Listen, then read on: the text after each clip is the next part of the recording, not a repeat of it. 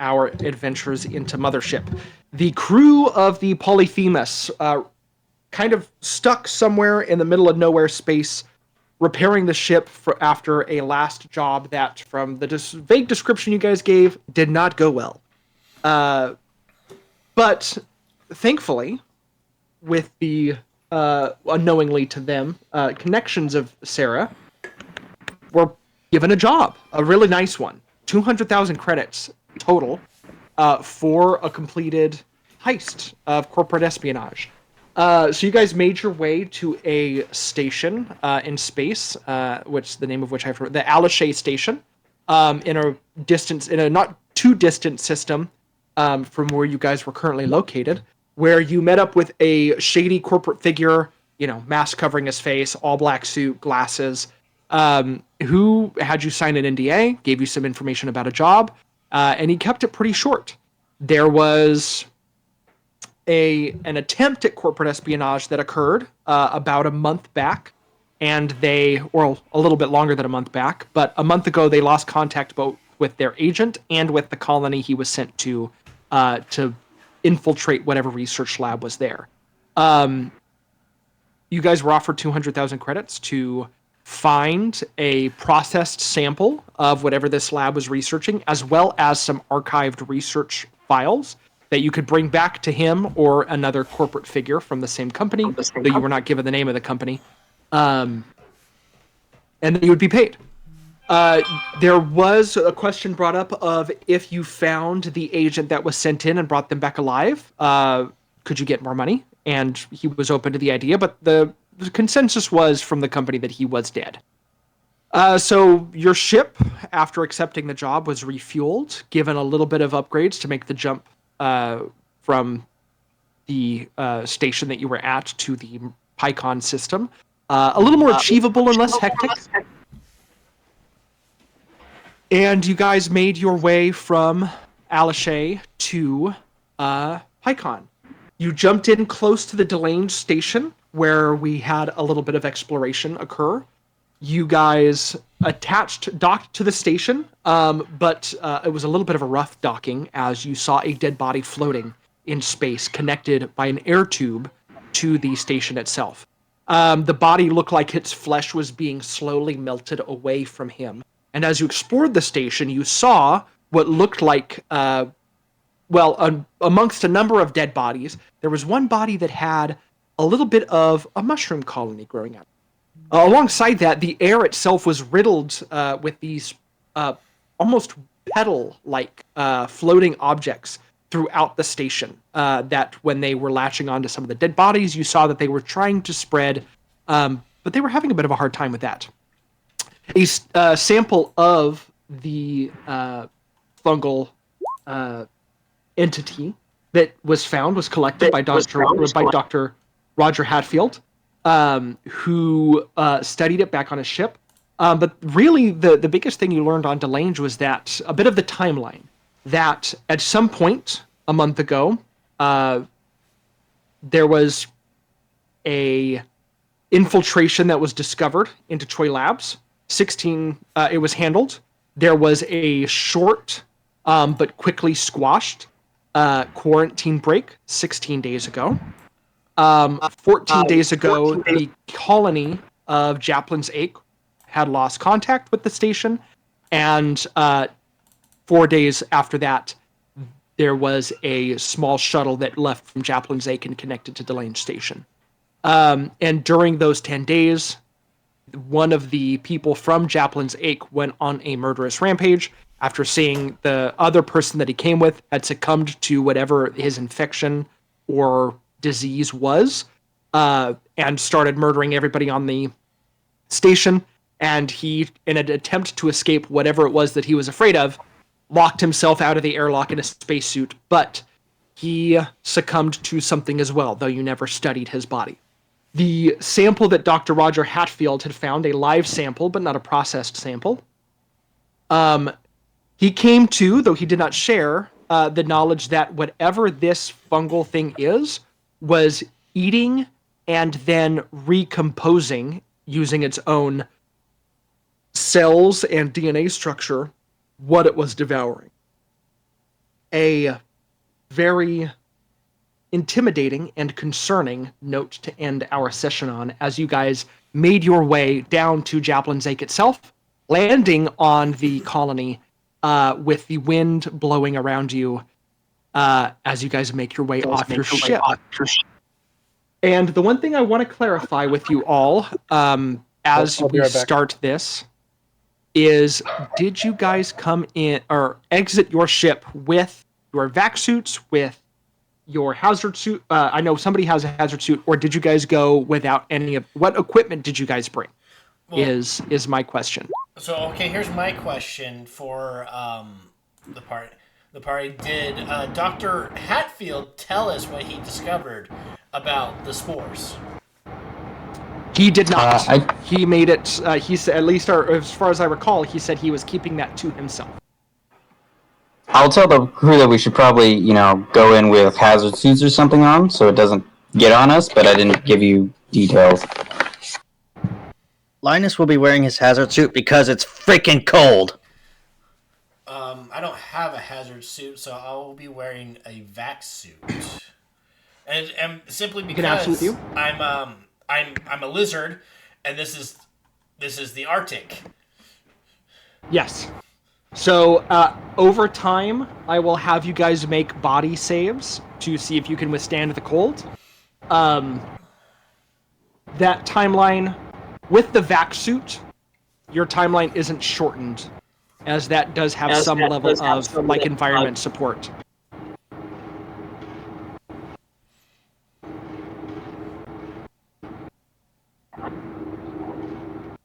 But there will be body saves that will occur as the longer you guys stay on the surface outdoors. Right. You guys can all see the map. Oh yes, and reminder, Linus, you do have disadvantage on speed checks with the vac suits on.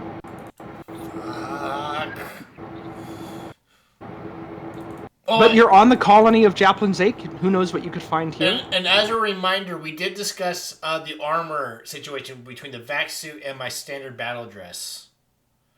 Yes. I am currently using the vac suit armor stuff until it gets injured. Yes. Okay. Good to remember. So, you guys exit your ship onto Japlin's Lake, vac suits equipped, or hazard suits. Does somebody have a question? Is this where we landed? You guys landed a ways off. I just have you on the map for now because I didn't add the ship to the map. But I will assume you guys are... Well, I say assume. You guys are coming from this direction. Okay. So you guys can start anywhere on this side. I'm just curious why we didn't use the landing pad. The landing pad, you would have noticed coming in, was designed for a smaller shuttlecraft. So if you guys are landing your whole ship, you wouldn't be able to use the landing pad. But if you came in on your little mining oversight, shuttle, but yes. Yes. You guys do have a little mining shuttle that you could have taken down instead if you want to go through the landing pad. I have no problem retconning that at all. But you would have to be very specific about what equipment are you bringing on the landing shuttle too, so that I know what you're coming down with. So if you land the whole ship, you're landing kind of a little ways away from the colony. But if you land on the landing pad, it would be with your little mining secondary vessel. We know that supplies get shipped down here. Is that what the little ship would do? Yes, the little ship would bring in from the landing pad. So that's with the craft that they had attached to Delane Station that brought the security guys to the station would have come in a smaller craft, very similar in model and make to your little landing craft. I feel like I would be safest, or the crew would be safest, if we did not bring a shuttle or a smaller ship into the base, and we should infiltrate from the outside, so that if something were to happen to this base, like say we need to blow it up, we can exfiltrate without damaging or risking our shuttle. Wait, blow it up so I pull out a grenade. Yeah, like if that. Thanks, Sarah. That escalated quickly. If it's determined that we must remove all evidence, during we're just here to pick up a few samples. This isn't. personally, I don't want to leave an unattended ship in orbit. Based on our last mission, which we won't discuss, things can go sideways. You and I remember the last mission very differently. I did install security protocols for Edie to follow, just in case we do leave her either on land or in space. So. Well, my vote is to bring the whole ship down. I agree with the doctor about you leaving it the ship unattended out in orbit. And if we come across another stockpile of parts and stuff, it'd be easier to just ship them into the ship directly. So, with that said, do we wish to go through this front door, or do we want to go all the way to and inspect this small door? So this door isn't a front door. If I remember correctly, Connor said this is a garage with snowcat tracks leading out into... Yes, there were tracks leading away from this building. The door itself is shut. Actually, the door would be open. Okay. You said the door that we would be have open. map. What's and the yes, map in your guys' handouts, you have a blueprint of Japlin's 8, Japlin's 8. the station, and the labs below. So I would certainly recommend looking at those too. I also do have a question. Is on the planet, is it considered daytime or nighttime? Right now, it would be daytime. Okay. So the light is as if it was day. Cold. Yes, that too. Nighttime would be too cold. Okay. So I would just like to tell the crew, since we're not going in the usual way with a tiny little ship to drop off, we might just assume that be ready, because we've probably already blown our story. The other thing I will remind you is that as you guys were flying above this station, a couple things you would have seen is one, the tracks leading away out of the garage. The other is that one of the buildings is burned down. So one of the 5 buildings that are here is kind of crumbling in on itself, burned, kind of scorched. The wind is picking up. There's not a storm necessarily here at this time, and what looks like snow on the ground, you assume is eroded ice particles, turning into snow as the wind is blowing across the landscape. I would notify the crew that You guys could move around and explore. That I personally, as Horace, would like to go to the administration building in the hopes of being able to find a computer that might give us a status of any systems down below. Interesting. I literally just said that in the chat. Let's go, Horace. Oh, nice. Yeah, so Yeah, I'm going to that go to was the my administration building. Exactly. Because if we go down there and, like, why can't I think of it now? Life support systems down there are low, or if the power's off and it's just loaded with carbon monoxide or anything else dangerous down there, like, that's something that I would like to know. Is that the hotel that's burnt down? I point out that, well, like the two, Linus and Dr. Hatfield, I see a body in the snow.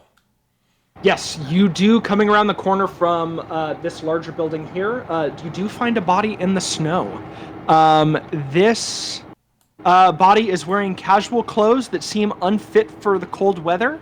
But anybody can roll me any kind of intelligence check or skill to determine the cause of death if they would like. Can I use first aid? Yeah, roll me first aid. We do have comms, right? Short-range comms with our vac suits and with other the vac hazard suits, you would have comms. And the vac suits, I would assume. So stay in touch, Galcash. And also, Bootleg, can you change your picture to represent what you look like instead of whatever symbol you have up there? Oh, on my screen it's already changed. Oh. Let me. Okay, well maybe now it's changed. Okay. Also, gentlemen, I think I heard you talking in the background. You're still really quiet. Yeah. I don't know what to say. I've got my mouth right next to the mic. Okay, I've adjusted. Are you sure that on my end? Are you sure Discord is using that microphone? I don't know how to. Go to settings and go to voice and video. I'm going to turn my volume back down before he explodes my eardrums. He literally was fine a minute ago. Yeah, he came in perfect, and then he started fading and fading. Also, if the ambient sounds are too loud, let me know, and I can adjust the volume on there. Oh, nice. I actually don't hear the ambient sounds. Oh, we'll turn them up. On me it says jukebox, nothing playing currently. Oh, I'm playing this through the voice mod, so I wasn't Okay. sure. You can't hear that? Can anybody hear that? I can only hear it when you're speaking. Yeah, we can only hear it when you talk, Connor. Do you have like voice or push to talk? And no, it's on the soundboard. I don't know what's going on with that. How's this? Much better. Oh, better. Much better.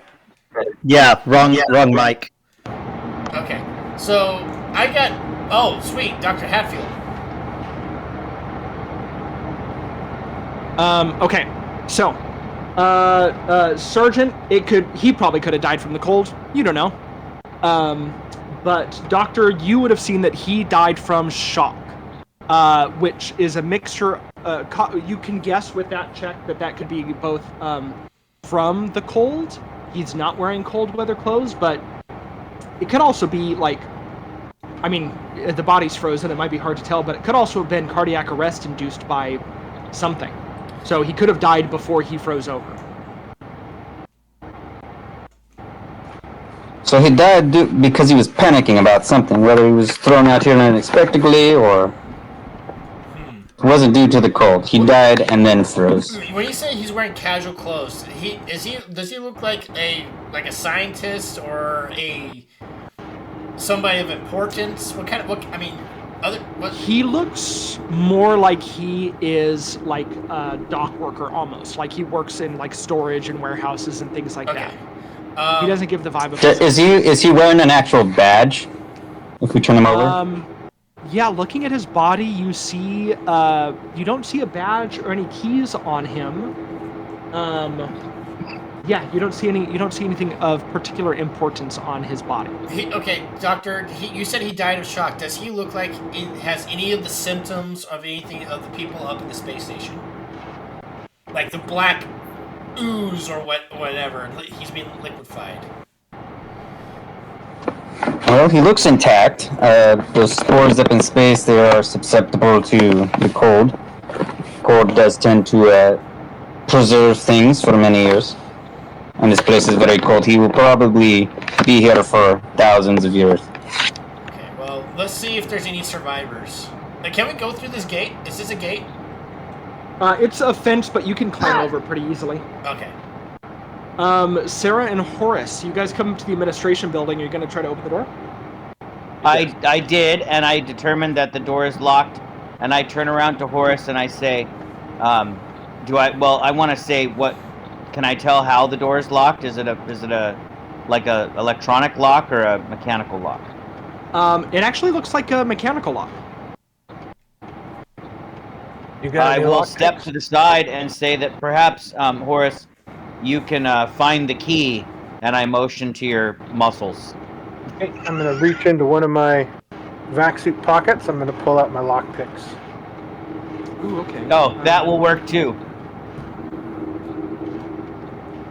What is a good skill for that? I had to buy these 2 months ago. Galkesh kept locking himself in the shitter. It was small! His species doesn't have as well developed opposable thumbs as we do. He's just too strong. He's breaking the handle off the door. Just to give you a little bit of the uncanny valley there, Horace, I am going to approximate a human laugh as best as I can, because I determined that was humor that you were trying to engage me in. You sound like do you sound like the robot guy from Eurotrip? Yeah.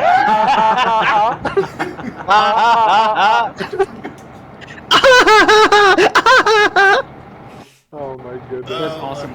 Horace, I'm going to say give me a speed check, but with the lockpick set, you actually add a plus 10%. So you're looking to roll a 49 or lower. Okay, so I'm going to go speed, normal. So I'm going to add a 10 as my modifier. Yes. Okay, Ooh, nice. Okay. Horse, were you wearing any armor? Hazmat suit or vac suit? I'm wearing my vac suit. It's the only thing I have that would sort of protect from cold. So roll one more time, since this would be a disadvantage for that speed check. Oh, yeah, shit. I'm just gonna... Yeah. I forgot about that. Thank you, Brad, for that one. That's my fault, too. I forgot about that. Yeah, we're all still learning. Speed. So normal. While he's rolling that, Linus, I will say that as you exit this door, you do see that the door has 41. keys in it. So whoever came in here and got the oh damn, awesome, Horace. Whoever came in here and got the vehicle left the keys in the door, like they were in a rush. I assume this is just a normal garage, normal tools. Normal garage, normal tools. It's only one key on the ring, so it's just you assume it's just the garage key. With that, Horace, you are able to pick the lock pretty dang nicely, and the door can be opened now. I need to make a post-it note. Is this door in front of me locked? I tried the door handle. I didn't want to seal it. The door is locked. If it's unlocked, it will just open for you. If it's not locked, okay. Or if it's locked, it will stay shut. Back suit. Can I try to break the door down? Yeah, roll me a strength check. Now, Sarah, while he's rolling that, Sarah, I will say, as you're standing here, this building to the side over here, I mean, whatever burn happened here, it was pretty devastating. Most of the second floor has collapsed in where you are. There are some places where it's still up, where the walls are standing inside, but there's a lot of rubble within and around this building. Can I tell from this whether or not this collapse was due to an explosive device or fire or... With your best guess, it would be a fire burning would have collapsed this part of the building, and eventually the fire would have faded from the snow, or from the wind and the weather here. So something caught fire. Perhaps we'll find evidence of that in the computer systems in this room. I agree that... I mean, I had the same idea that Horace did, that we should learn everything we can from the data available before we go deeper. With that check, Gunny, I'm gonna just remove the door. Okay. You guys enter the administrative building up over here. There is a single desk. Not a whole lot of dust cover on here. Maybe about a week or two's worth.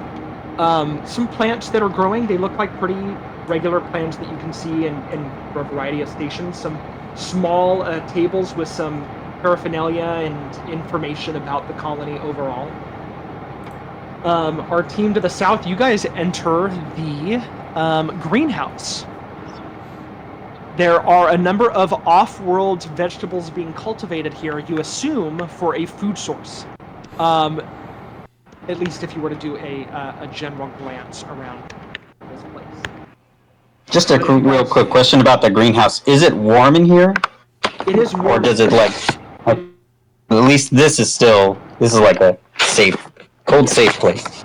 And in fact, even the administrative building is warmer than it is outside. So it's temperature controlled, or is it just... There is temperature control here. Oddly enough, this place seems to be maintaining power, you're noticing. Okay, I'm going to try to enter the above room, and I think Sarah's going to try to access that computer. Yeah. One thing I will say, guys, as well, about exploration, at least in this module, I don't know if it's with Mothership as a whole, is because there's no real perception check skills. I know we were rolling intellect before. A lot of things in here just require time to find. So if you guys are staying in a space and exploring it, just let me know, and I will let you know how much time it takes you to find certain things. For the greenhouse, does it look like this is just their farm, or does it look like they're actually experimenting on things? It's a little bit of both. You see that there are some potted plants around here. I should change this color. That gray is going to get real hard to see after a while. Let's do something bright. These are potted plants here that they look like they are cultivating, but on this side, it's hard to tell if they're processing something or experimenting. But they have them laid out, dissected. Certainly not certainly not laid out or cut apart to cook or anything with. Do you know anything about these plants?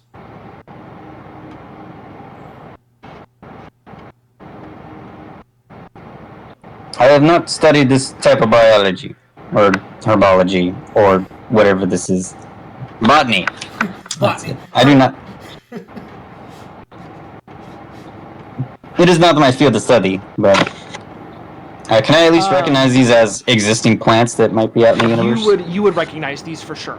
After some time of searching, one thing that you do find is something you would recognize. It's called grease grass, and it is an illicit product used to make drugs, and actually sells for about 300 credits apiece. And you find about a dozen leaves or so that are good to cultivate at this time. We'll go ahead and pocket that, and Hell yeah. I'll be like, bootleg, this is a cucumber. This is a squash. And just start Connor, I have naming a them. question. Why? So, at the top of your skill is train plus 10%, expert plus 15%, and master plus 20%. Yeah. Is that automatically figured in your role, or does that matter? Yes, What it is is. the? Okay. So the plus 20%, it adds to whatever skill. So hacking is intelligence plus whatever the skill is. It basically adds 10, adds 15, adds 20. Yeah. And so that's why, like, when it brings up modifier, like for Horace doing the lockpick, his lockpicking set gives him a plus 10% to his threshold. So the modifier adds to your threshold skill. But yeah, so that 7 is your target because of your hacking skill. Oh, gotcha. Going back to the administrative building, Horace, taking some time to look around, there's a few things that you find. One is that you kind of have found like radio communications, both to the labs below and to Delane Station. No video available in this room, but there is radio.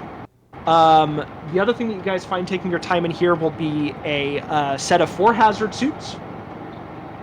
And a hidden packet of unlabeled pills inside one of the desks that are a powerful anti-nausea.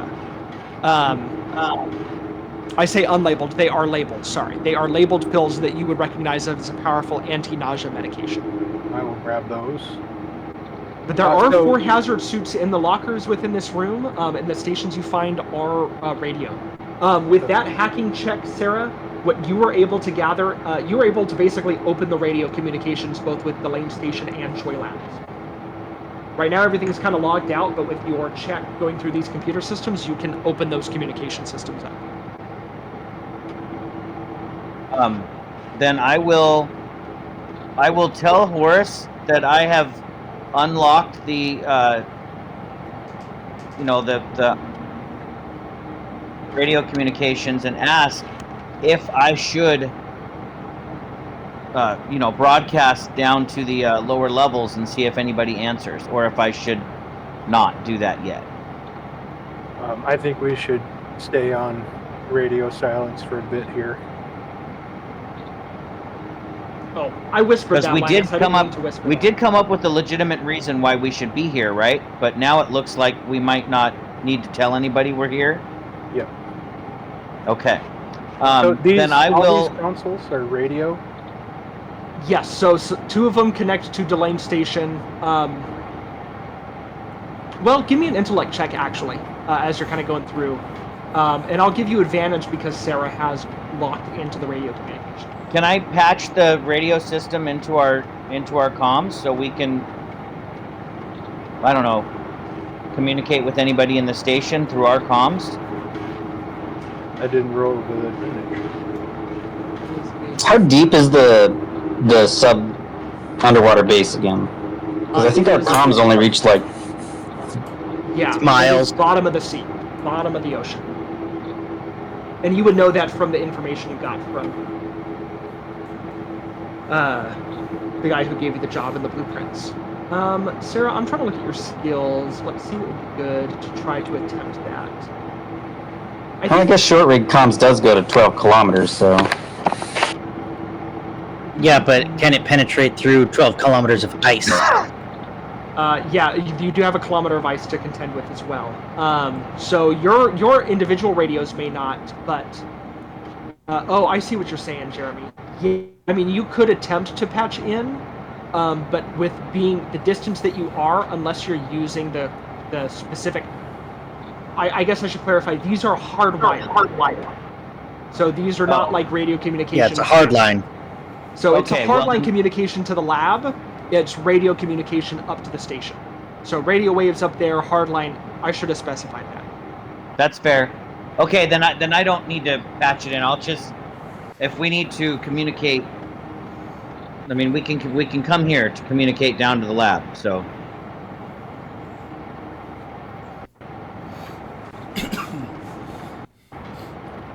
But you said there's no camera access. No camera access from here.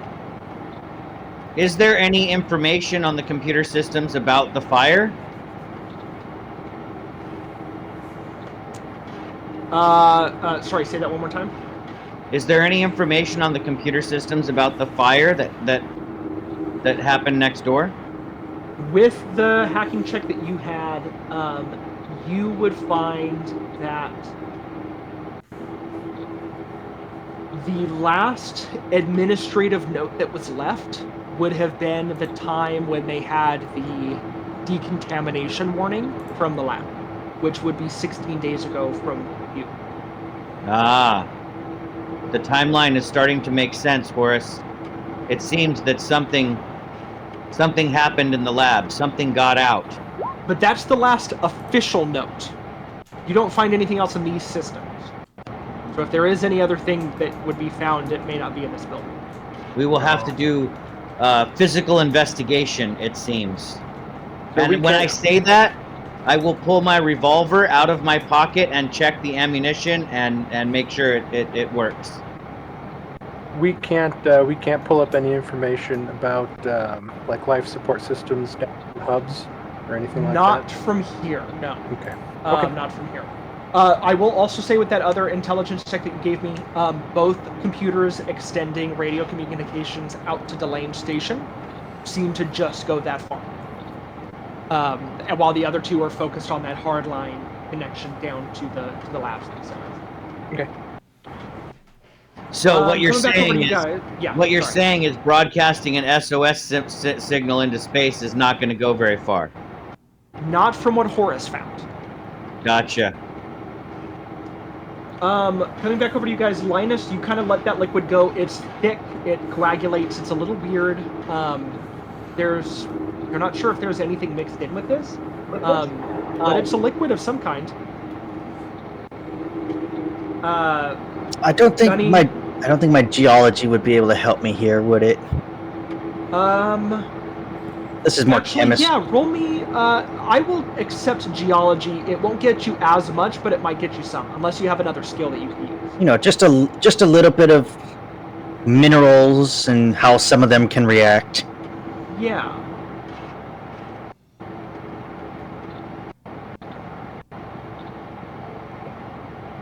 I assume this is intellect.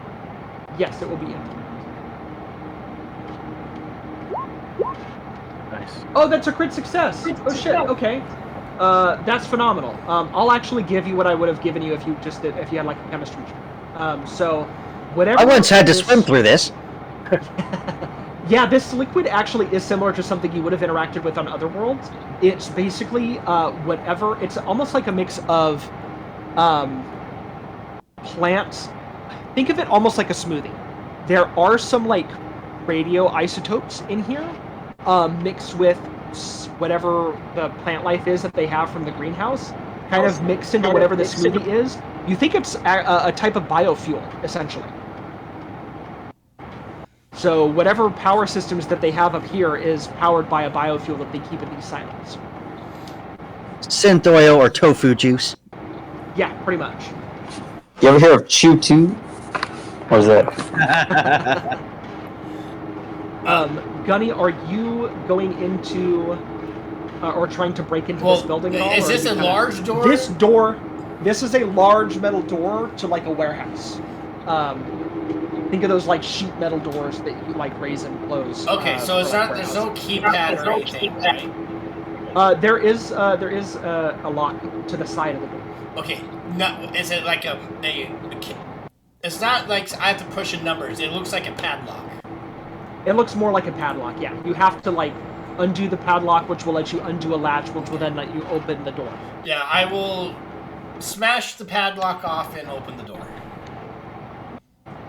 Yeah, give me another strength check. Or you can use a melee weapon. I don't know if that would give you any bonuses. Okay, I'm gonna use my Vivchetti. Okay, yeah. Okay. I believe the Vivchetti specifically says it cut through doors and stuff. Just up to like wood. It doesn't do metal. Oh, it doesn't do metal? Okay. But Linus has a crowbar. Oh, shoot. Yeah, Gunny, you basically find out that it doesn't cut wood. But the crowbar could be used to break the padlock off and open the door, for Okay. sure. Also, isn't this the one that Horse built? He This built was, this I one, think yeah. Gunny has the successful one. Yes. Yeah. Somebody else has the failure that will work 9 times. Oh my god, I rolled a 99. Holy hell. Yeah. Well, you were very close to a crit fail. Yeah. You broke another one. But Linus, give me a strength check, but does the crowbar add anything to... I have advantage on strength check to open airlocks or heavy objects, or move heavy objects. Yeah, roll with advantage then. Don't we have a set of keys? Yeah, but that's just to the garage! Yeah. I try the key just to prove a point. Yeah, it doesn't. Alright, this is just basic strength.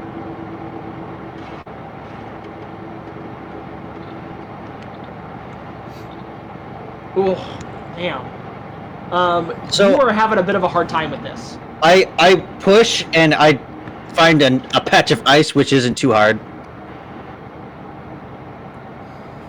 Yeah, you're just chipping the ice away from the outside. I slip and I'm just like, Gunny, help me! Well, while you guys are working on the door, you guys have down here have been kind of going around through these doors. A couple things you would find about this hotel just through your exploration through about 5 minutes. First thing, do any of you guys have the pathology skill? I do not. Of you two. Then Is it a I need- what is it? Which pathology is It's a level 2 expert. skill. it's an expert level skill. 2. Okay, yeah, I don't have that. Okay, I think only the doctor does, but he's not with you. What you guys find exploring through this place is one in the center here, and you can see it if you zoom in. You see a guy with a flamethrower. That is jury rigged, but there's still work. You think there's enough fuel in there for about 2 good shots. Could I But being examine jury him? rigged could be dangerous. Could I examine the jury rig device? Yeah. You take a look at it. It's a flamethrower. It's made out of some highly volatile scientific equipment, some of which you may not know the names for. There's enough fuel in there for about 2 more shots, but it looks like this thing, if misfired, could be very bad for the person who fired it.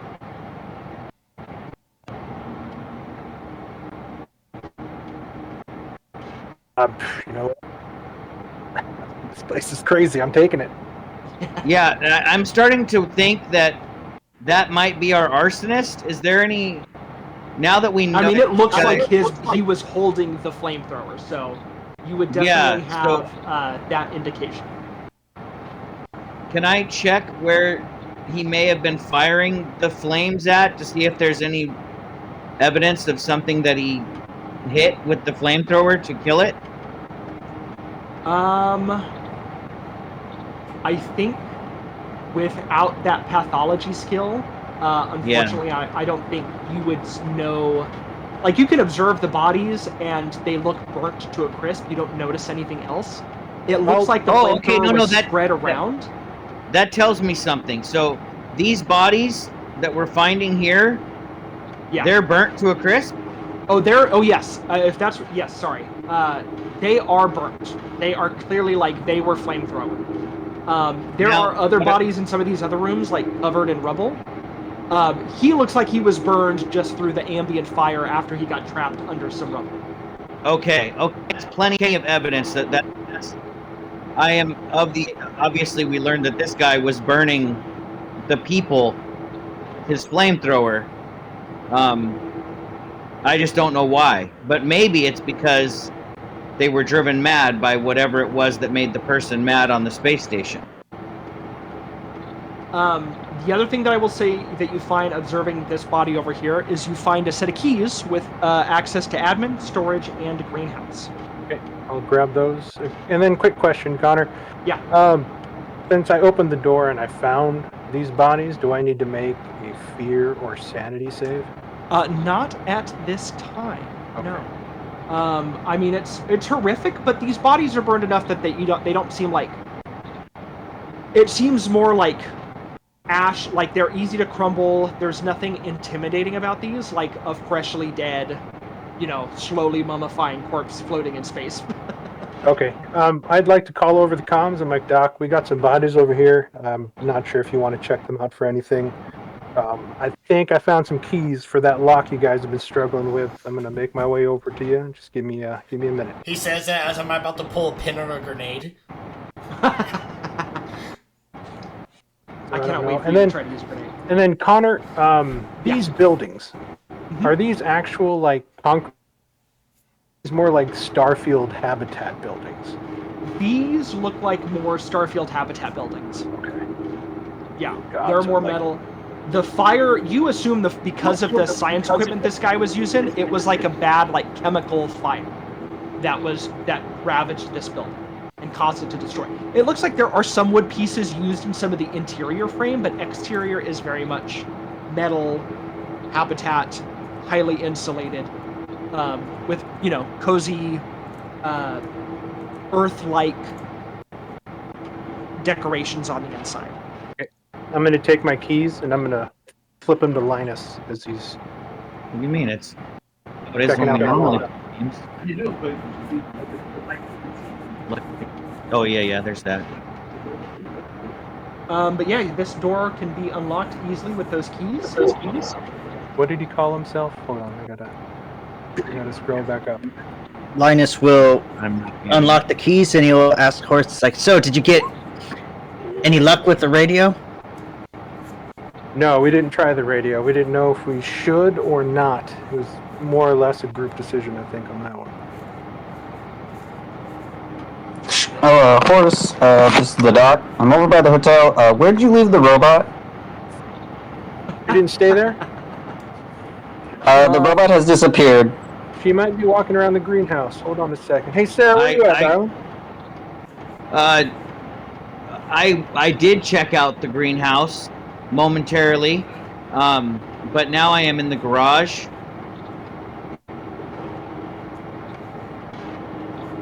You just popped over to check out the garage. I see no bodies in the garage at the moment.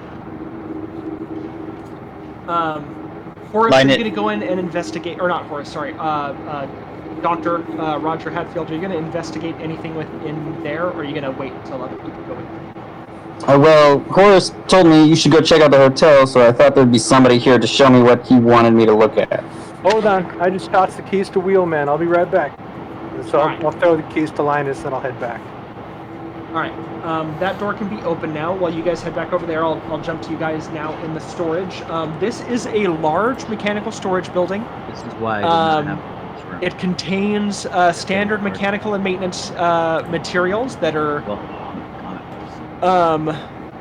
used in a variety of construction, ship repair, vehicle repair. There's a whole load of stuff in here. Horace, we found your secret stash. Give me a minute. I'm trying to catch my breath.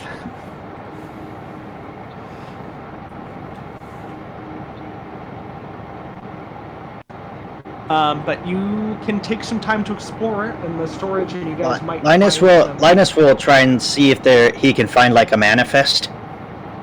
Ooh, oh, that's a good idea.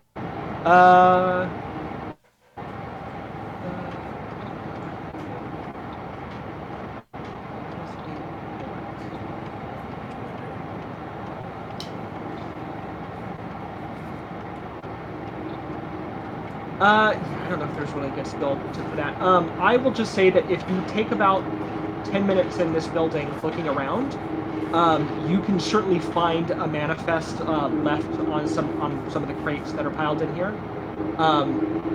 There are... roll me a D100 if you don't mind.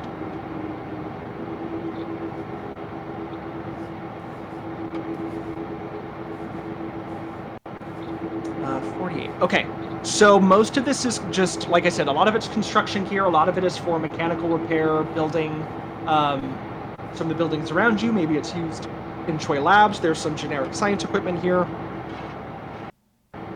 One thing that you find on the list that might be of benefit to you is an electronic tool set.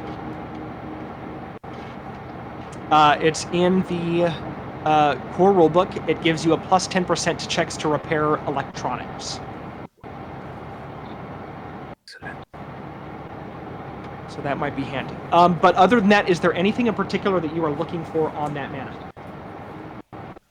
Mostly it's just maybe stuff on Horace's wish list that for our own ship, or anything that stands out as odd, with Linus being a a smuggler, a pilot, like anything that you wouldn't. I really wish I had planetology because this feels like it would really help out. But it's like anything that wouldn't be necessary to survive on this planet, to maybe give us a hint as to what's down in the labs. Yeah, I think most of what you find is there's survivability stuff here. Nothing like cries out hugely out of the ordinary. Obviously, there's a deep sea base below, so there is equipment for that in here as far as like building and repairing a deep sea lab. But nothing in terms of like odd equipment that might lead you to think that there, or lead you to understand what might be going on around. Like this is a pretty standard, non-standard outpost. Yeah, it doesn't seem. I mean, everything seems above board on paper. Well, of course, this base is on board. It's everything below. Any weapons on that manifest? Anything we can... weapons are on the manifest, but they are listed as shipped below. Fuck. Or to Delange. Like, weapons may have been here, but there's nothing listed specifically that remained on station. Is there anything in the garage? Garage is empty. It looks like it's used for vehicle repair. It looks like they're in the process of building like another snow vehicle that's unfinished, that's kind of hanging above you. But whatever other vehicle was in here is gone, and everything else was just repairs and tools and things like that. Okay, so it's a very small garage. I got you. Yeah, it's nothing too crazy. Horace, there are bodies as you see this guy here. Is this the body we already found? Yes, it is. Okay. There's also two bodies that you notice in the debris that Horace would point out to you, Dr. Roger, that if you can give me a pathology roll for if you are investigating them.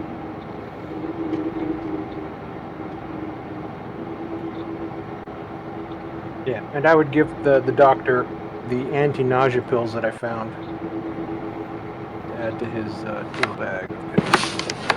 So, do you know how many? I did not. It was just a pill bottle. That's all I was told. There's about 6 in there. I will delete that off. But Doc, you would know just ambiently, those pills, while used for anti-nausea, can be highly addictive. Oh no. Listen, everything in my kit here says could be addictive. Even these leaves that I picked up from the greenhouse can be addictive. But yeah, if you're gonna, like I said, if you're gonna investigate the bodies, roll me a pathology check.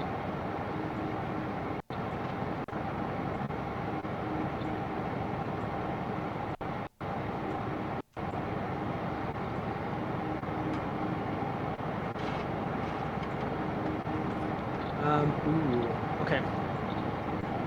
With the 60, you're very close, so I'm going to give you something.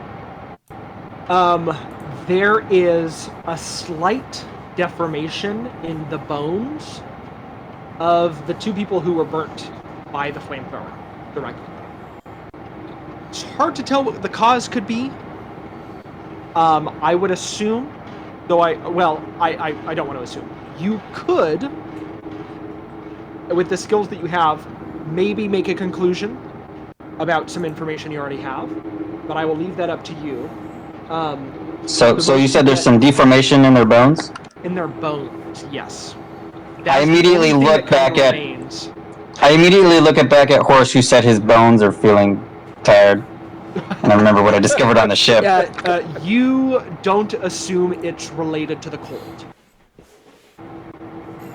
And, but the other thing I will remind you about your experiments too is that the fungal thing that you were experimenting with is highly sensitive to cold. To extreme temperatures, extreme hot, Linus, and extreme cold. Linus, where were you when you said that to me? Wouldn't want to get misplaced. Basically when you joined up with this group. Okay. I'm sorry, I was trying to type and keep up with Bootleg because he's sprinting everywhere. Yeah. No, that's fine. I was going to catch up with Bootleg. What are you waiting for, Gunnery Sergeant? Bootleg? Actually, I'm sorry, Gunnery Sergeant Calcash. I was doing a perimeter search, making sure everything was clear.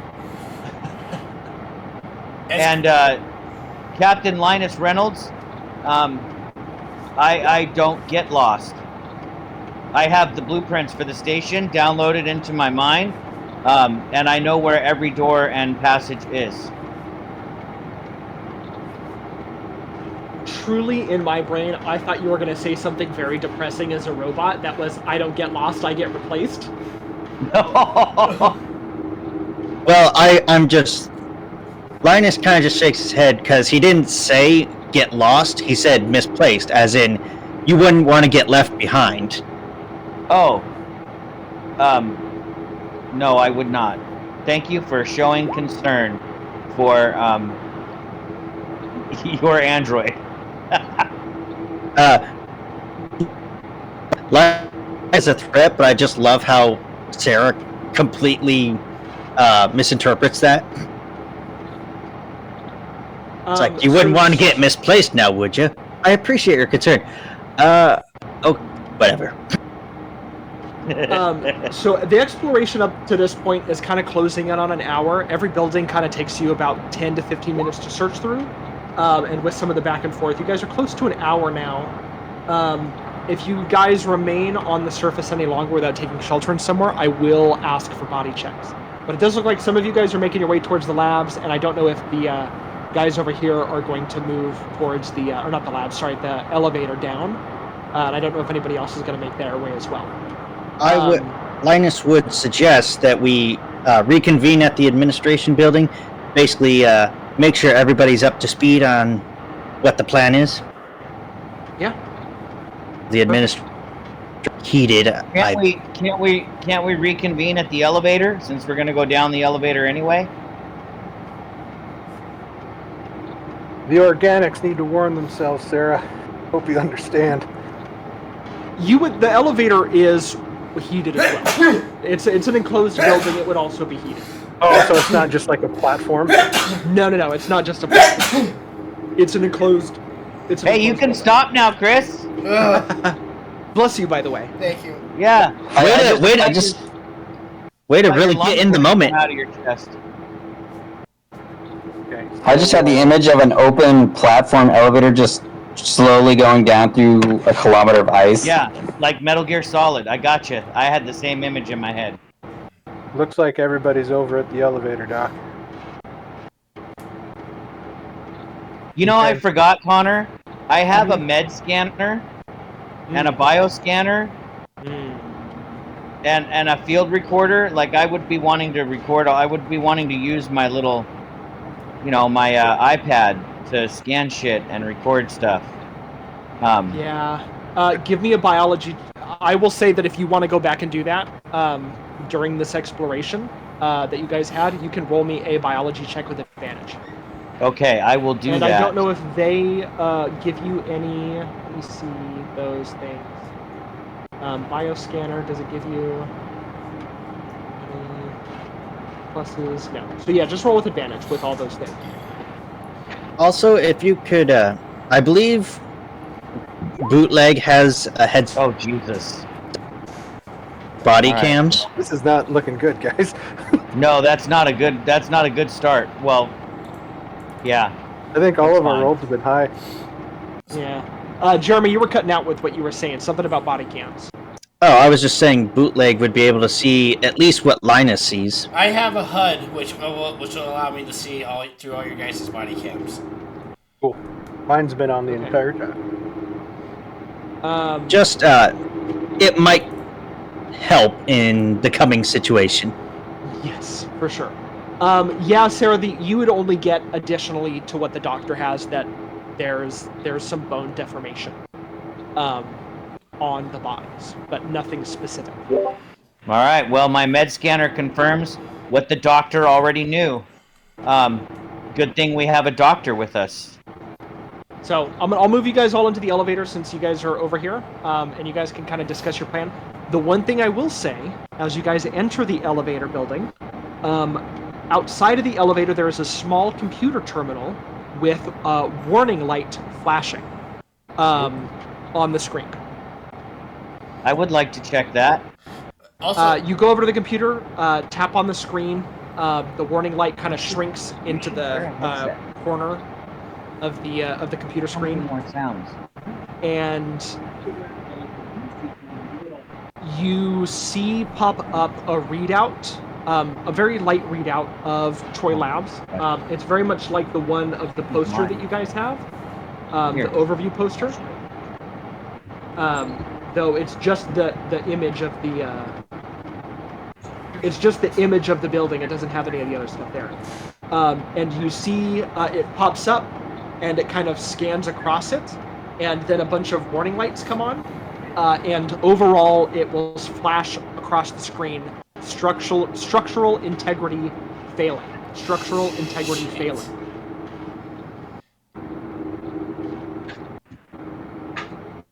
So whatever happened down there, the place itself is not doing too good. Okay, so what's our objectives? We have to get what? Exactly, we have to get two things.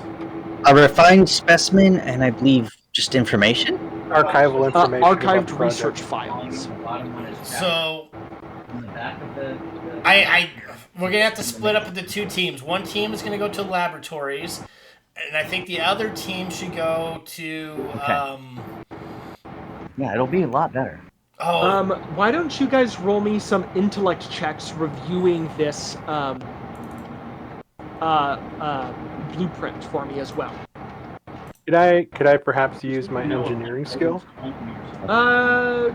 Yes. I will allow engineering or computers or a science skill like biology or pathology or something to be used here too. And Gunny, I can also get information with your military training as well. Though that 8 is pretty good actually. I'll just keep it at that. I was gonna ask, but then he said it. But yeah, so. Oh my God, I'm gonna die. It looks okay to me, guys. Yeah, that's not so great. I did want to ask. I'm sorry. I was helping David get a headset so he could play Cyberpunk and actually hear what's going on. And I missed what was the flashing red light on the computer. That was where I It's I a lost large it. warning of basically across the station. Alerts were popping up, and it rather than like reading you all the alerts, it just gave you a big alert that said, Catastrophic Failure imminent. My brain has been bad all day. That's fine. Structural integrity failed.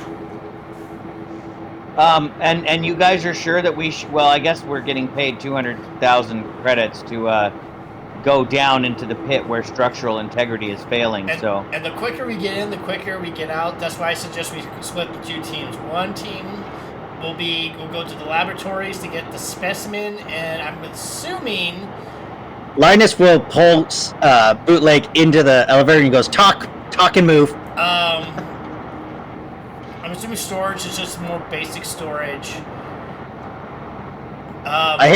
Linus hits the button to go down. All right. The elevator shuts. The information I will give you guys with those rolls before you go down is Gunny, looking at this blueprint of Choi Labs, you get a good idea of, like, if structural integrity is failing, what would be the most unsafe places to be. There are a couple ocean accesses in laboratories, which could be bad. But there is also what looks like those open areas with the X's in them, next to the 5 in laboratories. You would assume are like glass containers, like open glass. So if there is a piece of the structure that is made of glass, that may not have the most integrity to it. Looking at Sarah, because you rolled good on your computer check, you would have 2 ideas on where those research samples could be. Or not the archived research could be. If there is a computer system within 2, 3, or 4 of the laboratory, it could be there. You also notice that there's a place in maintenance called data storage. It's also possible it's there. But with everybody else's roles, not a lot of information that... you can make the general assumption that the process sample could be in laboratory, but as far as specifics, it would be hard to tell with what you have so far. As Sarah shares that, I say data storage is down on level 3. I'm contemplating going to data storage while you guys go to the labs. I was gonna say Horace and Sarah should go down to data. Horace, Sarah, and Linus go to data storage, and me and the doctor will go to laboratories. Well, but wait a minute. Who suddenly looks like they want to be captain? Except Gunnery Sergeant Galcash, your logic is inconsistent with the space available. Laboratories is a much larger space, therefore the larger party should go to that space. I don't understand why you would come to the conclusion that 3 should go to the tiny room and 2 should go to the big room. Because I'll put it in kindergarten language for you. You 3 are more tech savvy. That's why you should go to maintenance to find the data storages. Horace, you don't. Horace, data. We'll get the specimen. Okay, you cut out what? Say that again, Jeremy. Sarah and Horace get the data. Linus, Hatfield, and Bootleg will get the specimen. Who has the flamethrower? I have the flamethrower. Okay. I think Captain Linus Reynolds' plan makes the most logical sense. And since he outranks you, Gunnery Sergeant Galcash, you can shut the fuck up. So I'm going to hold up my hands. Be like, gentlemen and lady. Remember, that's no lady. I said, first things first. Make sure you got your helmets on, and make sure you're not breathing the air down there before we touch down.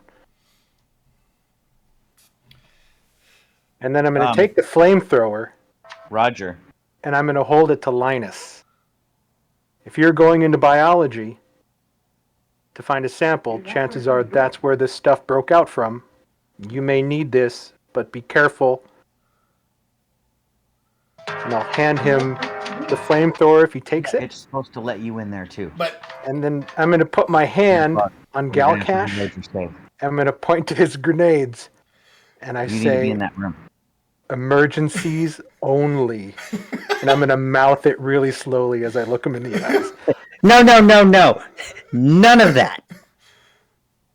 Okay, my only thing for the flamethrower is that The laboratories are most likely to have the structural damage, and there's probably water. I don't think the flamethrower is going to be as effective if it's flooded. We don't know that. Just take it just in case. I'm looking over the level 3 blueprints here, and is the water pressure what you expect a mile down? Or because it's like resting at the base of the ice that it's still 1 atmosphere? Oh, I don't know why that's not working. I had elevator music, but it's not fucking playing. How come? Is this Troy Lab's blueprint? Voice activity. Is this blueprint the thing we're supposed to be looking at? Because I was looking at the overview. Troy, the blue one, the actual blue blueprint looks like the floor plan. Okay, I gotcha. So I was trying to find where I'm going, and it's too small. I can't read. I have it in a entirely another tab. So data storage is on the 3rd floor, and it's number 8, so it's way at the bottom. It's room 8, and then it's so far away. Yeah, data storage is all the way at the bottom of maintenance, which is room 9. This is Act 3 of Baldur's Gate. Well, if I want to make it, you do a pop out, and then you can make it its own. So the other thing I will add is that yes, you should be able to click on it with the magnifier, and it should. There we go. What I did, Ken, is I right click and just open image in a new tab. Yep, that's basically what it did for me. Thank you. You do see that where it says habitation access, crossroads access, and laboratory access is where there will be hatches to go down to maintenance. So that's how you can access maintenance through some areas of the station. Is you have to go to those areas where there is a hatch listed as an access point and go from there. Or you can go through the ocean. You do have ocean access. No thanks. That was my question, is it like 1 atmosphere or like 500 atmospheres? It is bottom of the ocean. Yes. So when leave you with that. so when Bootleg's just like, oh, water is probably pouring in, so the flamethrower is probably no good. I also be just like, if water's pouring in, we've got a lot bigger issues than the flamethrower not working. Yeah, we've got limited time before this whole thing decompresses. Yeah, it's a few kilometers down at the very least from the elevator that you're on. Okay. Should have named our spaceship Titan Submersible. Are there submersible ships in this game? You would have to find out if there's one in the labs. It reminds me of the Futurama, where it's like, we're underwater. How many atmospheres can the spaceship kick? Well, it's a spaceship, so I'm saying 0. 1 to 0. So, you guys are going to be a little different on here, so just be prepared. Orientation-wise. So, you guys, doors close. I did the door sound effect. Elevator music wasn't working. Don't know why. Hopefully this ambient sound is working. I heard some elevator music for a brief moment. Why? Yeah, it was cutting in and out. I don't know why it's. I mean, it makes sense when this thing's like dying. That's true. But you guys hear and feel the rumble of the elevator as it begins to move down from the surface to the depths below. There is a shift in temperature. Nothing too sharp, from the warmth of the building you're in to a cold as you pass through the ice. You are dropping quickly, but even then, going through this kilometer of ice takes a minute. And then going down to the station below takes another 14.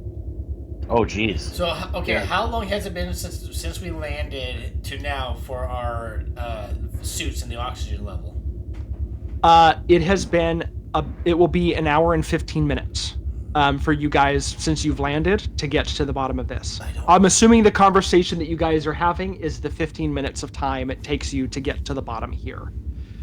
There is that shift of cold when you are passing through the ice, and it does get colder still as you get below it, passing through the layer of ice into ocean surrounding. There is a staticky feed showing you the surrounding ocean as you go down. A crane with a camera on facing exterior. Something that can be done through wiring so that you don't have to worry about glass puncturing and flooding this place in should something happen. And it is murky darkness. Even through the static of the feed, it is black ocean. But another camera feed below does show flickering lights of Choi Labs. See the name of the labs flicker on and off throughout your descent.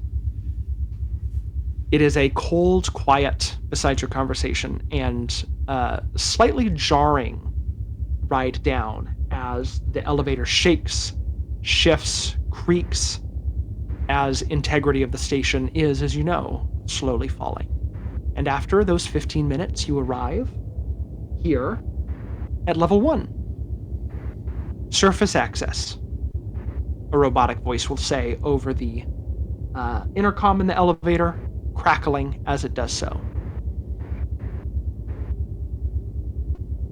But you have arrived. Okay. Sarah, let's try to head to monitoring station 1.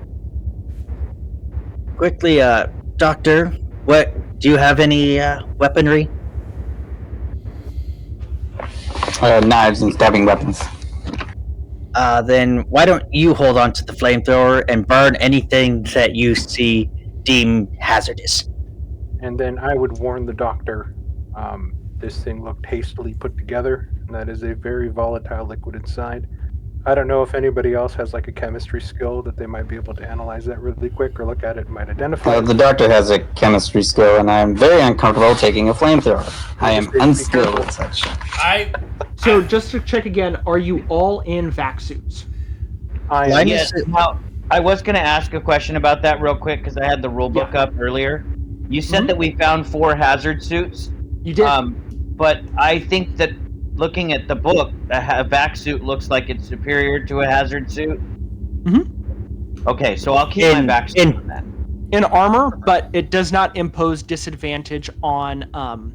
So 2 things the vac suit is better at is you have more oxygen and better armor. The hazard suit gives you better protection against heat and cold, and it does have a hydration reclaimer in there for water. It also has an hour of oxygen, and it can filter out airborne toxins. Yes, it can do that. So, as it does say, most toxic atmospheres. It does say most.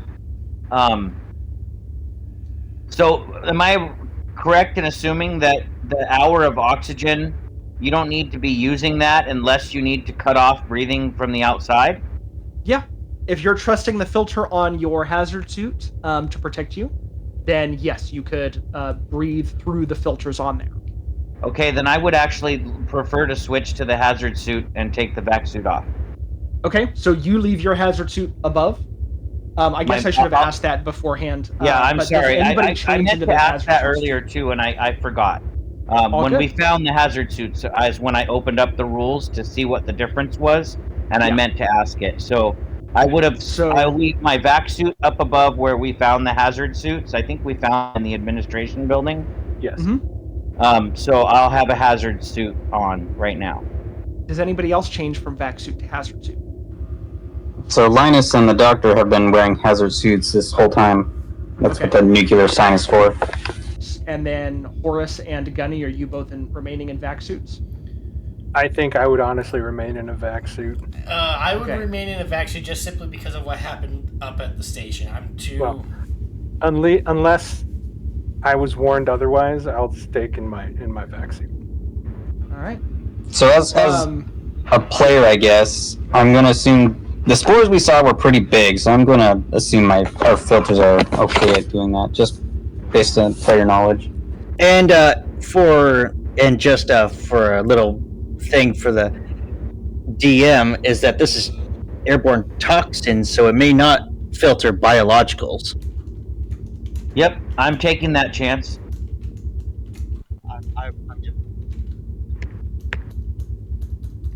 I'm willing to bet that the air filter can filter out the mushrooms spores, but I don't know that for sure. Yeah, we're taking a chance. Also, the fact that they had those hazard suits ready makes me fairly confident that it will be fine. Yeah, I'm with you. Would the doctor recommend the hazard suits over the vac suits? Linus just pat us on the back and he goes 9 out of 10. 9 out of 10 doctors recommend.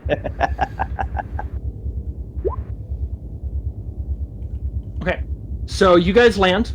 Some of you have switched over to hazard suits. As you open this door, there's a similar particle to what you saw on the Delange station is kind of floating throughout the air. Slight difference, though. This is not a pale white petal floating through the air. It is a rusty red. So there is a bit of a rusty red haze in this building compared to Delane Station. Just so you know. But as you enter Choi Labs, the air is hot and muggy. There are streams of seawater, kind of light streams, not heavy streams, very light streams in some of the edges of the walls in the building, kind of like where it looks like the building was sort of attached together, sealed and shut where the pieces were attached. Very light water dripping in the background. And actually, I do need to change my ambient sound from the rumble to the water. I have to hope that it works. Come on. I have a feeling I'm going to be using at least 2 grenades. You use those grenades, we're fucked.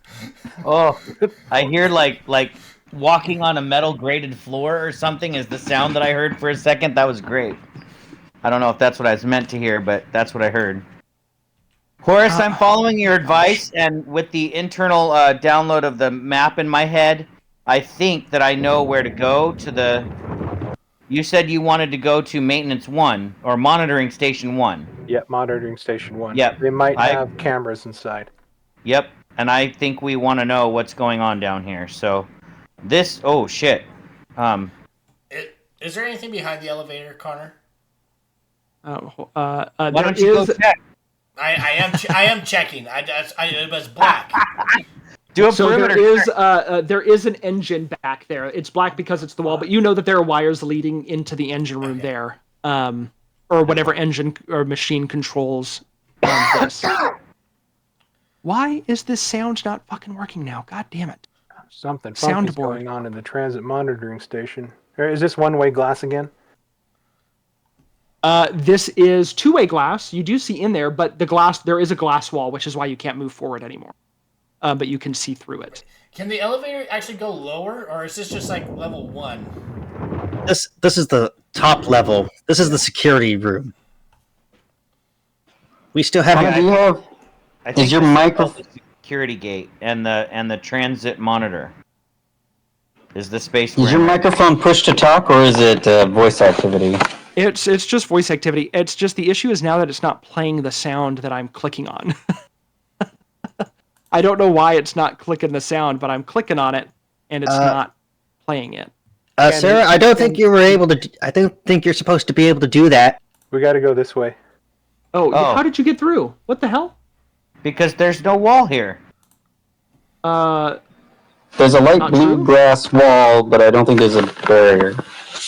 Oh, I didn't see the blue line. I was zoomed out too far. I was like, oh my God. The robot just walks through the glass. She phased I'm sorry. I did not see this glass. That's my She runs right into the wall, and and then we see the glass. It's like, wow. She's like the Flash. He just vibrates through it. That is a goof on me. Actually, I did not. She's like a pigeon. She can't see glass and just. I zoomed in quite a bit more, so I'll catch more detail going forward. No, you're good. I thought I put a transparent wall there. I did not. So now, if you try, you should not be able to move through. Also, on the topic of like You said there's... Are there lights down here, or do we need to turn on our flashlights? Oh, yes, good question. There are lights. They are very dim.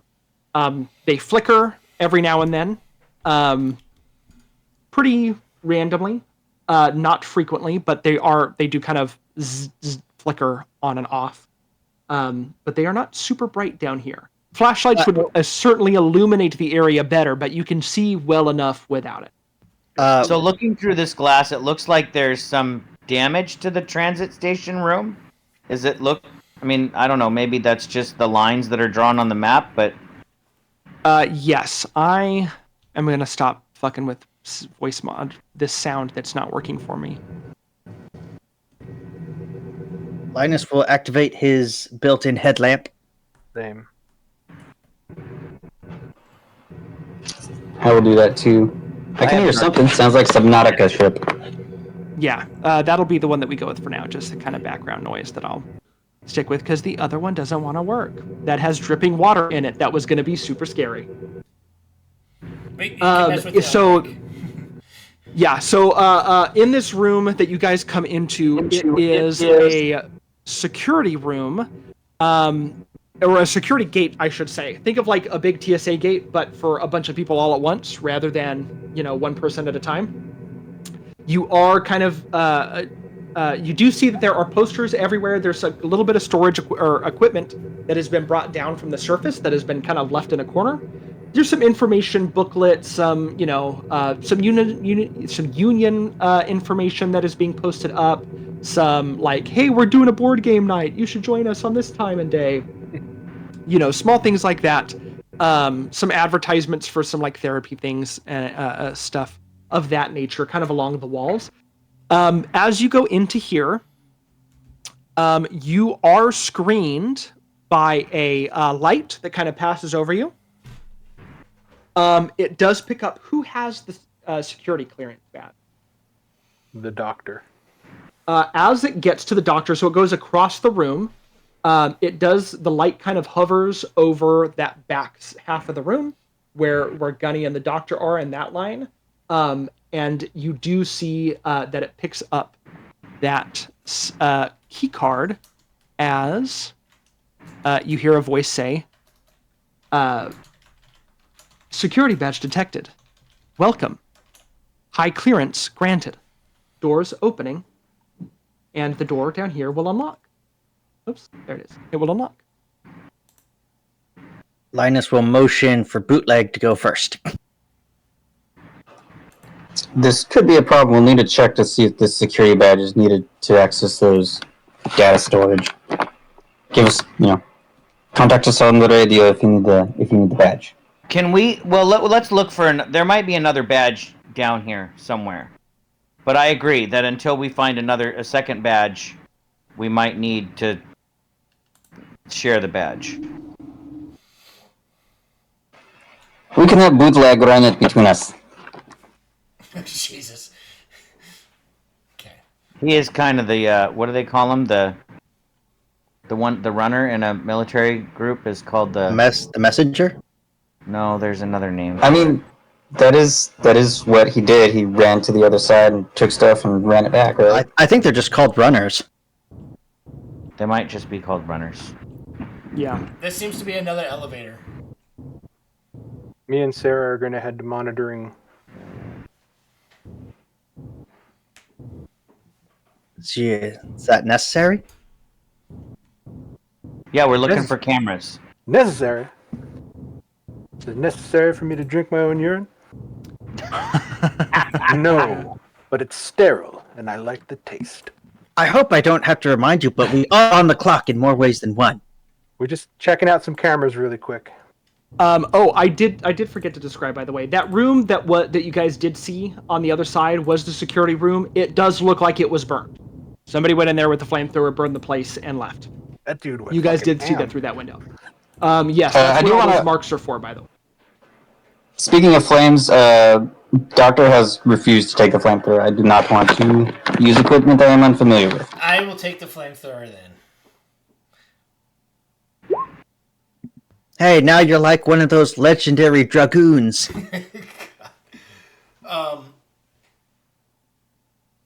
Linus, do you have any? That's do you have that's any, Captain. Captain? Do you have any duct tape on you? Oh, when did Galcash sound so debonair?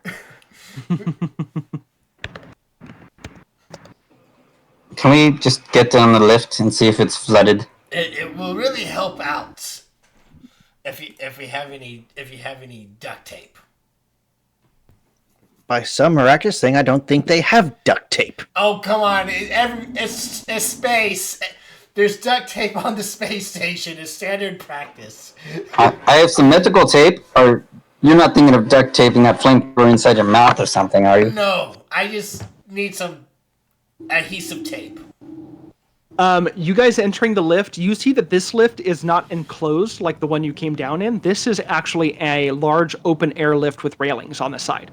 So as you guys when you guys go down, it will be open on the top. Just so you know. By amazing coincidence, Bootleg, the market doesn't have duct tape.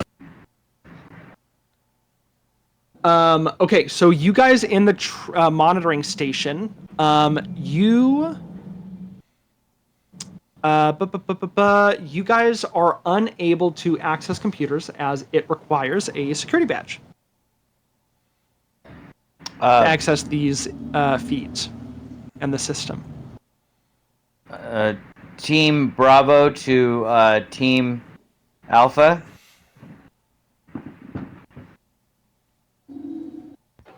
This is. I think we are Team. Yeah, Team Alpha, because we have the captain. We're Team Alpha. Yeah, that's the assumption I was making. I could have said away team to home team. A security badge is required for us to access the computer systems in the computer room, in the security room or maintenance room. If you could send the runner, that'd be great. Oh Jesus! Yeah, I just pat Bootleg and say, "You're up." So this is nothing that Sarah could try to hack into. If you could have him double time, that'd be fantastic. I will pass the badge as to. I was told. I'll pass the badge to Gunny.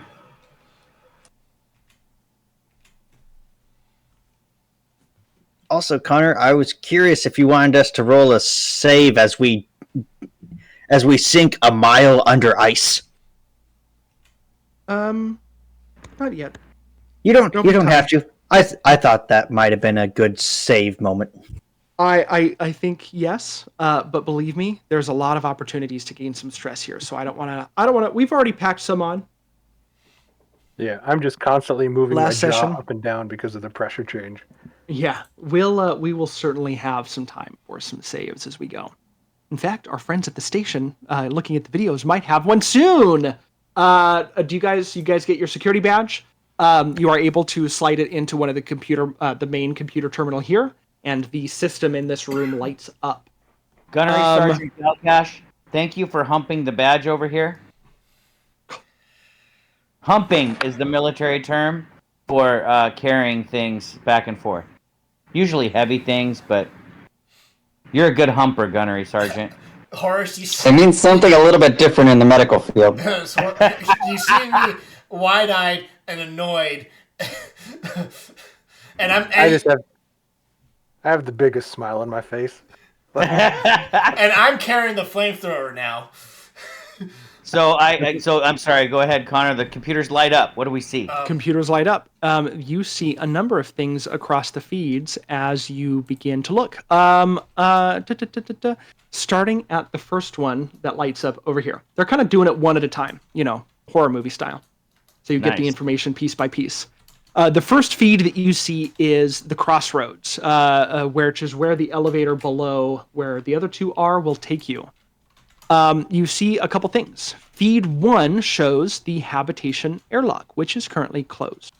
That is the airlock leading from the crossroads to the habitation section of the lab. The other one shows a feed of the laboratory's airlock, which is closed, and there are emergency lights flaring above it. An alert pops up over the camera feed as you guys are looking through it. Severe structural stress, multiple leaks. over the feed for laboratories. As you watch through those, a second feed pops up into storage. The first one shows secure storage, which would have several rows of chemicals and science equipment, expensive things that they may not want the lower level scientists to have access to, something they can keep secure in case anybody tries to break in. Feed 2 shows general storage, in which you see a warehouse in disarray and what looks like humanoid figures moving in storage. It's hard to see as the feed is glitchy, staticky, but there are figures moving in there. Can you describe to us how they're moving? Let me see what the best description of that would be. Because of the static, it is kind of hard to see, like the specifics of their features, how their body looks. It looks. I don't know if this might be giving the game away too much. It looks, based on what you're able to see in the bad video, an approximation of normal. 2 hours later. I think that's a fun way to phrase that. So to us, it almost looks like they're just kind of moving back and forth, kind of just like kind of bored, back and forth, yeah. and just people in storage moving around. That's general storage. Another feed clicks on behind you, Sarah, for habitation. There are 4 feeds, but they are all showing up as black. And you know what? I will give you a little bit more here too. Not black as in the feed is cut. The feed is running, but the video is black. There is an alert that shows up on this video screen saying that air filters require replacing. The larger screen here pops up laboratories. There are 6 video feeds that are here, but they are all offline. All 6 video feeds pop up. These are actually disconnected. They're not just black, they're staticky, it's clear, but they are no longer the system. There are a series of alerts that pop up for laboratories. First alert, airlock Samuel jammed. Airlock Samuel jammed open. Area completely flooded. Crossroads access sealed. Automatic airlock systems manually overridden. Maintenance drainage systems overwhelmed. That is a lot. I will post that into chat because there is a lot of it. The other ones. And if you didn't see, the doctor and Linus, we're gonna head down. The other guys can catch up. Oh, well, I love that so much. Thank you. We're not changing that. You mentioned something about a definitely want to play into the horror tropes of them watching the cameras as we go and do stuff. I fucking love that. Linus is also thinking, it's just like, this thing could collapse at any moment, and they go, let's go check cameras. They're getting some good info, I will say. Linus is the worst captain ever. You guys descend the elevator. I'm going to love that. I'm going to play into that in a minute. You guys, on this last screen, see cameras for maintenance open up. Feed 1 shows crossroad maintenance. This is going to require a sanity save from the 3 of you in the room. Crossroad maintenance. Where is that? Crossroad maintenance. That is in maintenance level 3, and it's just below the crossroads, which our 2 friends are headed down there. Though you, is this a fear save, or you said not a fear save? This is a sanity check. No, it would be oh shit. That's a good question. I forgot there are 2 different ones. I'm gonna say fear. This is a fear thing.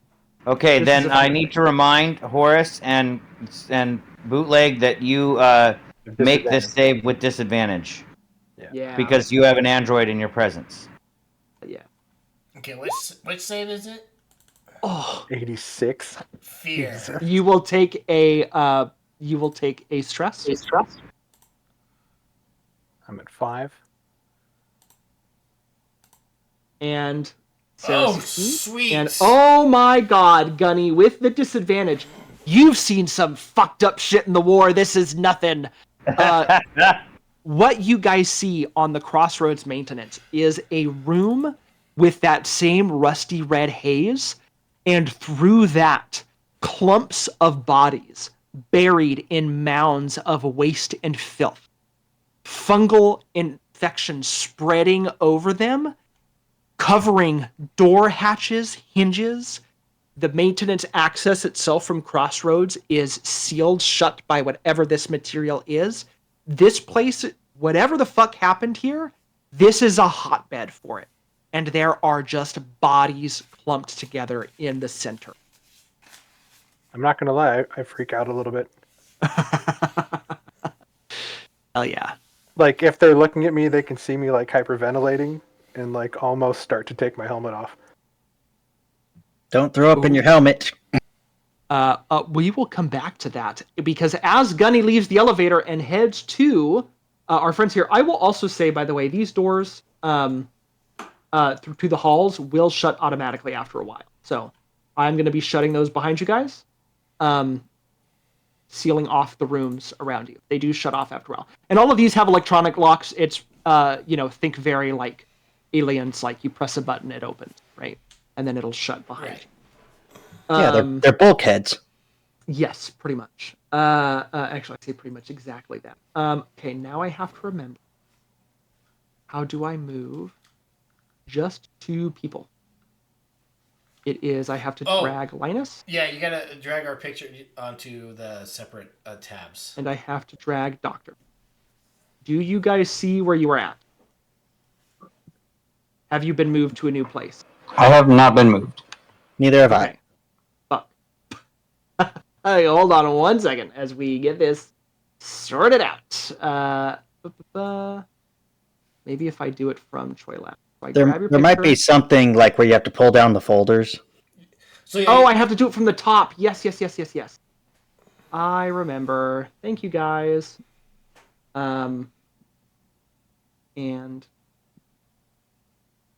you guys should both... There we are, way down there. Yes. Which is good that it took me a second because I had to move the other guys out of the elevator. So, as they are looking through video feeds, the elevator descends and enters Layer 2.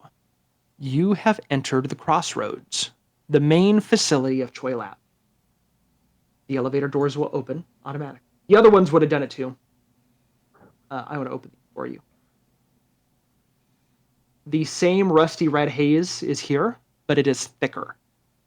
Lights are flickering more often, and there are occasional tremors that shake the structure. There is ankle-deep seawater covering the floor. I'll go first, Doc. Immediately to your side, as you enter this, I'm going to ask for another fear save from both of you. All right. Luckily, no android to make you panic.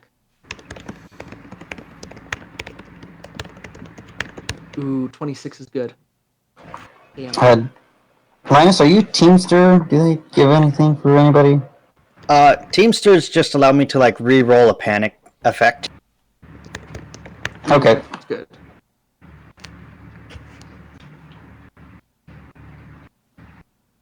And a 56. That is a fail from the doctor. You will take a point of stress. It is not a crit fail, so we won't roll on panic. We will not roll on the panic. But what you guys see exiting here is a couple bodies piled in the corner of the elevator room, right over here to the side, Linus. The bodies they are mostly bone at this point, and across the wall, spores and fungal infection has spread across the corner of the wall here, and like arms are sort of reaching across the wall and out from the wall itself as well. Ooh. These 2 bodies are covered, and it's very Last of Us with this infection. It spreads across the wall, but fungus is also approaching almost as if it's moving towards you a little bit. At least that's what you think, Dr. Roger, as you kind of fail this fear save and start to panic a little bit. You almost feel like, knowing what you know about the fungus sample that you found, you kind of think it's moving towards you a little. Linus, you don't get the same feeling, but the doctor does. Okay, gods across the universe.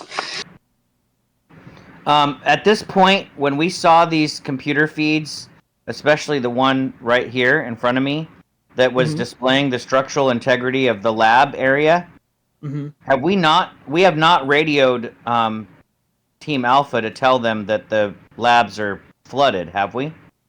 Right now, this is you guys are currently scrolling through the video. There is that moment of new thing, panic happening for you guys. Okay. While the elevator has descended for them. So there will be a moment where you guys can reconnect, but for now I'm going to let them do this part, and then we will have. Okay, good. So let me know when I'm ready to roleplay that.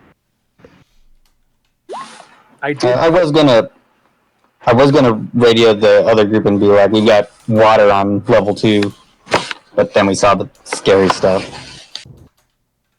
Yeah, I did put in chat before the scary video came out of the body molds that I was narrating the monitor findings to Linus and Croker over comms since they weren't with us. And then they probably started hearing me dry heave and hyperventilate after a point. All right, I think I figured out what was wrong with the soundboard, by the way, but hopefully you guys can hear this creaking ambience. As you guys see that, I don't know if you want to investigate it all, but there is a door ahead of you leading towards the crossroads, you would know from the blueprint. With water coming in, Linus will just give it a once or two taps to make sure that it's not completely flooded. No, it's not like the water isn't flooding into the room. It's just kind of ankle deep. It's just kind of stale. It doesn't look like it's coming from anywhere except for like little leaks across the walls. Nothing's pushing in from the door. All right, let's do this. A little airlock shaft has opened up. Also, as we head towards the lab, if there's any door that looks like it's needs a badge that we go through, I don't want to get locked in. Mm-hmm. Shit. Well, Gunnery Sergeant Galcash, or we have the badge right now, right? Yeah. Yeah. Good luck. Don't worry, I got the master key right here, brandishing the shotgun. You guys enter the crossroads, which is a large chamber annex between various sections of the station, as you've seen on the blueprints. In the middle, there is a hatch labeled Maintenance Access. It is a way for you guys to access maintenance. But the airlock leading to laboratories, and let's see, I do have another one. I keep changing this dang ambient thing, but that's fine. Where are you going, Galcash? I don't think you can leave yet. We're still in that pause moment while they're descending in the elevators. Oops. I labeled this somewhere. Well, you hear a distant siren kind of coming from the other side of the laboratories. I will absolutely give you flashlights. Just give me a second on that one. But that's what you guys see in the crossroads, is that the laboratory is flashing emergency, which is this door here. Habitation is above you. Storage is to this side. And there is another monitoring station up here to your top left.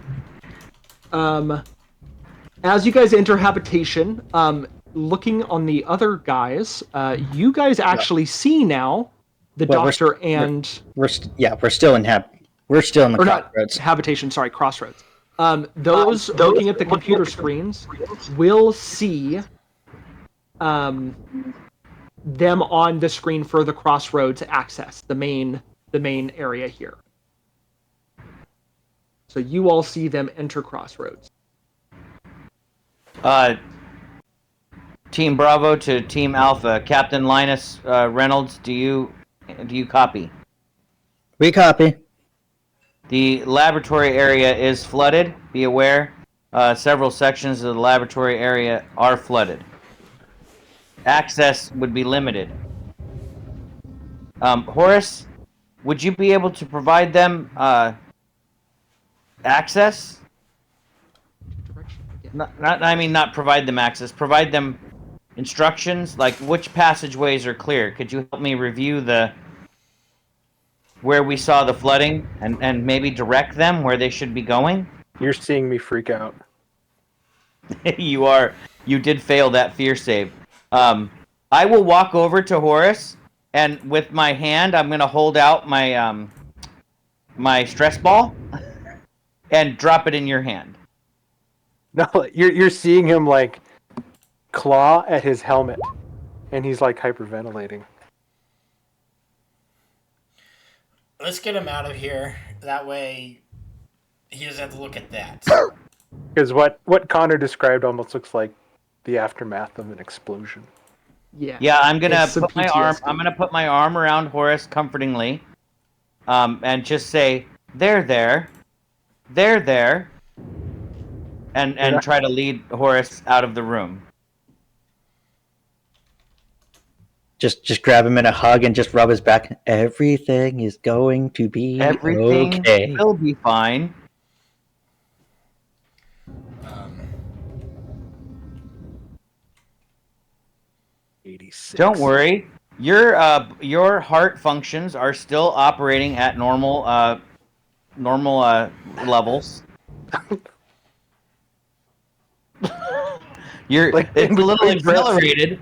In between breaths, like, you're not very good at this. As you guys are looking around Crossroads, you do see some more fungal spores kind of creeping around the edges of some of these containers here. There are posters along the wall of various advertisements and things. There's some storage crates and containers here, as well as some vending machines with food. It looks like they were in the midst of repairs to this part of the facility before You go to the door before whatever happened. oh. and then it'll flash red. Right. Okay. Now don't go out that door yet. Yeah.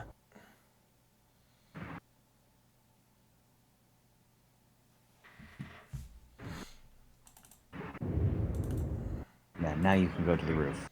Don't. Wait. Why are Horace and Galcash split up? Are we going? Horace, you know where we're going, or does I thought we were moving towards the lift. Yeah, I thought we were going to the lift too. Where are you going, Galcash? Are you going back to the surface lift? It's in the Galcash is in the security room. Galcash, you enter security. The security traffic is screened by a monitor in here. There is a two-way window so people can see into security as well as see out. You have, as far as I know, the access code, the access card? I believe He does. Yeah. You can see that there is a place in some of these lockers here to access. You do see there is a body burnt to a crisp in security there. So it's like this room was torched. Okay. I will open the locker. Whatever was in there was removed, but it looks like there was a place for a shotgun and a revolver. Oh, well, I know where we know where those are. Are these monitors still functional? They are all busted. Okay. They are all busted. Fire has destroyed those. Clear.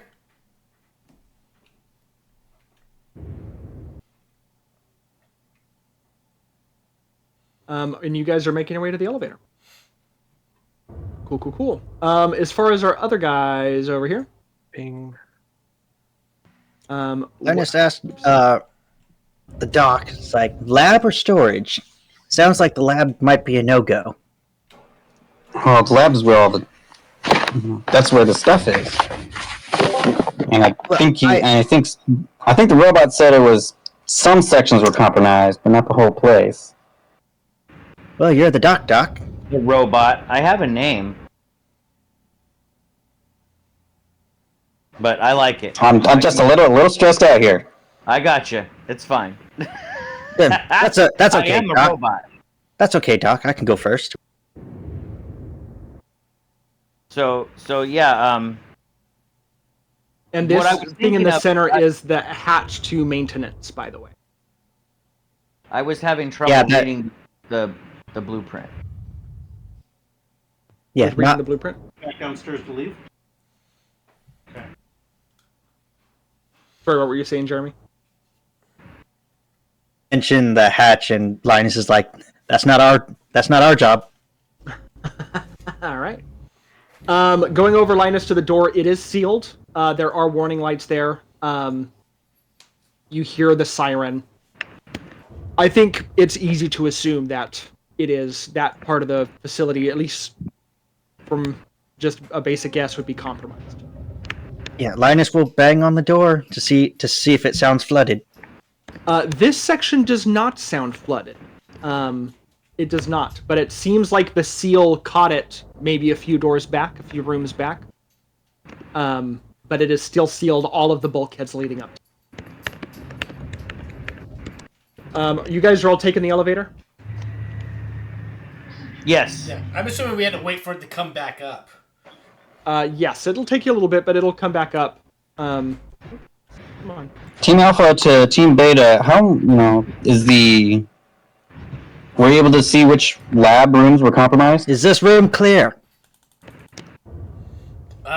We're coming to you. No, they were not able to see what parts of the labs were compromised. The feeds were all offline. What they do know is that the airlock Samuel, which is one of the ocean access ports, is jammed open. You're alive. And the crossroads are tried to sealed. kill you yet. Yeah, I hope that was comforting, Mark. The other thing you know is that drainage is currently overwhelmed. So whatever would drain the water out of the facility is not working either. But that's all they got from the warning labels. They don't know specifically what is sealed and what is not. Yeah. So Linus is just like, great. Because I believe Sarah said we will tell you which rooms are flooded and which are not. And now he just hears, yeah, we can't do that. Are you guys able to see the new elevator, the new room? Yes. Okay, cool. You guys land. You guys are able to move into the room. Come on, Doc. We might as well check storage while we wait. Lead the way, gunnery. Okay, sergeant. at least we can see if we can find something, Nope, there's Captain. There's the body. Yep. I will ask you guys to also give me fear saves as you exit the elevator and see that body. Fungus I'm sorry, growing Mark. across the wall. I'm sorry. I'm going to be the death of you. I just know it. Are we at disadvantage because of Alita? Yes. Yeah. Did Can you we say all move Alita? out? Alita Battle Angel. I'm Can not we all- Alita. Can we all move Alita out was of the my elevator? cyberpunk character. Yes, you can all move out of the elevator.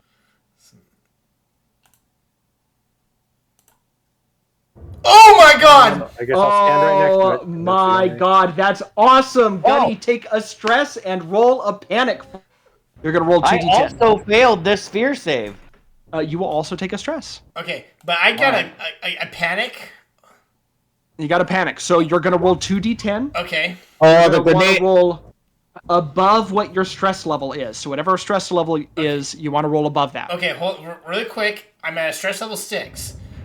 So Okay, gotta roll better than a 6. Okay. However, whenever a Marine panics, every friendly player nearby must make a fear save. So the other two must make another fear save. So Horace, take a stress. Yep. And Rolling then another roll me another fear. fear save. Disadvantage. Sarah, you will also take And a stress. you guys thought Brad and I were gonna die. Oh, thank God. Oh, you succeeded. Oh my god, literally by the hair of your, or by the skin of your teeth. Holy shit, Horace. Do I get Phenomenal. anything? Oh, I was looking at the 22. Nope, I'm good with the 39. So do I? Yeah. So do I roll a D100 or 2D10? Just 2d10. Yeah, just 2d10.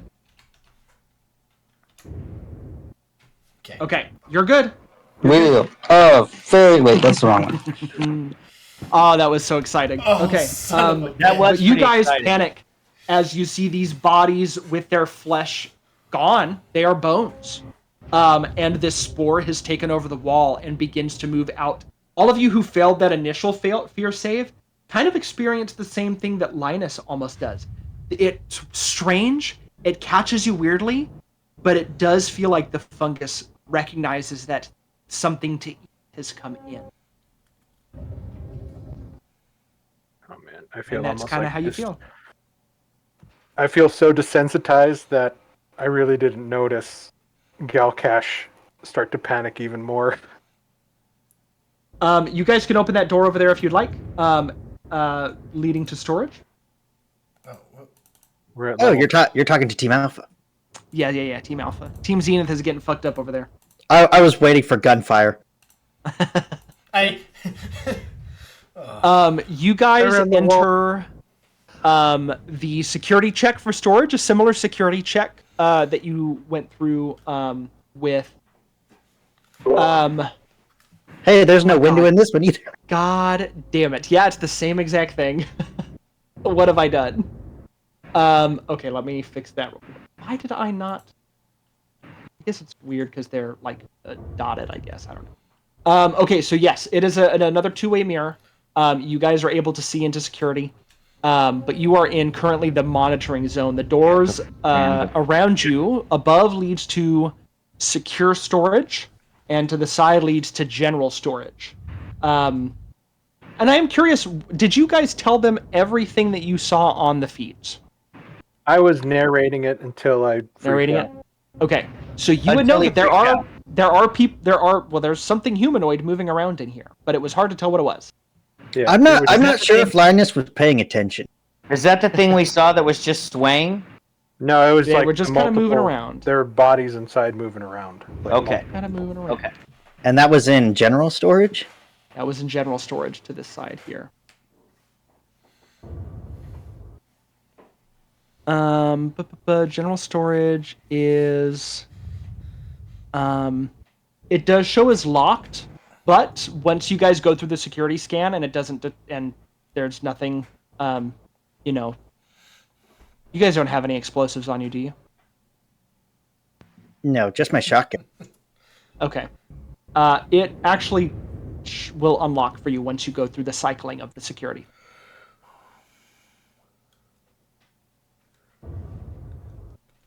Hey. The one above you is secure, and that one is locked. Secure storage is locked, but we can get to general storage. Yes. You guys over here, are you guys going anywhere? Are you moving anywhere? Doing anything? After all that, I kind of rush in this room, and I'm kind of panicking. So I'm breathing heavy as well, using up all the oxygen in my tank. And I'm glad you brought that up. Oxygen in panic and stressful situations is half the amount. So when you panic, your oxygen will reduce quicker. Beta, what's taking so long? Horace, do you got any fucking tape? I didn't bring any tape. So where are you guys going? You guys can continue to move around. Secure storage is locked. You would have to have an access key, but you would know that there's no access terminal on this side. Probably you would have to go through security to get to it. To unlock secure storage. If they want inside the room, I have tools to cut open a door. Oh shit. Okay. Damn it. Well, I think we can just go into general storage. Yeah, but you can unlock. You could unlock security or secure storage through security once you get a badge to do so. That would just be, I think, quick knowledge. Oh, Sarah, keep going. Keep walking. You go as far as you want. I'm not going to stop. Slow down, Ken. Well, so what? There is no Ken here. I don't know who you're talking to. I was checking out habitation, but I want a reminder of what I saw. Did I see habitation on the cameras? It was all black. Habitation. The cameras were working. The feeds were black. Yeah, right. That's what I thought. Okay, so that's why I'm curious. I want to know what was going on with habitation. Why was it all black? So I open the door and I peer in here, and I find a small room with looks like cards all over the floor. Maybe access cards. This is a clock in. I don't know what the official. This is where people go to clock in. There's like a machine time there. clock. It's a time clock. Thank you. Okay. And these are time cards that are in disarray across the floor. With security access, that door will unlock for you, Linus. But you see time cards all over the floor. I'm gonna take a moment to gather them up and organize them and put them in a slot on the machine, just because it looks messy on the floor like that. Yeah. For sure. Now you're in it. That was louder than I intended. I heard a noise. You did. You heard some strange scuttling. Yeah, I did. Did it come from the other side of this door over here? It's distant, but yes. I will radio back to Captain Linus Reynolds. There are strange sounds coming from habitation. I was trying to determine why the camera feed was showing nothing but blackness. Requesting backup, and I will draw my revolver. Should I... Actually, no, I'm not going to draw my revolver just yet. I'm going to pull out my iPad and activate my field... what's it called? I have a scanner thing called a field recorder. Oop, that did not... Sorry, nope, that was an accident. You don't hear that one. That was an accident. That one was scarier than the last one. Linus... That one was an accident. Linus will respond, well, this thing is coming apart. So, some sound is to be expected. Linus, get the damn robot back here. But Linus, if you go into security, you can hit the badge on the station here and use the computers to open up secure storage, by the way. Understood, Captain Linus. Activating field recorder in record mode to see what specimen lies beyond this door. I'm gonna fucking kill that robot. It's an empty hallway. Galcash, go back. Go see what's bothering the robot, Sarah. I will be completing the mission. Ken, like I said, I'm going to stop you. You can Connor, go in. I'm absolutely Blair Witching this thing. I have my shaky cam on my field recorder going, and I'm opening doors to see with just my head flashlight on. Yeah. I think something I do want to clarify for this that I know I've kind of just mentioned now, but the only thing that is going to bar you from opening a door is if the door is locked. So if you guys want to explore, even if I don't know where you're at, keep doing it. You will find things. So that's kind of what I'm doing. What the fuck is that? I don't know. I'm zoomed in really far. Let me zoom out. Linus is also going to open the security door. Oh, so I pull out the fucking flamethrower. Well, I have the field recorder on. I'm recording. I see some bodies, it looks like, over here. And some membranes all over the fucking place. Yeah, so give me 1 second. Yeah, I am ready for this description. Oh, and mushrooms everywhere. These look like I love how everything that's happening, Linus is not there for it. Captain is not there. You guys have open secure storage. You guys can go that way if you want. General storage is there too. I don't know if you guys are having a powwow down here, if you're checking through the room. Not a whole lot of note in here in security. But there is some additional ammunition if you need some for your weapons. Because I think you guys just have standard issue stuff, right? Yeah. Yeah. Yeah. And I've just been trying to give you a little bit of breathing time as you deal with all the panicking. Yeah. Pretty much once you see something that looks like, oh shit, that's bad, just let me know. I'm guessing that we're in the galley at the moment. You guys are in the galley, a large cafeteria in disarray. You see tables and chairs flipped, spun, moved around within this place. Food that is mold and growing large fungus spores. You see the fungus in this place has grown massive, mostly because of the plethora of bodies that you see underneath these larger fungal spores growing, or plants. with the large pile of bodies over here, there is a massive amount of dead. I am going to ask for another fear save, by the way, which really only sucks for Gunny. Okay. Oh wait, I roll at disadvantage. Yeah. Damn, I'm fine. Ooh, yeah, no problem. It looks like plants. Oh wait, why was that not It's okay, just roll once more. You don't have to roll this one at disadvantage, but I mean, damn, you are powering through your fear. This place is covered in a membrane along the floor that you are squelching on as you are walking through this ankle-deep water. You can see it. You can feel it through even the thickness of your hazard and vac suits. It is gross. It is liquidy almost, soggy in the water. There are several torsos hanging from the walls like pimples, shuddering as they exhale rust red smoke, puffs largely, that is filling the room and spreading to the other parts of the facility. Why did we come here? Fuck. Gunny, as you move in, a little thing catches the corner of your eye. A scuttle, spider-like, across the floor.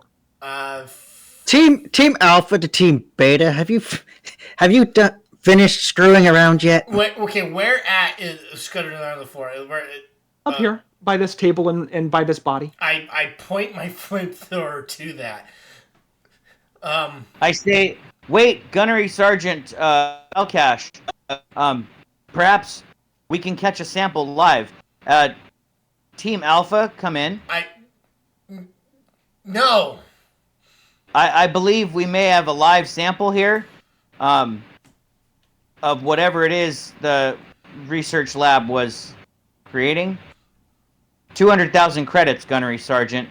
200,000 credits. I realize that, fucking Sarah. But this whole thing. Gunny. But this whole thing is alive. It does feel alive in here.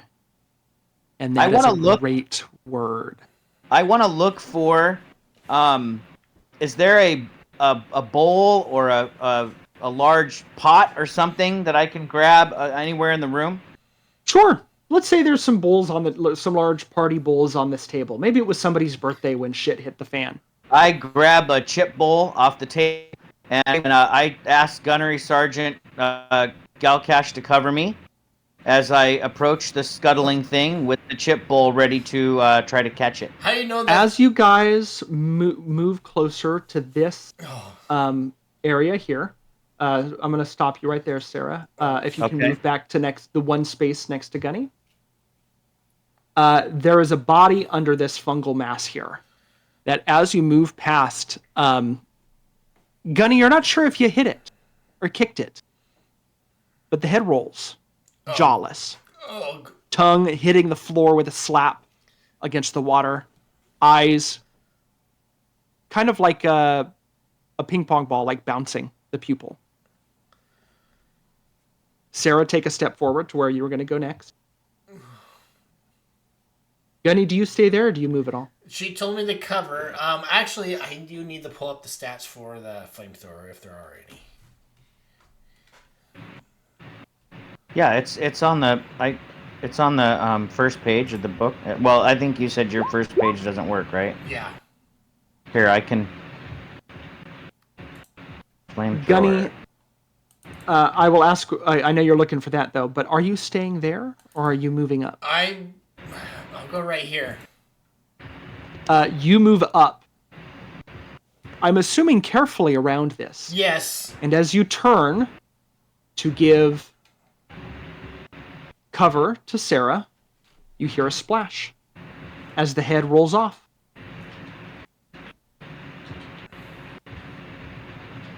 Disconnecting from the body that it was on. Okay. Do you turn around and look at it? Of course. It is looking back at you. I shoot it with the fucking flamethrower.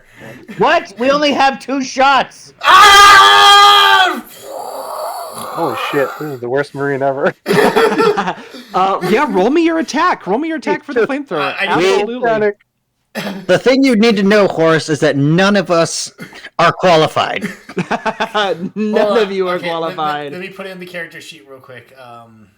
The other thing I'm curious about, you said that it was a crappy flamethrower. Like, could it blow up in his hands? Oh yeah, we're gonna roll to attack first. Okay. Damage is 2d10. Jackie's. The head failed his armor save, so as long as you are successful on your firearms check, you will damage the thing. Watch. Anything on a crit? Nope. So. Good question. If there's anything on a crit, I'm not sure. Flamethrower. Oh, I've been fun. God damn it! I'm a terrible speller. Throw. No, you're good. I've been spelling flame flower. Flamethrower is it does 2d10 on a hit, nothing on a crit. Yeah, 2d10. But they will make a body save or they catch on fire. Okay. Which I don't think will matter for this. It should go down. Oh, critical damage. There's no critical damage. It's just 2d10. I'm gonna put 2 shots, just because. Well, I'm down to 1, so 2d10. Okay, I am normal, submit. Fuck. Ooh, that is a fail. Roll me a d100 for me. Another one. The same thing or just a d100? Just a d100.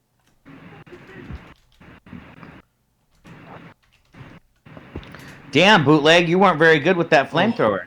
That is very lucky, Chris.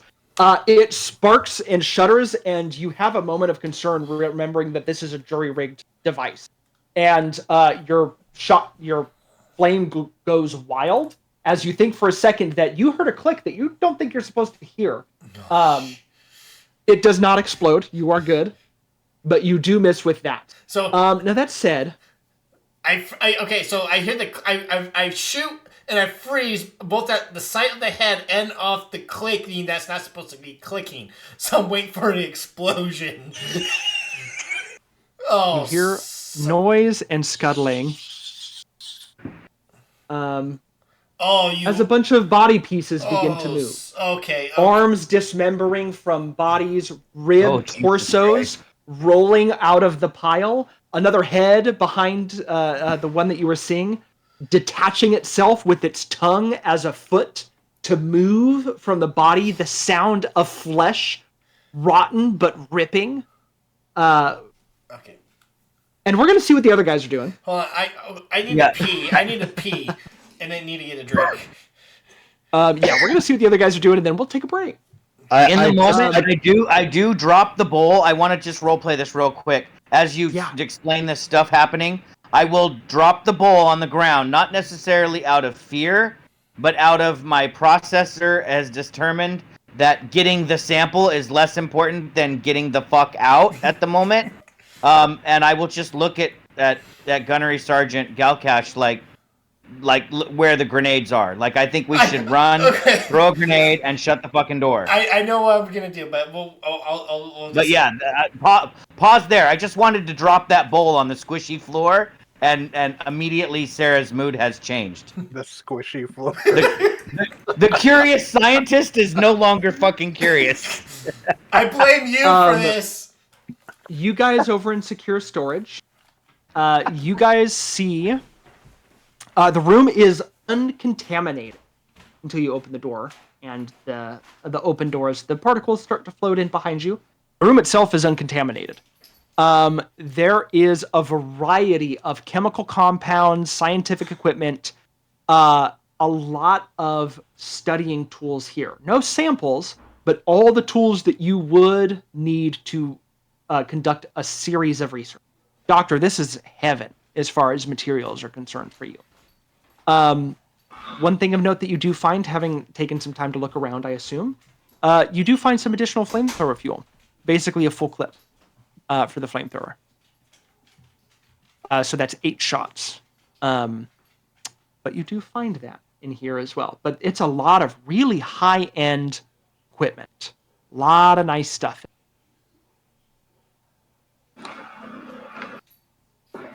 Is there any, using chemicals or whatever? Is there anything I might make that a disinfectant or whatever, something that might counter all this stuff that's on the walls? You could certainly make a disinfectant, but whether or not it counters what's on the walls would take time to study. So you can, I will say, let's see, I'm going to have you, Doctor, roll me. You have something like a general kill-all. Besides fire. Roll me a chemistry, but I'm going to say with disadvantage because you're still learning about this thing. So roll me chemistry with disadvantage.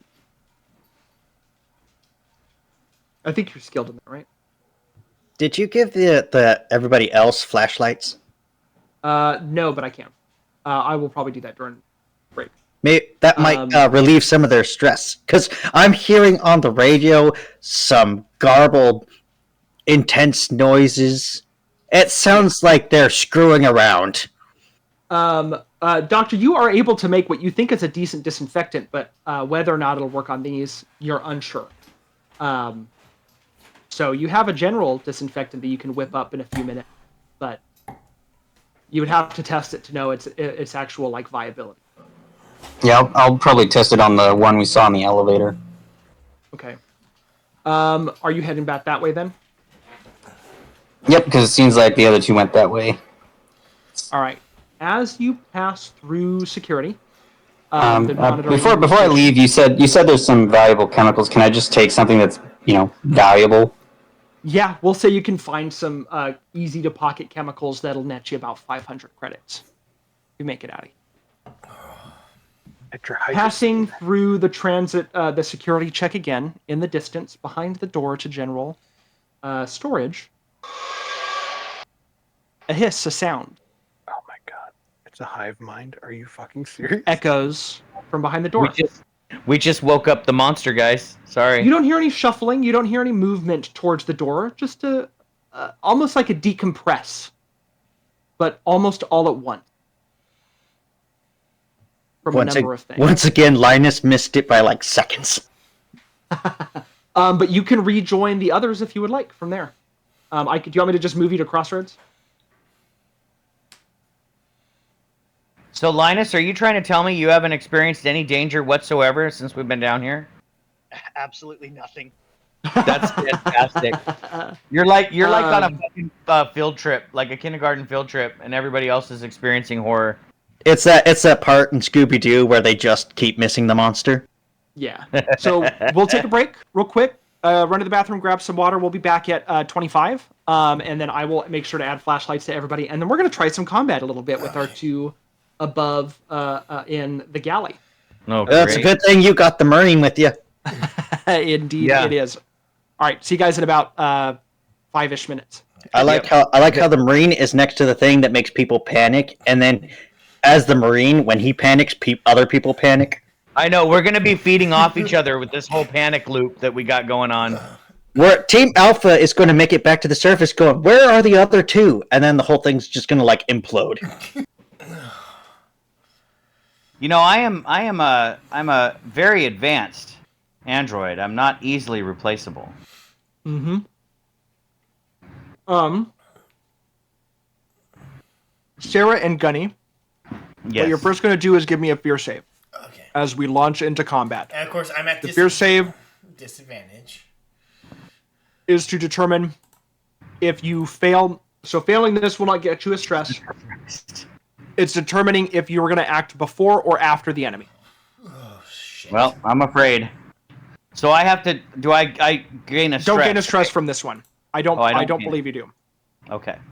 Because this is just determining order of combat. I thought it was speed that determined that, but I didn't. No, sorry. This is surprise first. You're right.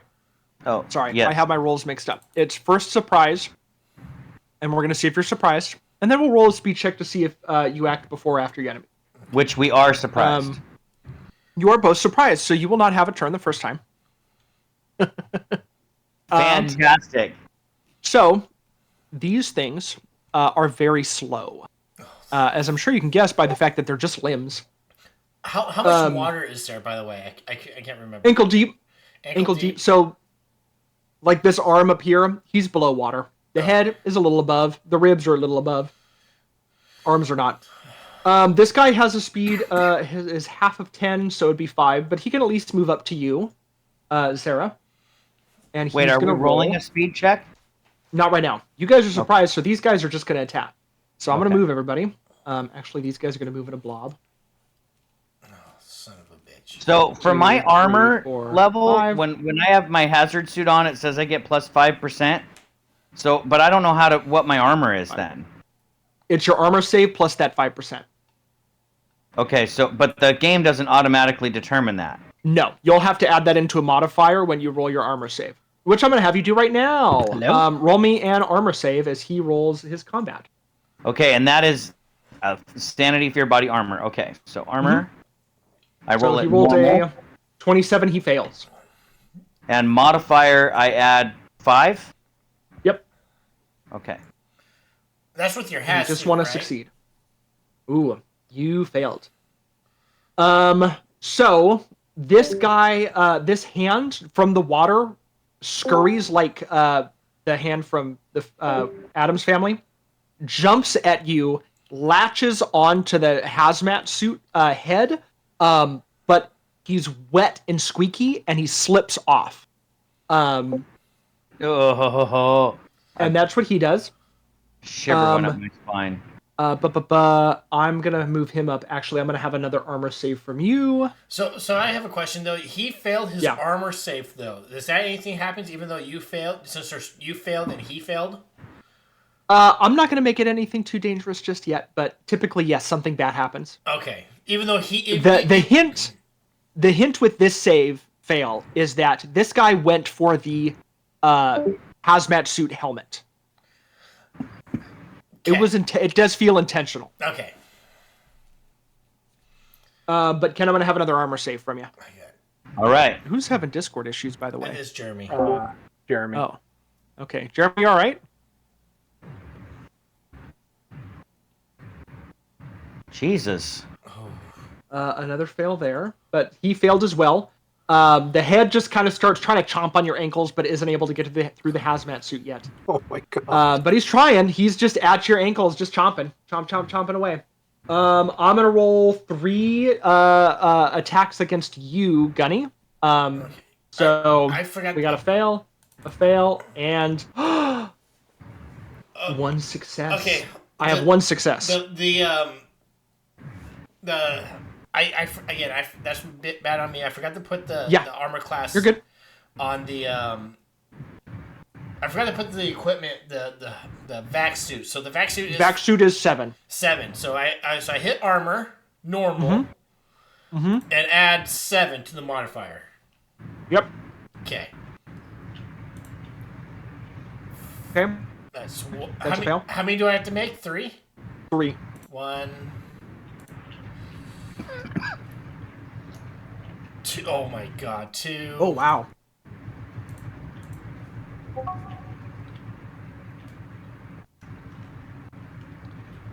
3. Oh my. Wow. I got a hit. And you got a hit. That's a hit. That is a hit for me.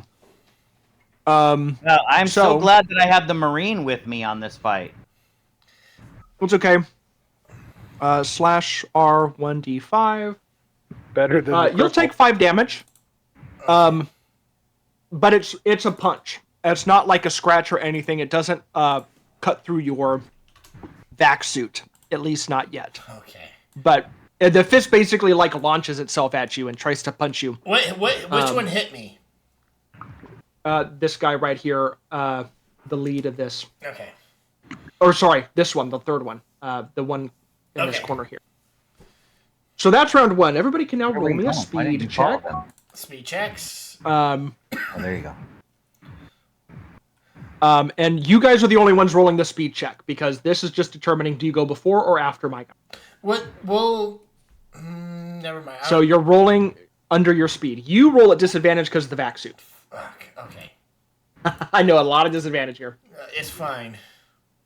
Those things are creepy. Those things are creepy, Mark. I don't like those things. That's what you're fighting. I don't like those things at all. Okay, so you're gonna go after them. Sarah, can you also roll speed? Yep, you got it. No modifiers or anything, right? Mm-hmm. You wearing the hazard suit or the vac suit? I'm wearing the hazard suit. Ooh, you also go after them. Shit. You guys are God, getting we surrounded suck, dude. real quick. Getting surrounded real quick. It's okay. They only have 1 health. You guys can do it. Grenade. But now that Make sure you get a specimen.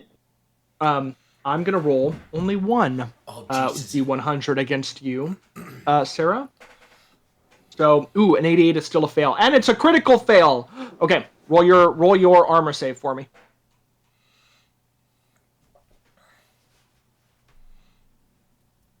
Okay, a fail, not a It's crit hard fail. for me to beat that 30. That 30 is pretty. I need to get better armor.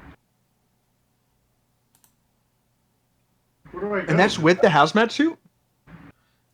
Dang. Yeah, my armor save is 25, so I add These 5 guys, to that, which makes they're it 30. snippy and they're wet and they're not really able to get a good latch on you. That crit fail is bad for them. They're kind of just jumping and slipping around. They're moving, but in their movement, they do kind of clear a path for you to escape. Above the elevator, the cord. Gunny, I'm also just going to roll one for you. They also fail. They don't have a high attack, even in a mob. You still need an armor save, right? Yeah.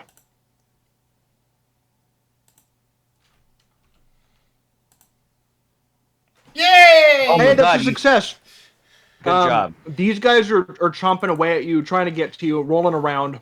But you guys, with both of those failures on their part, you guys have a way to escape.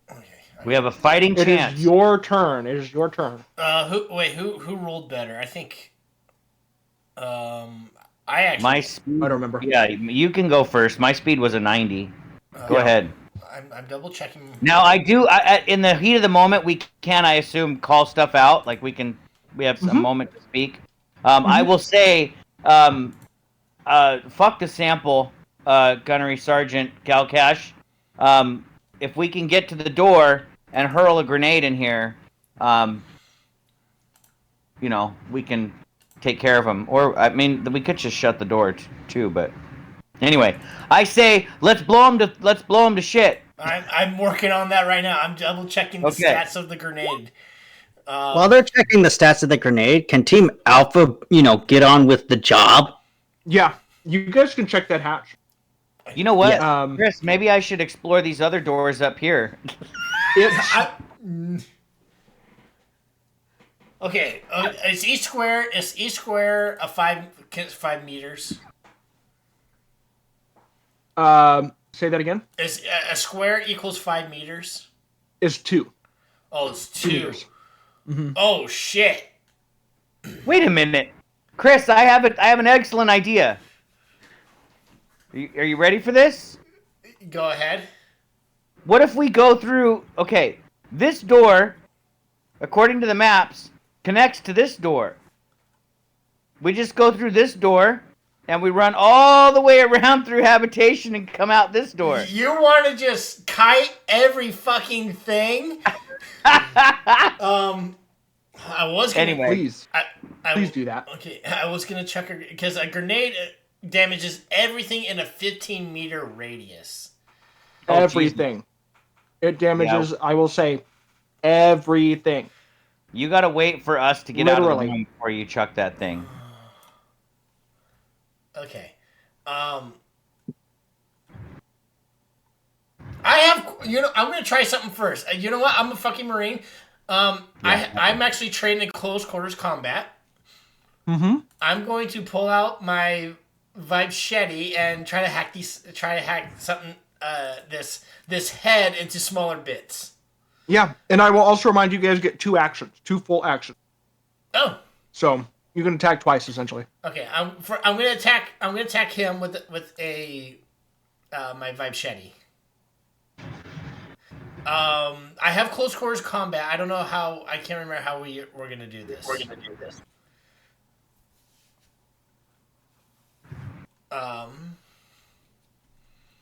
Because didn't you say about adding stats or whatever? I have a plus 50. I have a plus 15% because I'm expert. Right? Yeah. So I click on Vibeshetty. Yeah, and then just add the 15. Oh, well, it didn't let me. It didn't let me add 15%. That's fine. It's still a success. So with that 27. So I Yeah, shit, that's really good. Who are you attacking? the head. He's gone. All right. You slice that head in half. You can attack another one, or you can do something else. I'm gonna attack the arm. I'm gonna attack the arm. All right.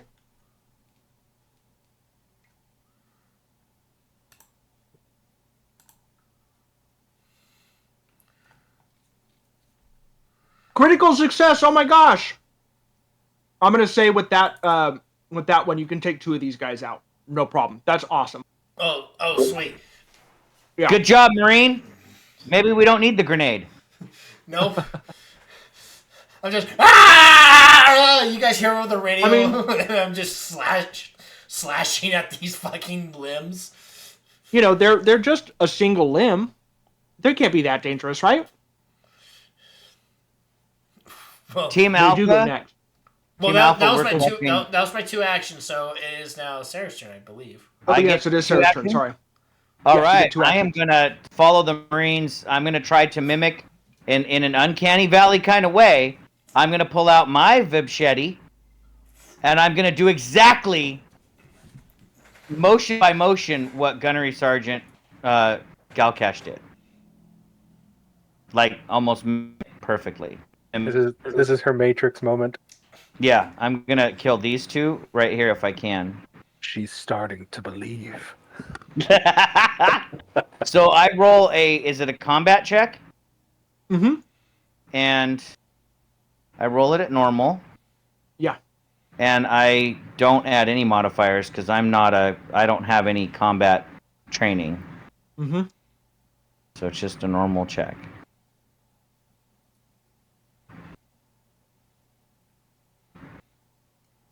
Okay. So with a Vibshetty, what is my...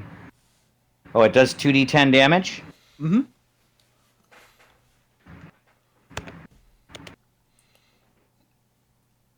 So I do 15 points of damage 15. to this thing.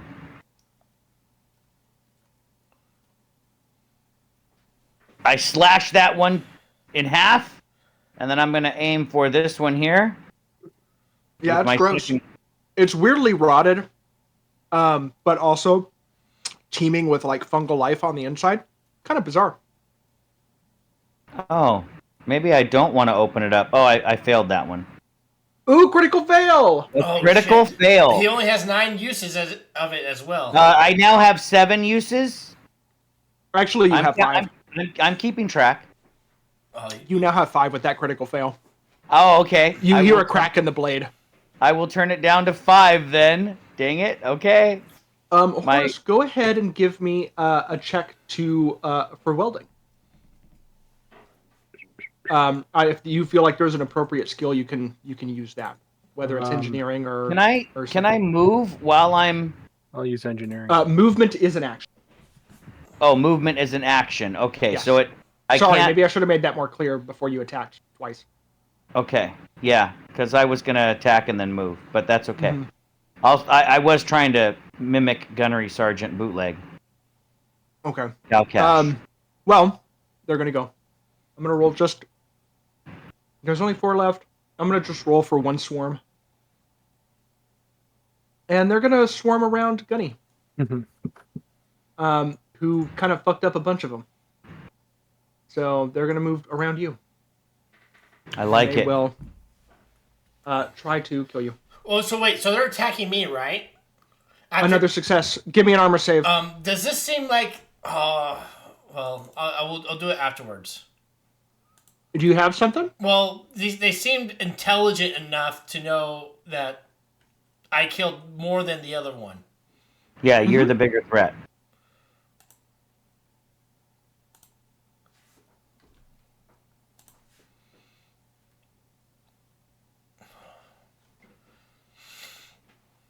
Ooh, that is a failed armor save. You're going to take a D10 of damage now instead of a D5. But only 2. They're not doing very well. They're having a hard time getting through your suit. So the suit's Luckily not damaged yet? Not yet.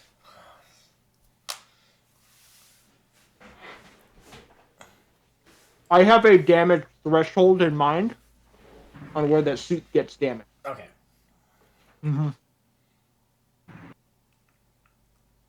She got her legs closed tight. Nice. That was a 62 on the right. engineering. Ooh, hell yeah. 62. You start sawing into that. Ooh, where's it at?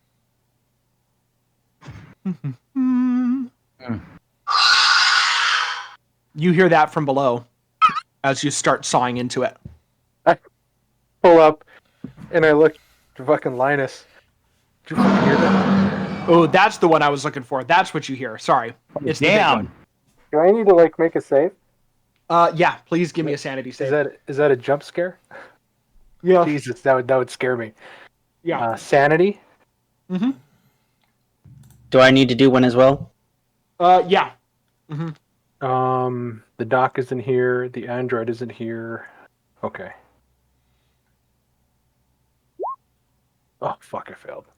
You will take another stress. That's a 7. And you will take another stress.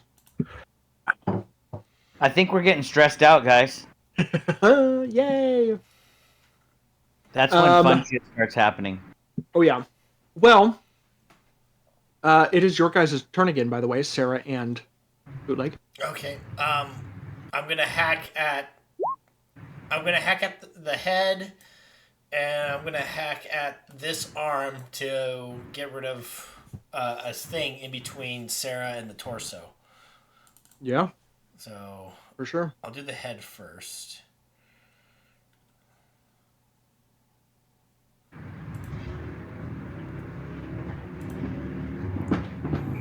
Oh, nice. Yeah. Holy shit. And 9 damage is enough to knock one of these guys. 8. They basically have thresholds for wounds. So as long as you do a certain amount of damage, you deal a wound. And these guys only have 1 wound. So as long as you guys roll well enough. Okay. So remember, but a 51, I have close quarters combat, and it doesn't. So 15%. 55 minus 2. Yeah, that would actually still be a success. Because you need a 53 now. So okay, so that one. The head is gone. Sarah. I would like to, I guess, can I use an action to use my field recorder to record a sample? Yeah, I think that's a good action. You can take a sample of it. I won't require a roll for that. You have a device that does the thing. So you get down to one of these samples here. What are you going for? A torso, a limb, or a head? I would like to take a sample of the head just in case I can get some brain matter out of it and determine, hook it up to a computer. Yeah, brain sample. I love it. Yeah, you can take a brain sample. All right, and then I'm going to say that based on the map, I think we can get out this way. How far can I move? Half of your speed in meters. Okay, so my speed is 34, so I can move 17 meters. Yeah, and we'll round up, so you can move 18. As far as the board goes. Square is 2 meters or 5? Each square is 2. 2. Okay, yep. So 2, 4, 6. Doors that are unlocked are easy to open. You don't have to take an action for that. Although I don't see. Oh, because I have to turn. Oh shit! She's gonna fucking bolt. Yeah, you got this. You're the Marine. So I can move 18 meters. That's 9 squares. So 5 or 3, 4. 5.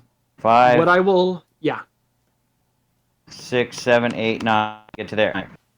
Perfect. What I'm going to say, with most of these guys down, these things are going to run and hide within parts of the bloom.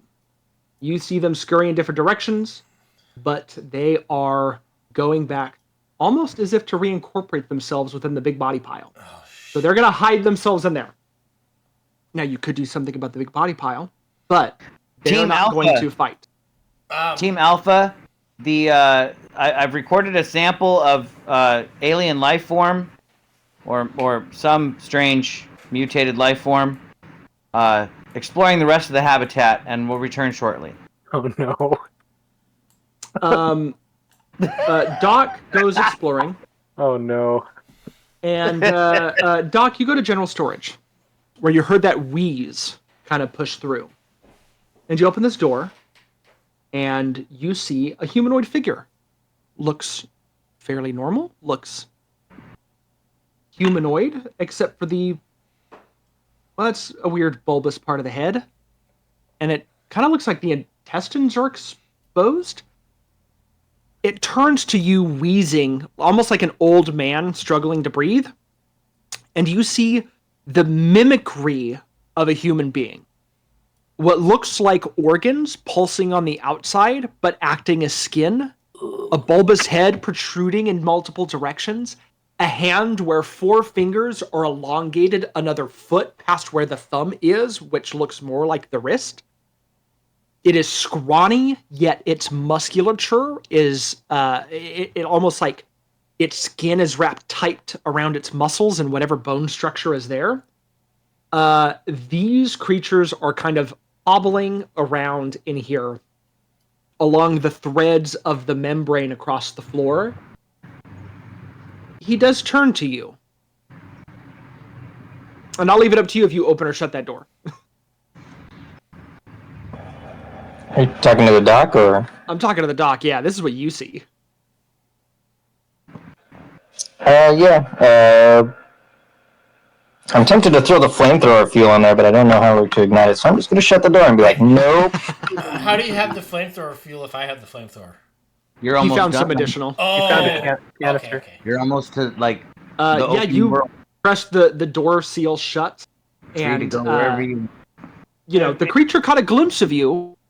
Maybe not enough to notice you entirely, but caught a glimpse. You hear the same shuffling from the other side of the door. Nothing necessarily changes, but you saw, even though I think on your screen you probably only saw one, when the doc opens the door and pokes his head in, he would have seen about 6 of those. Larger. I saw 3 on my screen. Yeah, you would have caught. Man-made horrors beyond my belief. Yeah.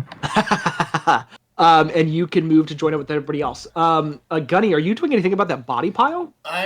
As Linus and Horace join you from behind and see this massive explosion of this fungal growth within this room. I'm gonna shoot this body pile with the last shot of flamethrower. Yeah, roll me that flamethrower. Save? A save? Is there a save spot? Can we reload? I was going to ask that too. Do you want me to do any fear save for those? Oh, yes. Please give me a sanity save as well. Yeah, or a fear save, or I'll take either. For those, I think fear save because that's more surprise, right? Yeah. So yeah. What about the 2 that just walked into the vein? You guys will give me a sanity save. Okay. Doctor, you'll take another stress. You are kind of freaking the fuck out down here. And you are still holding on to what you know from your little experiment on board the ship. Oh my god, why? Linus does not care about fungus, I guess. But he is wondering. He walks in and Bootleg's just like, die to this body. Yeah. Did you roll that damage, by the way? Ooh, a 26. Holy shit. Yeah, you light the bodies aflame. You hear a screech from the pile. No, that's not the one. Gosh dang it. Yeah, that's the screech. You hear a screech from the pile as the bodies begin to burn. But they stop eventually. This is Hatfield. Don't go into general storage. Where'd everybody go? Into other places we should not go. Linus goes up to Bootleg and is just like, hey, cool it. That's wasting. That's burning our oxygen. And I turn Sarah, with my machete, about to slash him in the face and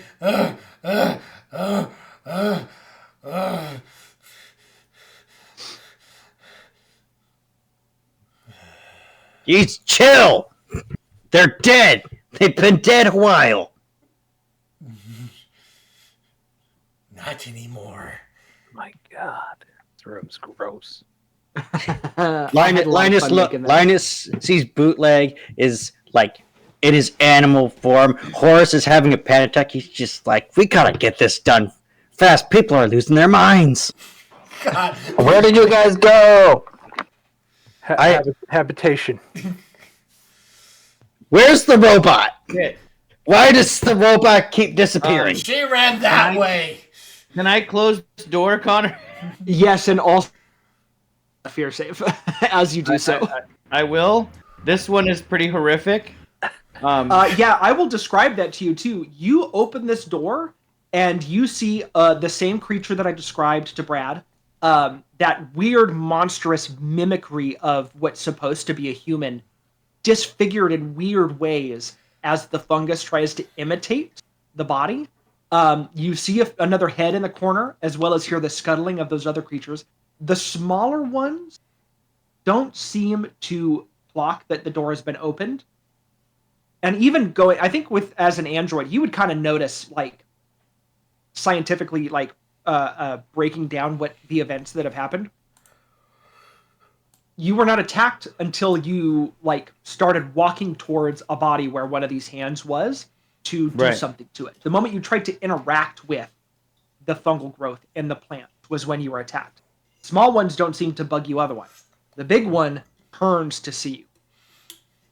But you can shut the door and give me a fear save. Which way did she go?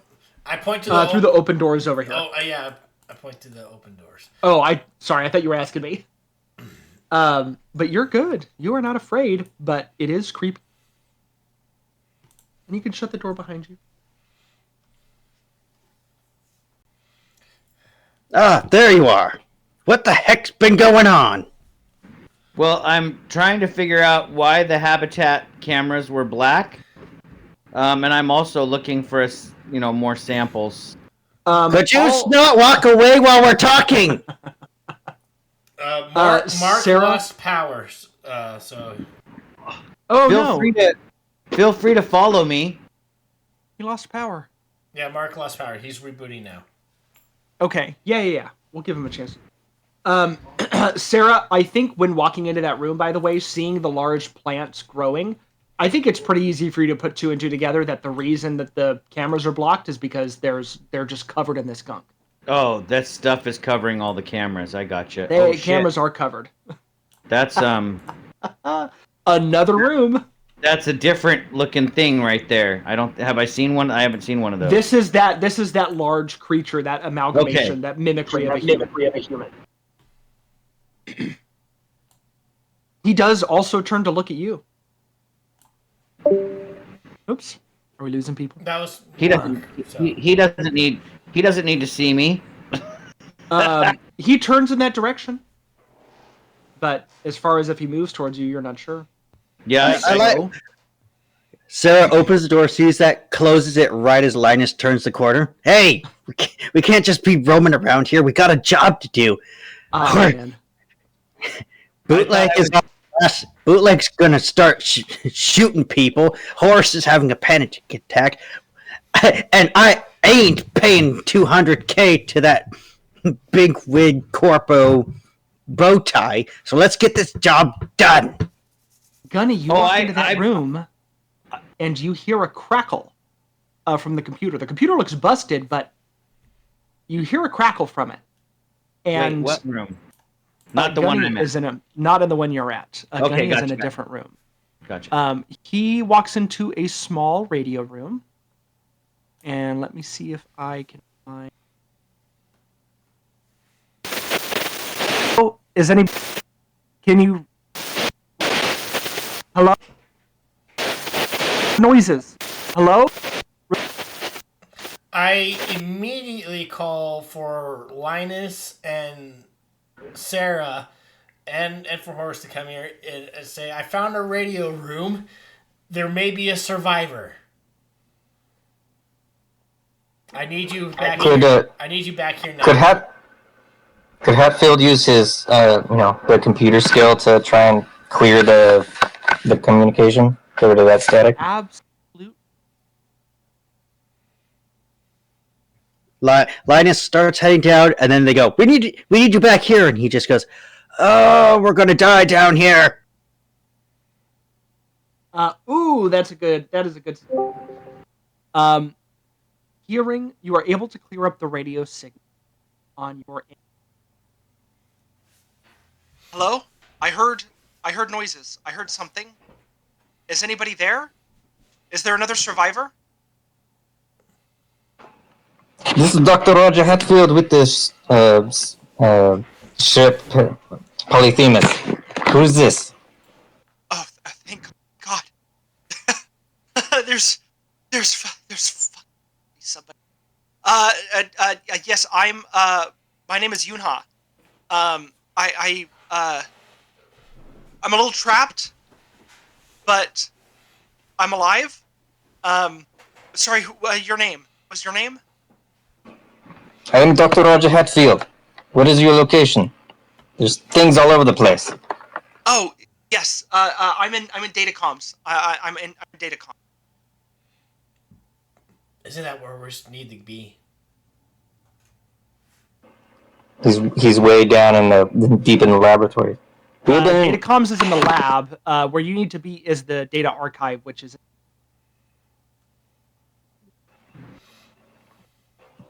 Well, he's in the lab. He should be able to tell. We have been informed that the laboratories are compromised. What is the situation now? Yeah, there was flooding. Airlock Samuels. We had somebody break into the facility. They tried to steal a sample, and in their escape, they jammed open the airlock Samuel. I got trapped in Datacom. The whole place is flooded, but my part of the facility was sealed. Don't know what's been going on since then. They have been unable to get somebody to fix this place, and then it all went to shit. I just heard screams, panic over the radio for weeks, and then it's just been silent. So I didn't think I'd hear anybody talking. Have you been stuck in Datacomms all this time? Yeah, I work here. I had enough. I almost live where I work. Have a small out to rest on. Brought enough to survive. Not even out of necessity, just out of habit. I'm a snacker when I work. I've been able to ration it. I'm running low. Just player talk. Just player talk. This place has been quiet for a month, so I'm just checking to see how we can survive for so long. Do you know which ocean axis is Samuel? It looks like there's two. One close and one farther from you. The one closer. The observatory part of it. One, unless something changed, I don't think. The labs is sealed. There is in maintenance. There is an ocean access there. Get to seal the airlock. And if you seal the airlock, you can get into labs, but you have to go through. Might be also drained. If water is able to force out one at a section of labs, the airlock will be able to be filled. I'm not sure if it's the voice, but you're cutting in and out still. Sorry. Basically, what she's saying is that if you go to you can either go to maintenance to an ocean access and try to close the airlock from the outside, where the drainage pumps will begin to pump water out, or you can go in through maintenance and try to focus drainage in areas to sort of seal or open up rooms one at a time, and seal off the open airlock section. but she's giving you options on how you can like. Okay, so we can either go to maintenance and reroute the water, or we can go outside and fix it. Yeah, but either way, you have to go to maintenance to get there. Do I see anything out this view pod? The view pod you get, there are lights around. It is open seawater, but below you can see the seafloor with a variety of strange-looking plants. Some a little familiar, but not all of them. What you've seen at some of the smaller, though, and not because of distance, but physically smaller on the floor than they are with. Which, another thing I will say that I forgot to mention, the further you've gotten into habitation, the more humid the environment. Okay. Well, yeah, there's some infectious growth here in the gym. Yeah, I was taking to look out the pod, and then I will come back and because what I was trying to make it to was there's a maintenance hatch off the gym. Mm-hmm. That's what I was trying to make it to. Linus, you open that door and you see what looks like a crab. But with its legs are, well, there's a couple more legs than it should have. They're longer. And the chitin doesn't look like a crab shell. It looks like a mushroom, like, I don't know what the head of it, but it looks more like that. It still looks hard, but it doesn't look like any crab you've seen. Does it say patis? Does it say patis when it turns? It does not. Actually, it doesn't turn to acknowledge you in any way. It's kind of focused on this pool area of the gym. It's kind of swimming through it, and it looks like it's almost like a gardener maintaining this section of.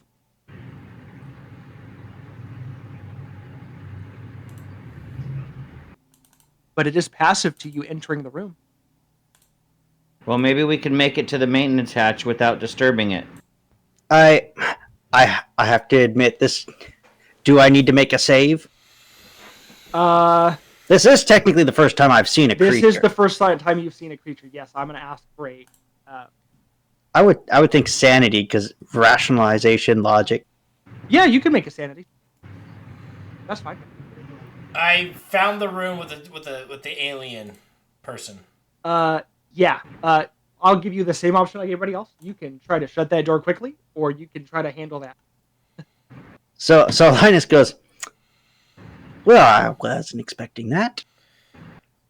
Yeah, it looks weird. It doesn't even, like, it's almost like what you imagine an alien version of a crab to look like, done poorly. Like a poor artist rendition of a weird-looking alien.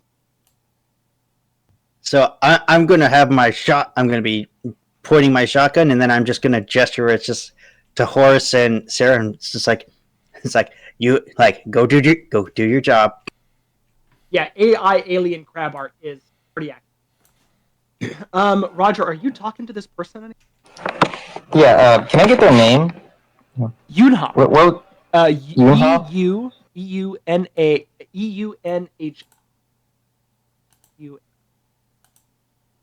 I think that's how you pronounce that. And I'm not going to try to pronounce her last name. That one I'm certainly not. We will see about getting to the maintenance and get this fixed. We did not come equipped for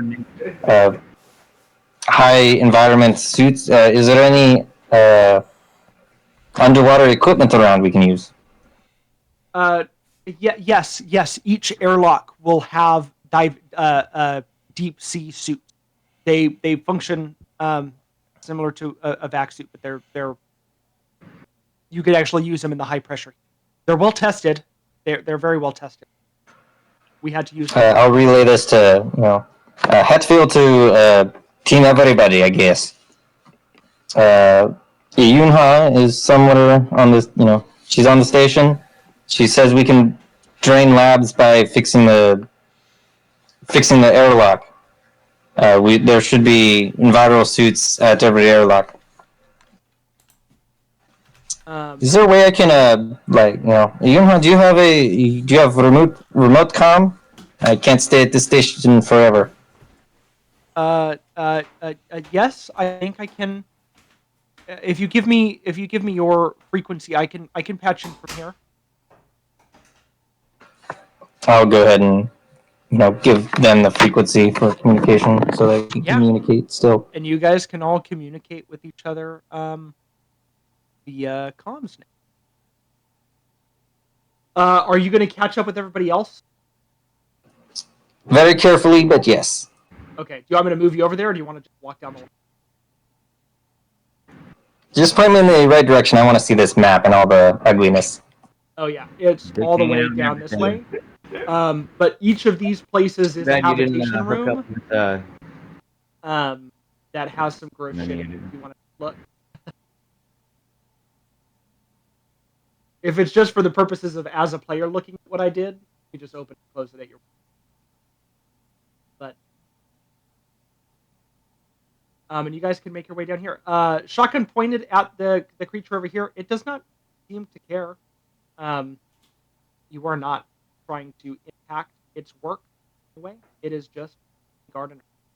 Linus is he's kind of just fixated at it. It's like the freakiest little thing I've ever seen.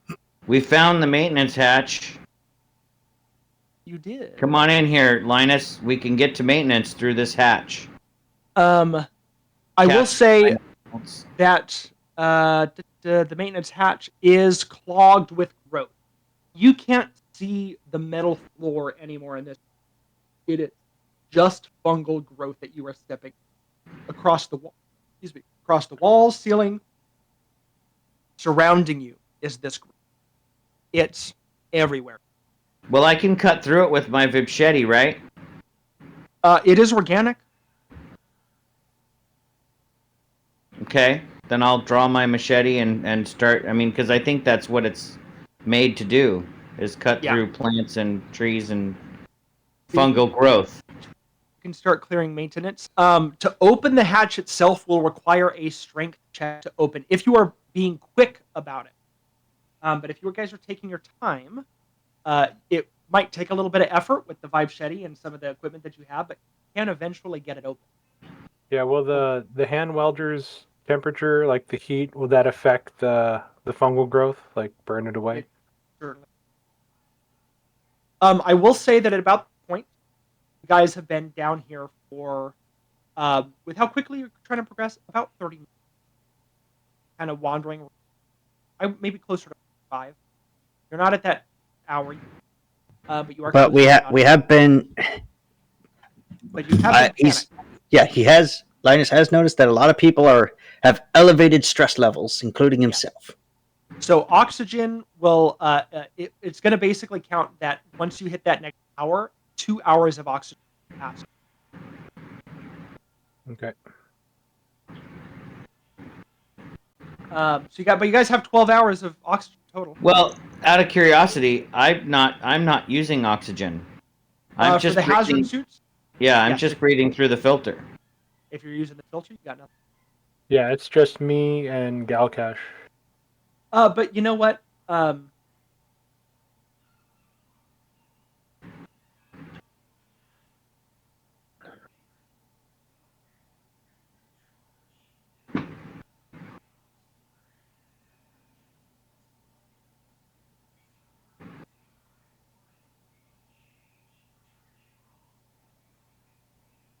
Did I lose you guys?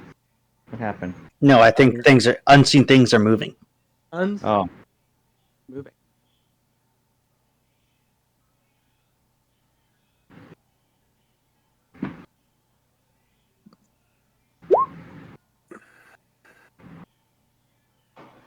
So, Gunny, Captain, what are you guys doing here in the gym?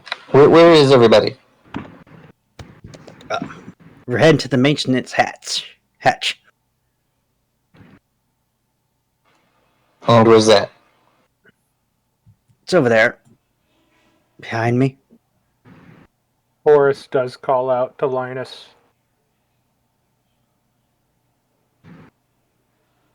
to help open the hatch. 1 second.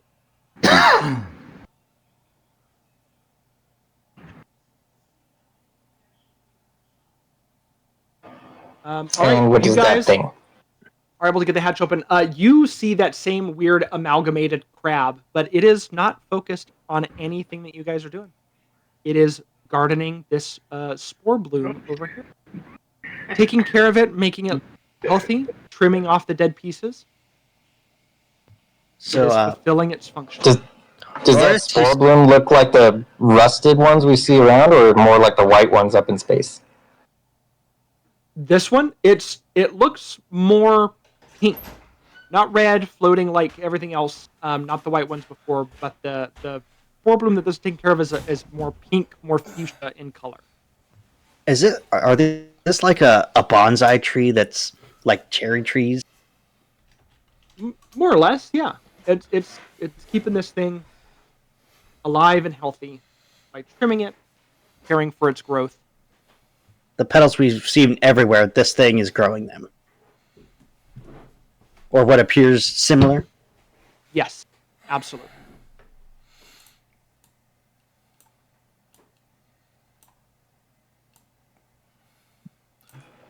All right, Torres, how can I help? The hell is that? Oh. We just need to open the hatch. I'm going to take my crowbar out, shove it in. I'm going to start to push. I'm going to help. I'm going to use my action to help. Hopefully Linus, because I think I know that Linus might be the strongest of us physically. You need me? Unless our android is freakishly strong. And this was a revolver. So the strength check is if you guys are moving quick. But since you guys have taken time to like clear some of this, I will give whoever wants to roll the strength to open it advantage. Well, Linus just comes out with his trusty crowbar and has advantage anyway. Yeah, because I have a crowbar too, and I was going to use that to help. Connor, what's this platform I'm looking at? Right. It's a viewport, so it allows you to see kind of the sea floor below you. Oh, okay. Yeah.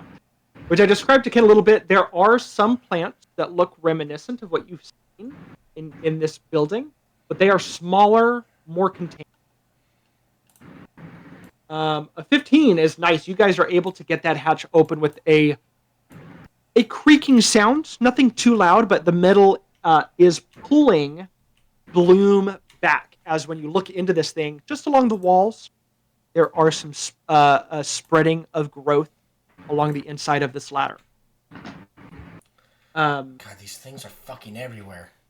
Oh, they are. And let me tell you, when I said that the module was not on your side, I cut everything in all of these rooms down by at least 2/3. This is 1/3 of what should be in these. So those things should be filled to the brim with bullshit. Yes, absolutely. General storage had 6. I rolled 8.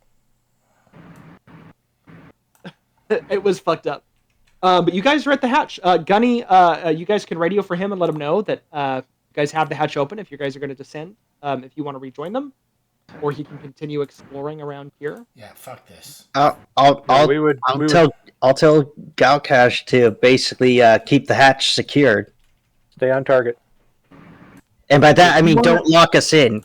If you want to earn your 10% of the 200K, you need to join us right now. Yeah, I come running back. I like how he just automatically agreed. 10%? 10%. I'm not the fucking 10%. I'm like, this place sucks. I'm about to shoot the fucking crab. You guys... I did get a sample, a brain sample. Let's descend.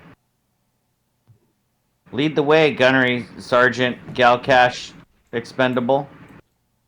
I'm going to move you all into this room. I was going to go forward, and then you said that. I'm expendable too. Captain Linus Reynolds has already said he could replace me easily, so. I'm going to move you. That is not in character, by the way. Replace? Who said anything about replacing stuff?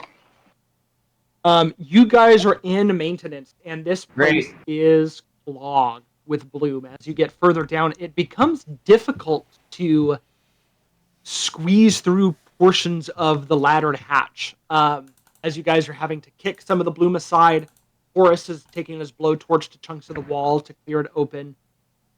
But you guys are able to make it down. God, this is just like all the shit in the Expanse. I don't like it. You guys are in maintenance. Where you guys have entered, you know there is ocean access behind you, which means that based on what Yuna told you, there should be suits in that room as well. If you choose to go the route of opening labs through the ocean, or you can explore maintenance and look for the drainage systems down here and turn them on, which you might be able to do from finding a central power source, which you know is in maintenance, or you can go to each individual pump, try to figure out what's there. So we can close the airlocks from the outside. Yeah. Or you can try to. The pumps will, if airlock is closed, you think the pumps will turn on. But because if you activate them one by one, basically you would clear out labs one space at a time. It would take longer to do that because you would have to activate each pump and wait for each room to clear. So it will be sealed, and then the next room you can. But you have a couple options. Well, it looks like Gunny has volunteered to go outside. So these lockers here have the deep suit. They will allow you. They operate the same as vac suits. I will give you a warning. You are currently in a vac suit, and there is that same red rust haze filling this room. You will have to exit your suit to put one of these other ones on, which could come with the risk of something. Why am I volunteering? So just so you know. I'm willing to take that risk if you guys want me to go swimming out in the ocean. Is that what we need to do? It's the fastest way to get out. All right, let's do it. I start taking off my hazard If suit. if you guys keep slacking off, I might just have to get into a suit for my own safety. I will say you can try to hold your breath through this process, and as an android, you would have a little bit more success at I will try. I will, because I've been using the filter this whole time, so I'm smart enough to know that I will try to hold my breath and not breathe in the spores, and get the diving suit on as quickly as I can. All right. I will. Yeah, go ahead. I will offer you an auto med here to help repel disease and stuff. I'll post it. I want to use a different symbol for swimsuit. Do I have a bikini symbol? No, I'm kidding.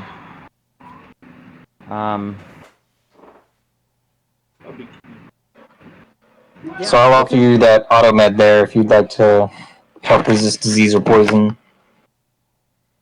Perfect.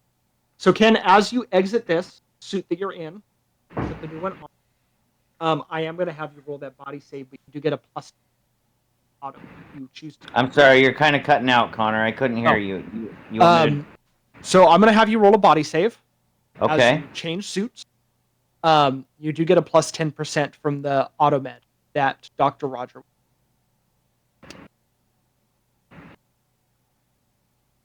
God damn. I'm going to have you roll a d10. Galkesh, I'll assist Sarah with her EVA. You take Dr. Roger and Horace go clear out maintenance. Something's alive down there. Unless Roger, why don't you stay here with Sarah? This airlock seems pretty secure. Okay, I will monitor her vitals.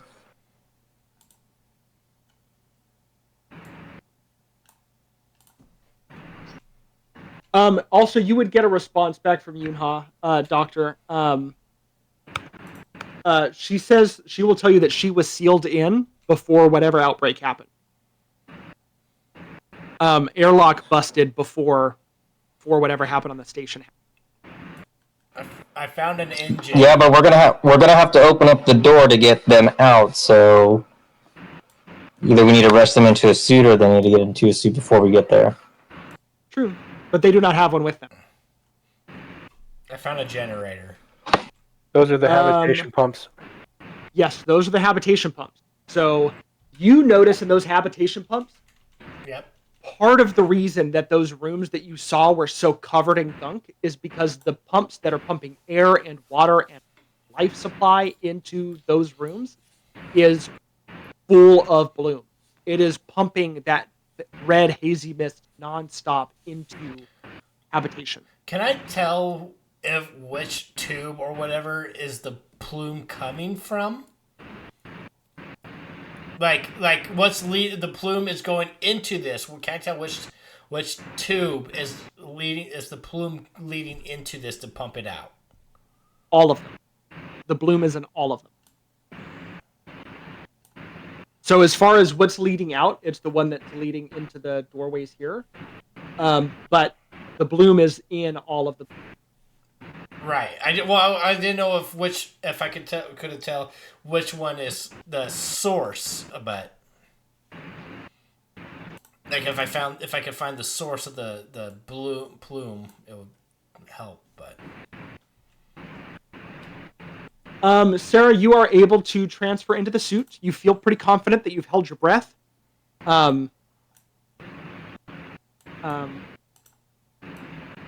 But you were still exposed. Yep. So that may come with some. You're not sure yet, though. But you are in the suit. Try as much range of motion as I can, trying out this new suit. But it feels like my motion might be somewhat limited. But I think this is an airlock. Is that correct? Yes. So, Doctor, you will have to stay in this room. Once you activate the sequence for the airlock, the door will shut and lock. This door will shut and lock, and this door will unlock. All right. I open this door, and the room floods with water, I assume. Yep. And it's a slow process. The water is not like rushing in to hit you. The room is pressurizing slowly to the outside wall. All right. Now my mission is to swim to a control somewhere and turn on a pump.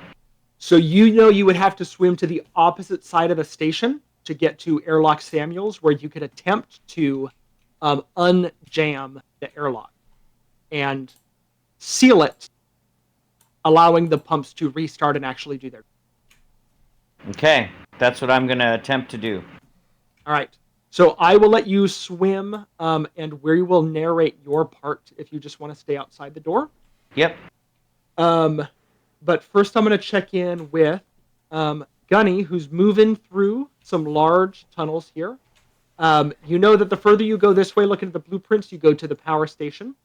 Further down here is the hatch to the crossroads. You guys are entering into the laboratory, Horace and Linus. You guys are entering into the lab pump down this. Further down, all the way down, will be where the data terminal is that you need to get the archive read. Yeah, and that's also where Yunha is?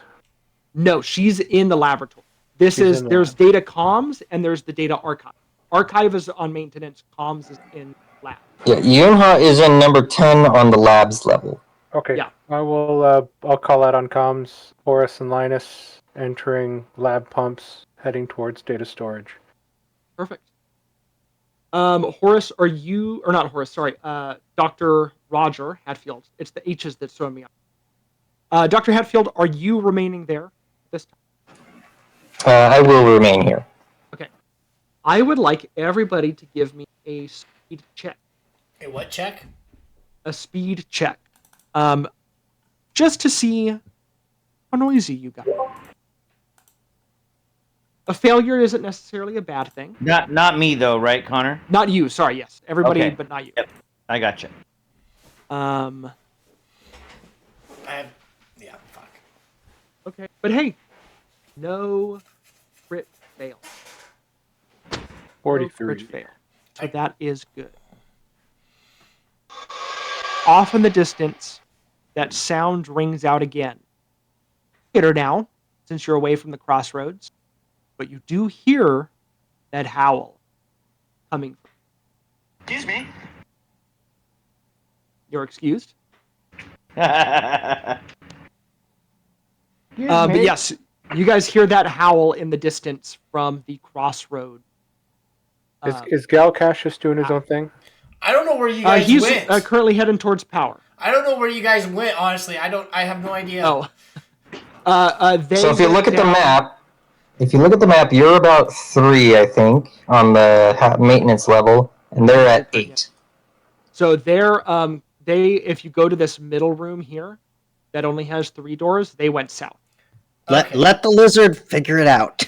But you are near the power generators. You can hear the rumbling of a massive machine behind this door, and you see readouts in these displays of power currently. The system is struggling because of the structural failures that are slowly occurring. Power is low, and that's why the flickering lights are happening. But you hear the machine itself physically struggle. Okay, I don't know any computer tech, so, well, fuck me. You open a door to what this room is warm. This is like tropic jungle. Like for you, this is a great environment. It's also the same for the balloon. It is thriving in here in this generator room. Think of how in Aliens, they would go next. They made their nest next to the main engine generator because of its temperature and the coolant. This is the opposite. It's nice and humid in here. It likes it a lot. This place is covered in bloom. Trees of spores, mushrooms, tendrils coming from the ground. And I believe you failed that sanity save earlier. That feeling has never really left after you exited the elevator and first saw the bloom. That it almost begins to, like a sunflower turning towards the sun, kind of start to slowly shift. We have one person out in the water. I thought about maybe turning off the power, but that would just screw everything. That's an option. Holy cow, why would you turn the power That's off? what I know. What is our marine doing? That would shut the pumps off. That would probably turn the elevator off. All the elevators Instant would be off. implosion. We wouldn't be able to open any doors. Have you ever seen that Mythbusters thing where they put a guy down in the diving suit and they cut his air off and it just crushed him? No, I have not. Yeah, his whole body gets crushed into his helmet. I'll post the thing and just think of that when you decide to turn the power off. I'm not turning the down power here. off. I was trying to think of a way to help mitigate all this. But I'm not smart. I'm a Marine. Galcash is just like, you know what that thing could use? A grenade.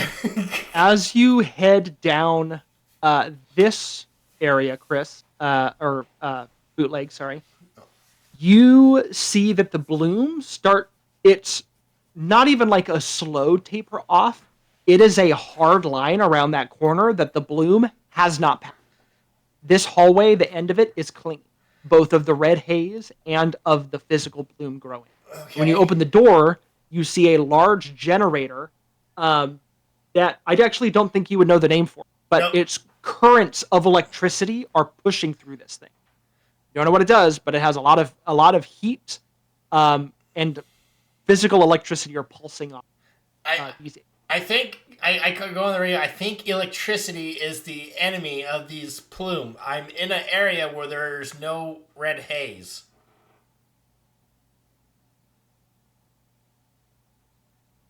Doc, are you still hanging out up there? Yep. Nobody's seemed to call for a doctor yet. Okay. I'm not going to go wander off just yet. Horace, as you guys are moving down, you do pass what you would know on the map is the laboratory lab pumps. maintenance off to one of the sides here. But you guys can continue to make your way to data storage. The doors are open. The water level in this place here is a little bit higher in maintenance, especially as you get to the lab portion. As you can see, water leaking from the pumps as they have been kind of overflown, pushing through the edges of the door. It doesn't look like this place is on the verge of flooding necessarily, like it's not heavy rushes of water, but more just like light stream pushing through cracks on the inside as the pumps are still trying to function but are failing at doing so with an open air. Okay, is it like, are we like walking through ankle deep water? You guys are walking through more like knee deep water at this point.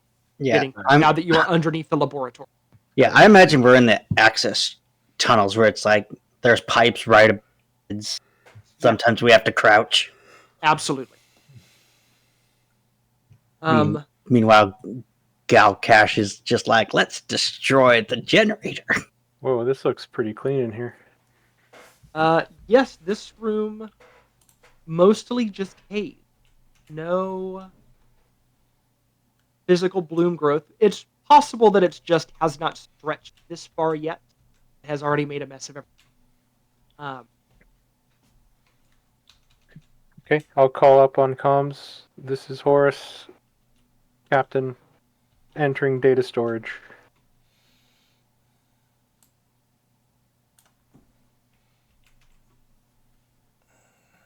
And you are in a computer server room. Nothing observable really in here. Nothing of note besides the computers and the servers. And you guys can take some time to begin to access the computer, look for that data. All right. I hope you brought a USB drive. As you guys, you would have been given something by the store data. Yeah, I pull out the shaving cream bottle. Yes, that's right. We did talk about the shaving cream. I unscrew the bottom, and then I pull out the USB drive that he gave me. I totally forgot that's how we described that. You plug in the USB, and whatever was on here already gets right to work, and you can see that it says accessing. 20-minute download. Oh yeah, you can take the train now too. 20 minutes to data download. You got that much time to clear the labs. You hear that, Sarah? Copy. As that 20 minutes passes, I'm assuming, do you guys all converge onto the archive research? Or are you guys going to keep looking around? Who should play well, I mean, Galcash thinks he's onto something, so yeah, I found something, but I need tech. I need a techie here. I call it for Horace. Well, you know, I just called out the download, so you know I'm doing this right now. I can see you. I can see you straight down the hallway. I've got some tech stuff if you need it. And the download is also automatic. The computer doesn't need you to interact with it. It just needs you to pull the plug when it's done. So just so you know. So do you wanna watch over this, Cap, while I go help the lizard? I can do that. All right, I'm gonna start. And before Horace leaves, Linus will just grab him and he's just like, "Hey, there's always someone watching over us. You'll be okay." And I would like to try and use my theology to maybe give Horace advantage on his next check or save. I love that. Yeah, roll me a theology. That's great. Connor, do you have the Age of Empires sound? I don't. That would be great. That would be great. I want to use strength just because we haven't used strength. Yeah, I like the idea of this is the strength of your belief. My presence reassures. Yeah. Why not? Let's throw it on there. Oh fuck! Horace is just cannot bring himself to believe in your God. Don't worry. You'll go to heaven when we die. He's so like his eyes are so fervid that like it freaks me out. I try and reassure you, and I basically just said, "You're gonna die, but that's okay." Connor, does that mean I have disadvantage on my next No, check? no, you're good. I won't do that. As fun as that would be, Be mean, to have an Connor, android be that does that for mean. me. The android does that for me. I don't have to make Does he make a sanity check or gain a stress? I would actually say maybe gain a stress for that. Oh, that man, feels okay. I'm at 10 now. He becomes more atheist. Somebody's gonna panic. My I intentions were pure, Horace. I look at him and I tilt my head and I go, thank you. And then Linus thinks he's done good. I hand him the shaving cream bottle, like just in case. Bootleg, where did you go? I thought I saw you around here, but you've disappeared. Go south. I'm going to move Sarah over to the main facility. I know you're going to show as up by habitation. I'm going to move you. You are taking a swim. You are taking a swim all the way over here to the opposite side of the facility, using some of the maintenance rungs below the facility to hold on to as you go. And you can arrive at Airlock Samuels, which you see is open, jammed open. And in fact, all of the doors are open. You have a clear line of sight down the hallway. I really do have a clear line of sight all the way to the end. Yes, you do. All the way to the end. But you can enter, and you can start looking at the jam for this airlock. Yes, I would like to see why all the doors are open. It looks like the airlock was opened, and in the mechanical gears that used to like open and shut it, somebody jammed what looks like a crowbar in there, halting them from closing, both on both the exterior and interior portion of the airlock. So somebody had jammed both. God, there must have been a reason why. I'm gonna investigate a little bit more. Yeah. Or now, Dr. Roger, out of curiosity, do you connect everybody to Yunha or just like did you give her the group chat number or did you give her just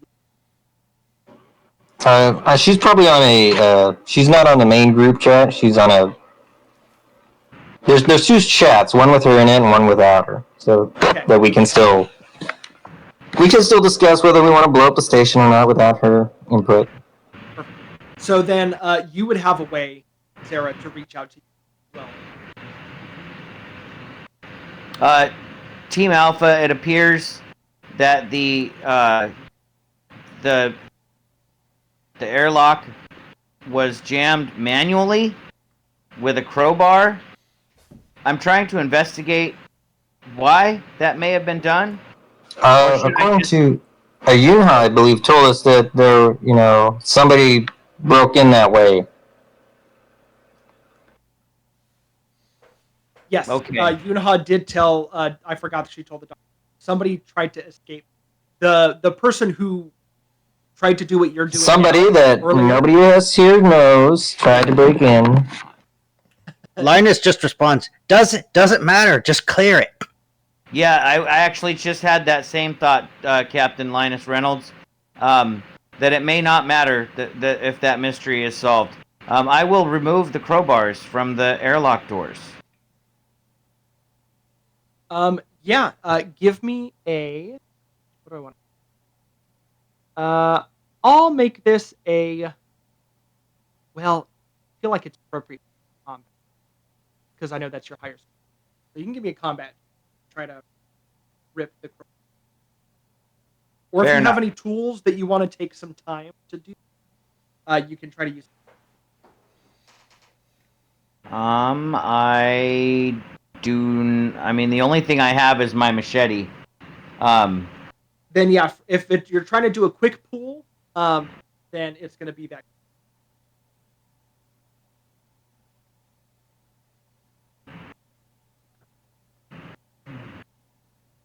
17, very good. You are able to pull the crowbars from both sides of the knock out one first and then the other. And once the gears kind of have a change set, the airlock will shut. And everybody down in maintenance hears the pumps shudder, but then begin to clear as they begin to function normally and are not overflowed with water. It takes them a few minutes to kind of reset, but they do kind of shudder and like purge a little bit of water, and then they are able to start releasing. During that 20-minute process of the data download, it will take about that long for the facility above you to. Meanwhile, bootleg, what did you find? What did you need us for? This. There's no haze. There's no fungus flesh. Dr. Roger, you know that this is an electrolysis chamber, which is used to like separate materials through electrical chemical reactions by introducing electricity as like a heat source. Is it safe to enter the room? It's safe to enter the room. You just shouldn't touch anything.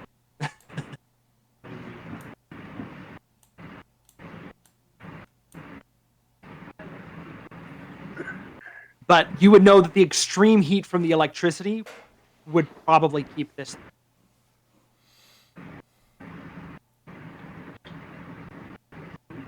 Can we use it as an EMP?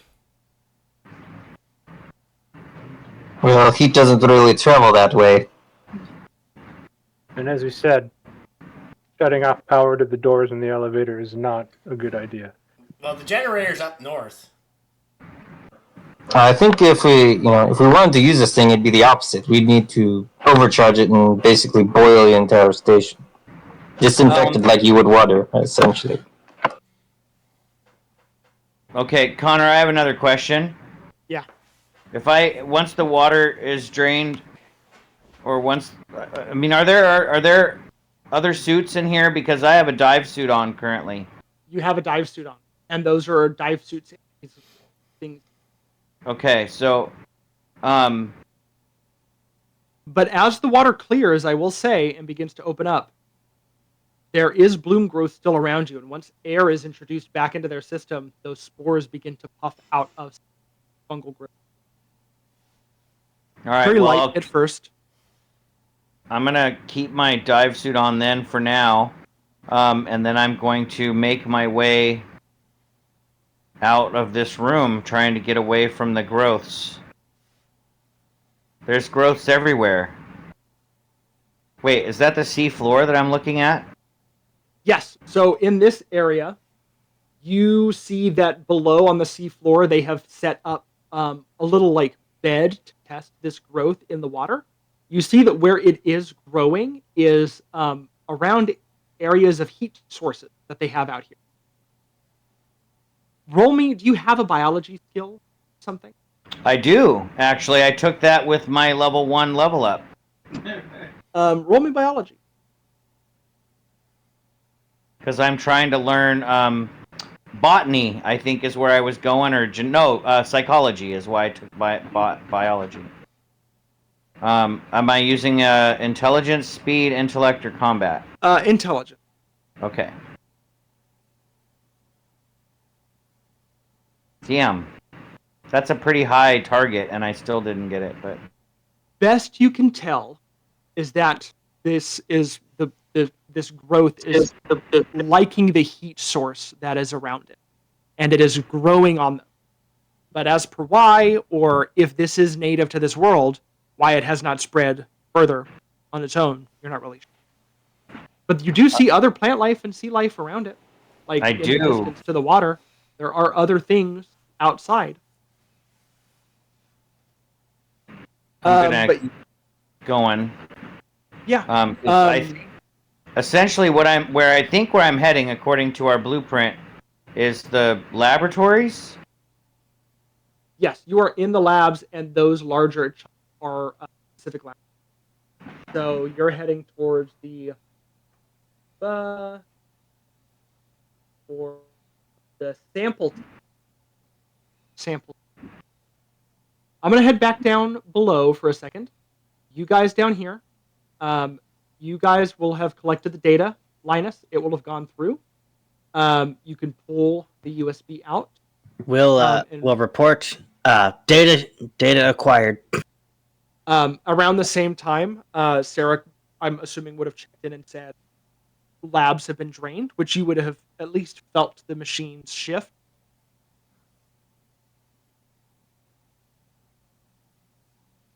As they started. Since we're in this, Since we're in this area of like no contamination zone, I'd like to give Horace a pain medication. It should lower his stress since he seems very, very stressed out right now. Yeah, there is no haze. There is no infection that is observable. Take your safety. 1d10 points of damage, lower stress by 1.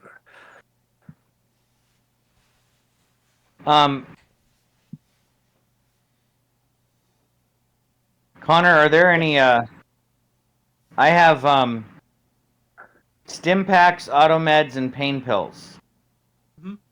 Would any of those be useful in what I'm feeling?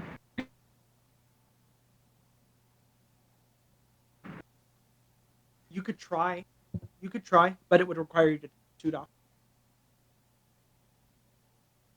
to actually like inject yourself with the stim pack. You have to like be able to. I'm going to take an automed then. The nanotech pills that assist your body in repairing damage. Okay, so you're going to remove your helmet so you can pop a pill? I'm actually... Without saying anything to my team, I think I'm going to remove all my suit and just be in my my crew gear. Okay. How long does that pill last? It doesn't say. Because I have a feeling that I might be sending a report here soon. But we'll get there.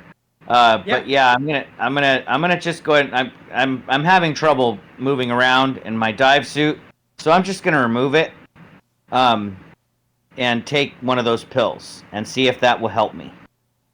First. So I'm asking how long the automed pills last because I gave you one before you left. Oh, did I take that? I gave it to you and you got 10% to your body save when you were exposed. Oh, that's right. And I still failed, even with that 10%.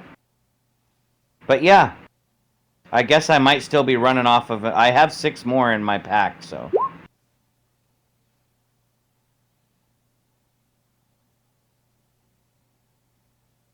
You guys over in maintenance, now that the data's been collected and labs have been cleared, what is your...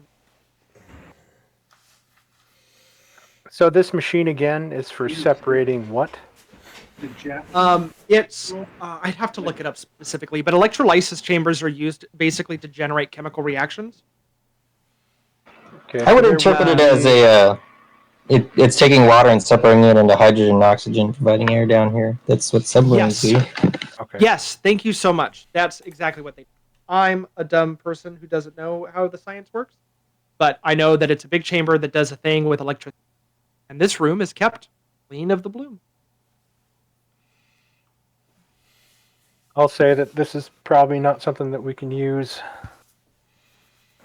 No, this is probably higher than the thermostat will go. Let's join up with the captain, head to the maintenance hatch that goes up to the labs. Okay, are you guys going to head that way? Yep. I'm just going to drag you guys over there. Yeah. So if we want to make it different. Yeah, I reached the maintenance hatch and then remember that something was holding this hatch closed. We fast travel. Phew. closed solely by the fact that the door was because it was flooded. So that's why. Oh, good. I was waiting for like a tree creature. No, not this one. That was crossroads. You were waiting for the Resident Evil boss? Yes. Don't worry, that's to come. Okay. And you guys can begin making your way up. I will copy you guys and move you, but I'm going to give Sarah a take some steps first before you guys get up. No problem. Shit. So I am essentially, I think, trying to find my way back to the crew. I know that this is a maintenance hatch here. Oh, did you take your suit off or no? Because you had those pills. I took my suit off. Okay, so your suit is off. They are not on the maintenance level yet. I'm just moving them for the purposes. They're going to be transitioning.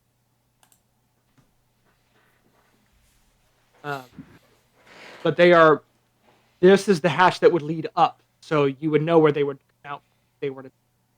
Oh, so they would, Like, if to the they're full heading, ground. if they head to where I am, they would be coming down this hatch. Yeah. Oh well, then I'll radio to them and say I'm directly below you, but be aware that the entire laboratory seems to be infested with the fungal spores.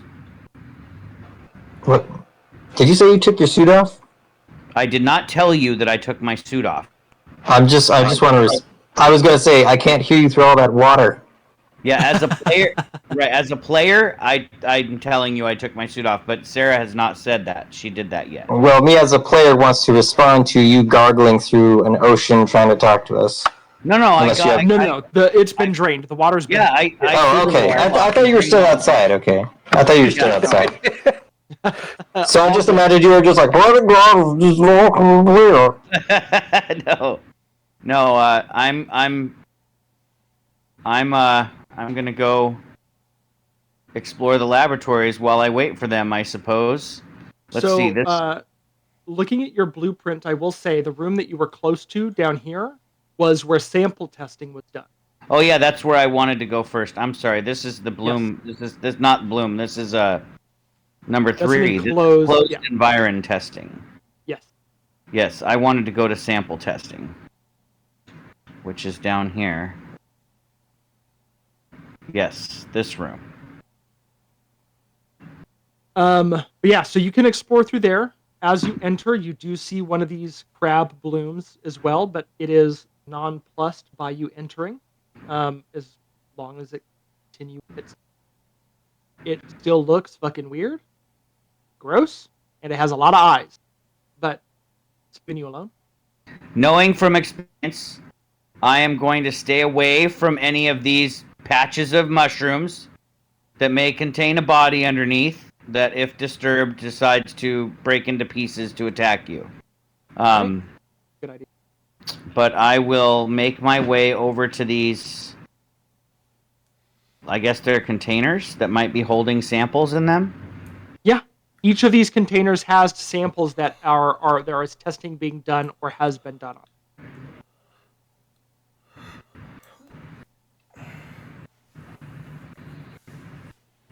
And what do the samples look like? What are they?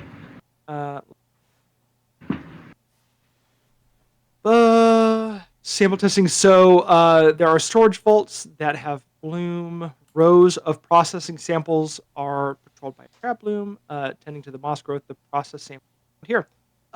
Each of these little things testing basically looks like they were testing like how this thing. They basically did what the doctor did on the ship. They gave it different types of food, meat, plant life, living animals, just to see like how it would grow on. It looks like they may have like adjusted environments in there to see how it would have grown. Some environments you have readouts are more humid, some are more cold, and each one has like a different effect. Colder environments and the extremely hot and dry environment have very little growth, but the more humid, more temperate environment have a lot of growth within those vaults. I am going to record all this data on my field recorder, which I will then encrypt using my code word encryption. Fat penguin. Okay. Yep, Fat Penguin. Thank you for remembering. And I process will samples. You would have to look in some of the cabinets over. Yeah, I'm gonna look at those and record those too. And essentially, what these process samples are, they are almost like seeds. Like they are small pieces of this that can be planted and grown. So, Sarah, you got a sample? Before Linus, actually, can I take a sample without Linus seeing me take a sample? Sure, roll me a speed check. See if Okay. you're quick enough to do it before he walks. Would this be like a contest? I will also have you roll speed to see if you can spot. God. Well, I beat Both you. fail. We both fail, so the situation gets worse somehow. The situation gets worse. Maybe you try, like, you grab a specimen and I walk in and you drop it. Yeah, I like that. I like that too. On the ground. Hey, what you doing? A little spooked. Your shout even draws the attention of the crab. Like, what was that noise? I mean, I'm gonna walking. assume you're soaking wet. Well, you also can see me from that range with your flashlight shining on me. That I'm not in a diving suit or a hazard suit or a vac suit. I'm literally wearing my tank top and pants and my mag boots. I do still have my mag boots on. Nice. It's a fashion statement. Well, he knows you're a machine, so I am an android. But I will go ahead and collect a sample without dropping it now, but not trying to hide it. And I will just kind of kick the broken sample up against the shelf. I just kind of kick it with my foot. So seeing that you have a sample, Linus will call to the rest of the crew. He's just like, all objectives complete. Make your ways to the elevator. Let's get the hell out of here. Yes, I'm going to call out on comms. Quickly. I'm going to call out on comms that I'm at the corridor for data comms. Yeah, Horus approaches data comms. You would also get a message at some point, Roger, as you guys were exploring the lab, saying, "Hey, I'm hearing movement outside. Is the labs clear? Did you guys come?" We have drained the labs. One of my fellow crew members should be heading your way.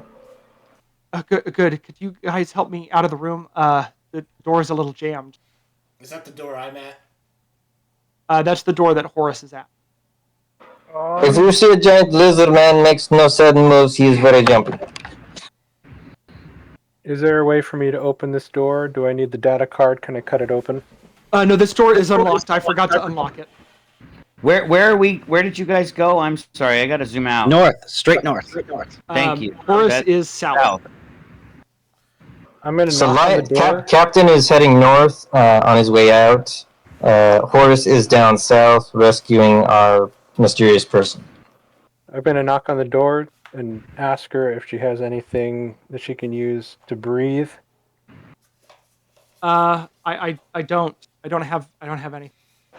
Sarah, why are you soaking wet? You're gonna catch cold. Android, especially on this planet. Into the cold. Oh. This would also be on. Sarah, where's your dive suit? It was hindering my movement, so I removed it since I wasn't needing to swim anymore. We might need that or another suit if we plan on helping this lady out. She said there are suits at every access. There should be a suit over here to the left. I'll go see if I can get one. Yeah. There's a suit where I came from. You can check in here. There's a couple suits in there. easy to grab. Oh, sweet. I did unlock those doors for you guys, by the way. Yep, I didn't know this was the way back. As you guys get near Crossroads, once more that sound echoes Oh, shit. from below. Okay. I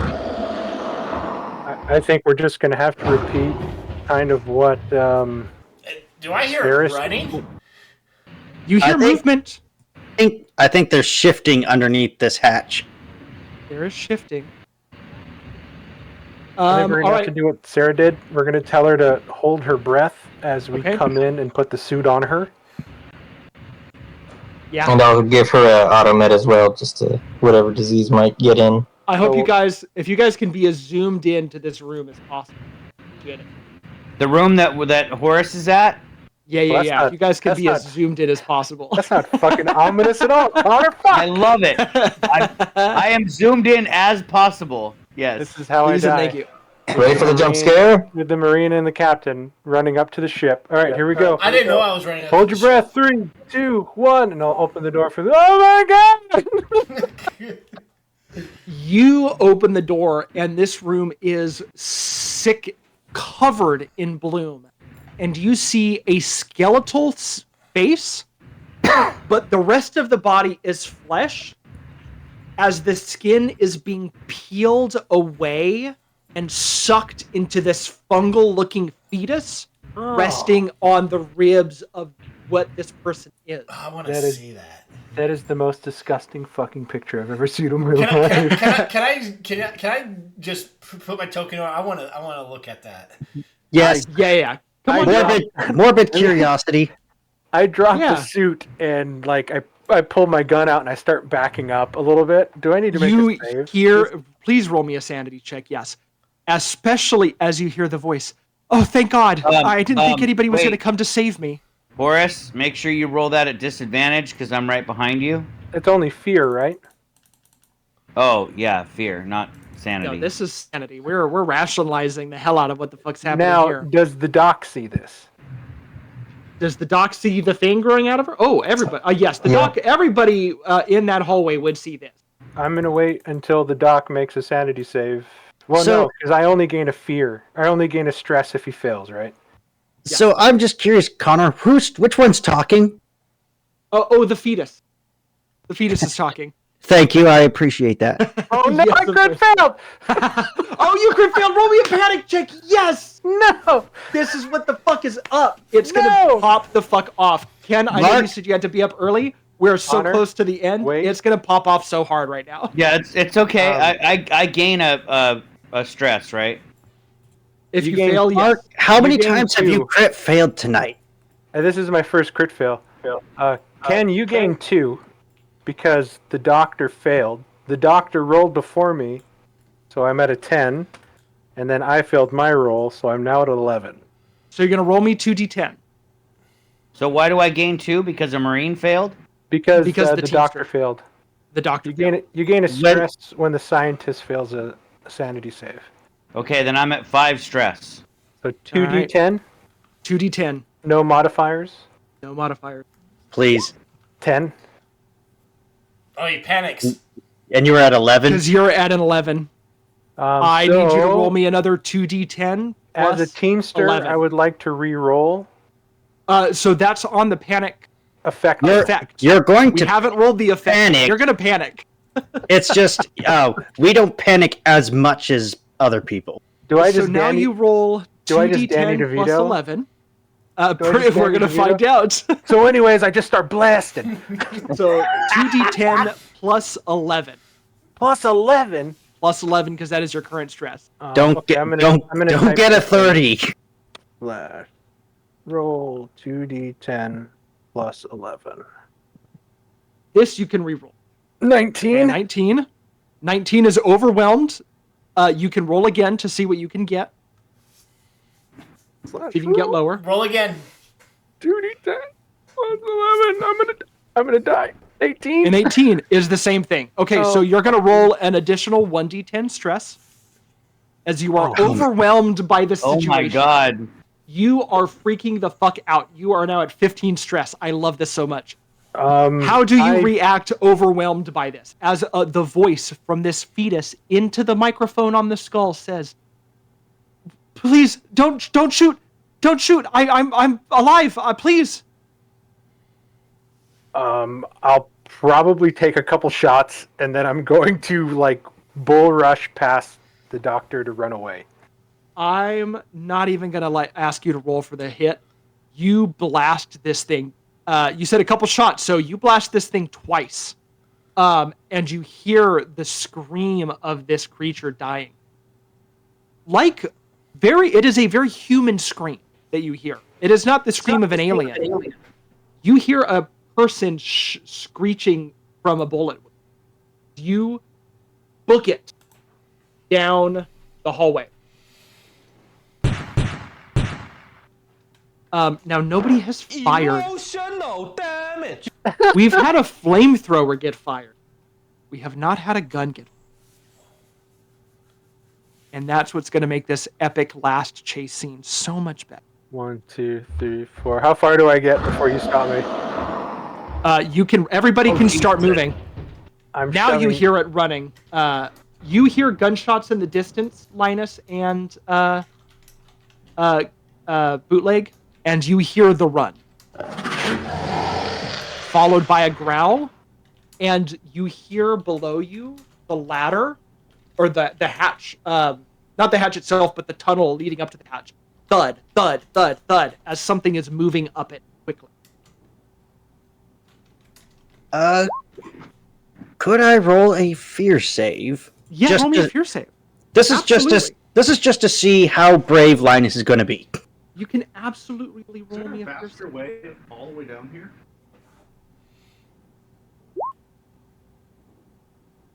Hey, you're doing good. This is the moment. Linus is going to like motion for Bootleg to like stand beside him, and he's like, "Get ready." I don't really Connor, know how much damage do I take slamming into this wall at a full I don't sprint? even know where it is. Ooh, good question.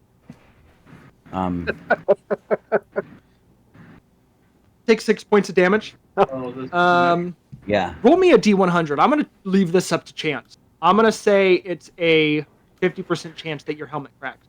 Hold on. Let me click. Or here. 60%. We'll say a 60% chance that because I rolled a 6. -6. So you're going to want to roll a D100, and you're going to want to get below 60. I want to get below 6. Yeah. I have to roll a 6 or below. No, 6D. 6D. Okay, it's like, oh. Yeah. I'm not that mean. Guys, Sarah, are you running in that direction, or are you running north towards the... I was thinking of, I don't know why they're all going that way. Isn't that where the creature's coming from? I was thinking of going out to the ocean. You do know you are blocked by a kilometer of ice way above you.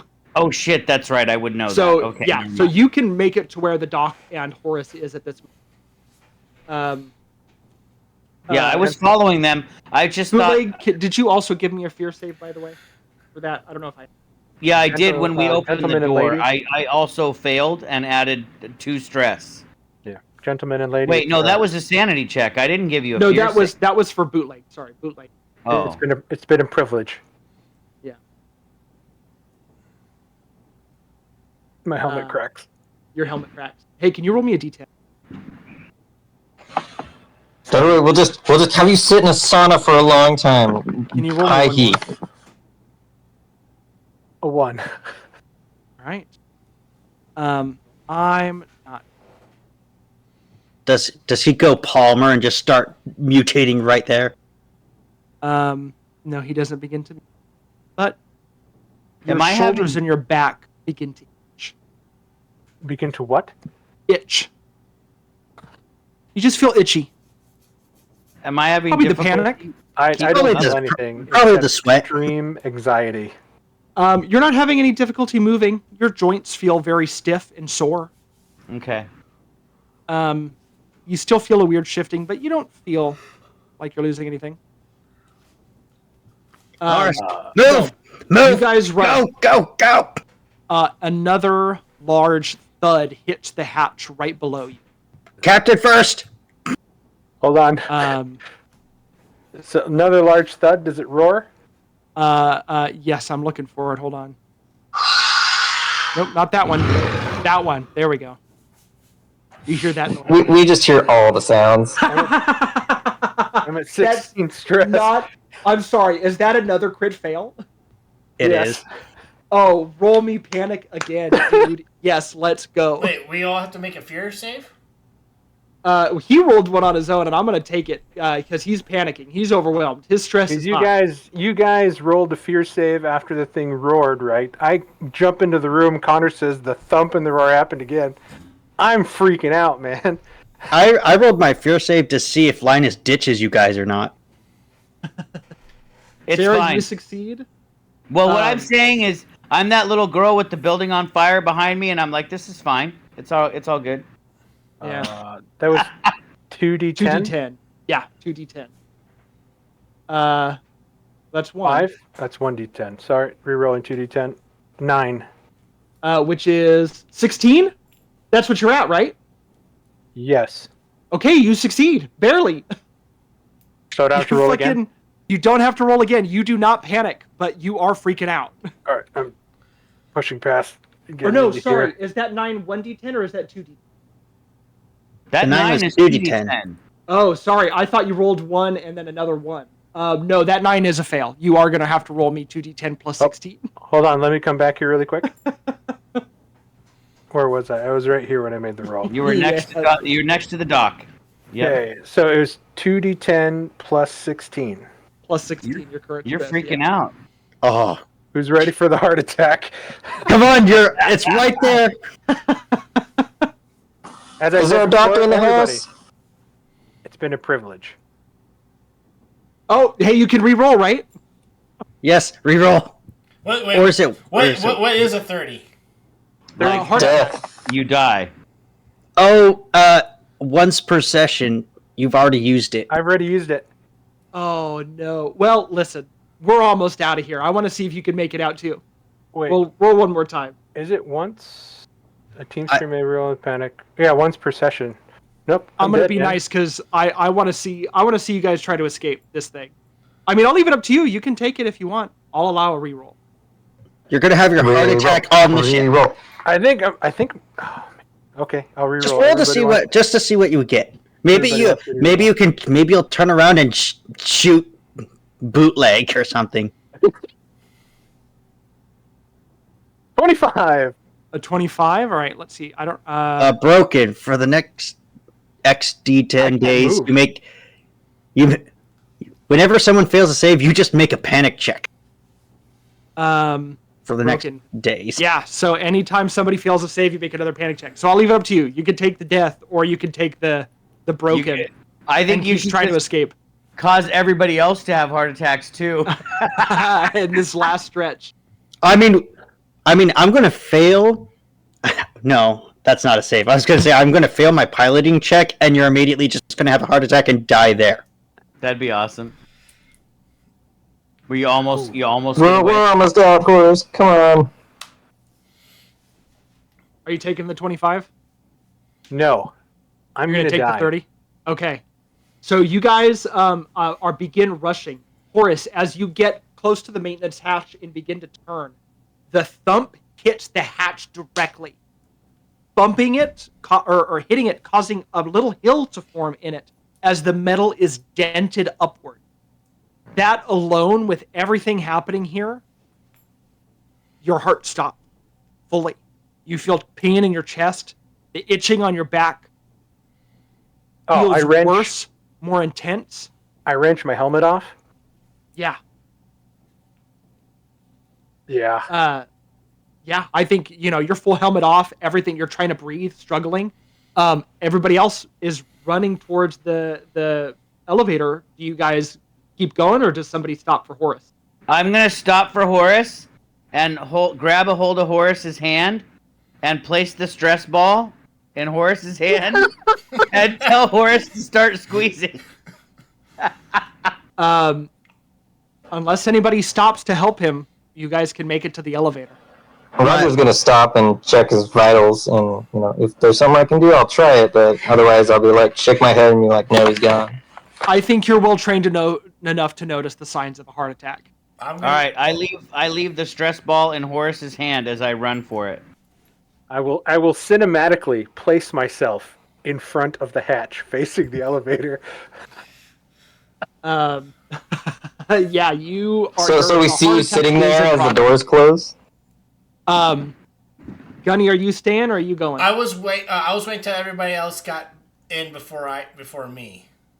Okay, you guys can move your way into the elevator. I want everybody to be able to see this. You know what? Can I grab Horace and drag him? You can, absolutely. Drag the body.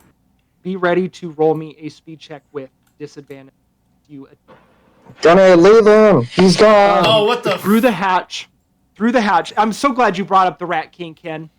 Through the hatch, a large mass of bodies. The pile of bodies that you saw on the cameras has come to life, spore and bloom, like filling in the cracks and the separations of the bodies like cement with bricks. This thing is limbs reaching out in every direction, faces peering through pieces of mushroom.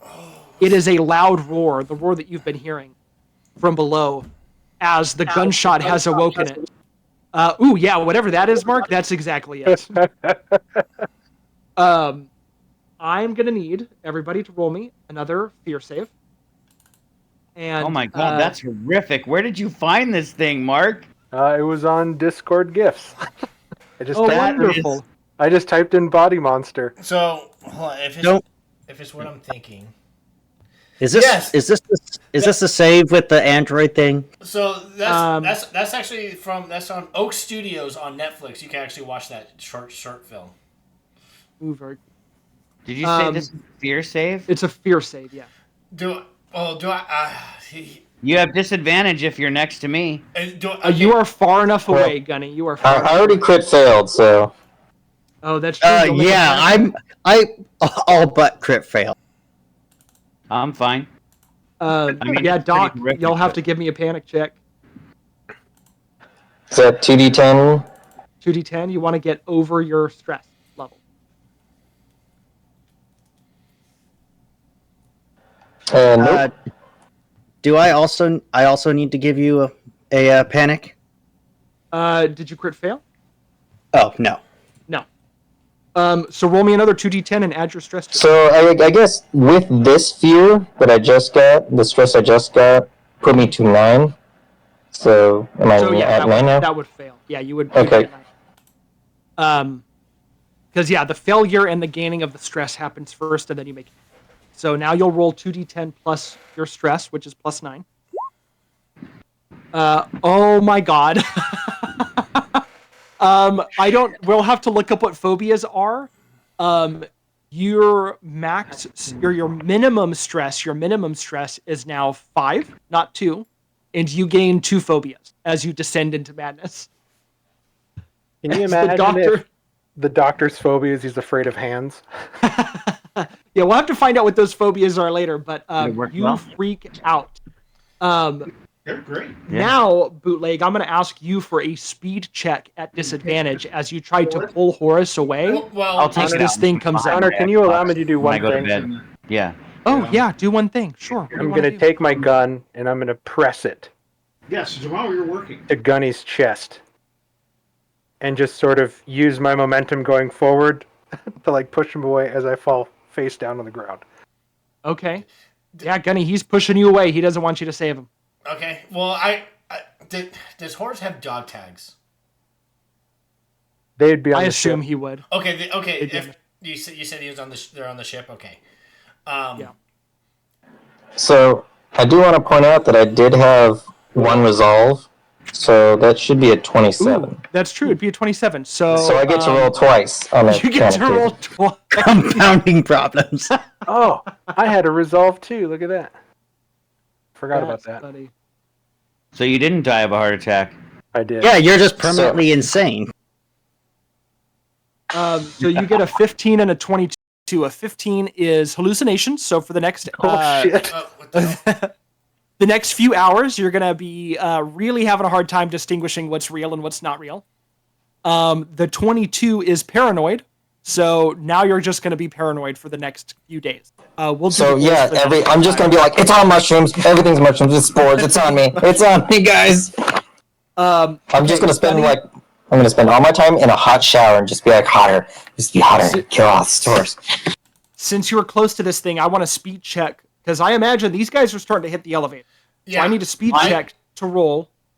Also, is Horace still dead, or is he just permanently insane? In which No, I'm dead. I'm dead. Oh, he's gonna be dead no matter what. He's insane, and he wants to stay here. Yeah. No, I had a heart attack. Well, with the resolve, that would have gone down by 1. So technically, you would be at that 29. But regardless, you're close to this thing. You're gonna die. It's all good. Gunny, I want a speed check for you to escape from this. God damn it, Chris. You fail that roll. So I'm going to ask everybody else. Do you shut the elevator? Hold on. He's got to roll again. He's wearing a vac suit. Oh, shit. Oh, that's true. Disadvantage. 99. No. A 50 is a failure, so I'm going to ask everybody. Do you try to hold the elevator open for... Hatfield is closing. Close the door. Close the door. He's pushing the close button. I was just going to say I pushed the button. I think we all agree that we're pushing the button. I pushed the button. Right. Because Gunny is expendable, as the captain said. Oh, man, that's fucking horrible. That is not canon. He wanted to bring that thing on board. He wanted to bring an infected body onto the ship. He's got to be left behind. Linus rolled a 95. It doesn't get much worse than that. That's true. The doors begin to close. Chris, you can move closer to the elevator. One more speed check. Do I see them? So is the door completely closed, or can I go? It's not closed yet. You have a chance. You can move closer, but I want one more speed check as this thing is going to try to grab you. It's going to start chasing. Okay. As the doors are closing, Linus goes, "Wait 5 minutes before you pop the grenades." Well, so so my idea was I was gonna pop grenades while I'm running.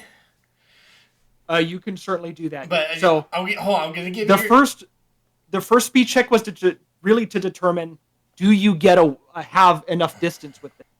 This next one's gonna see, okay, can you get there before the door shut?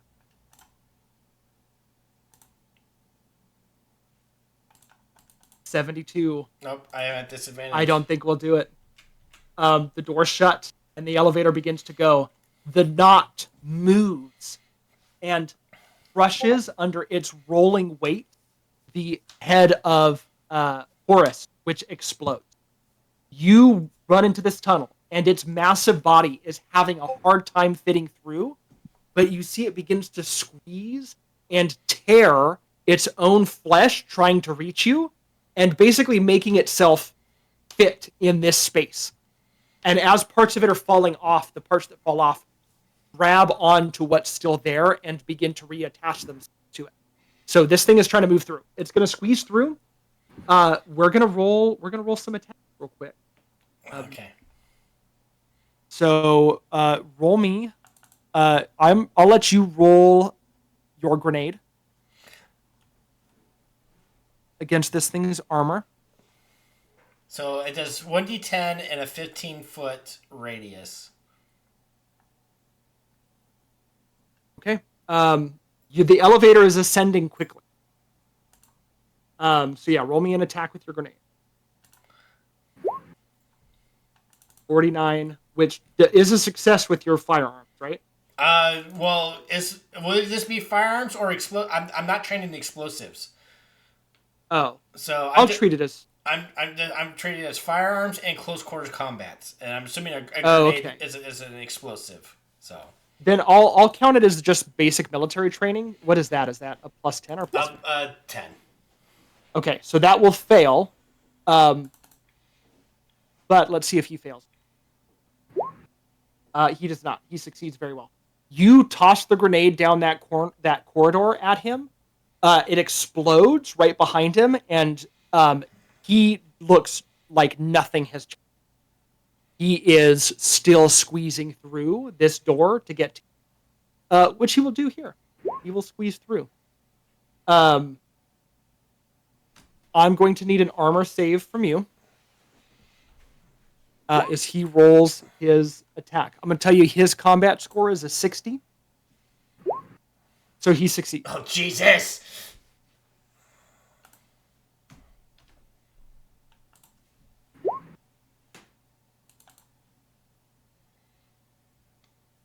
So that armor is a fail, so he will hit you. And, I rolled pretty bad. You're going to take 18 damage. Son of a bitch.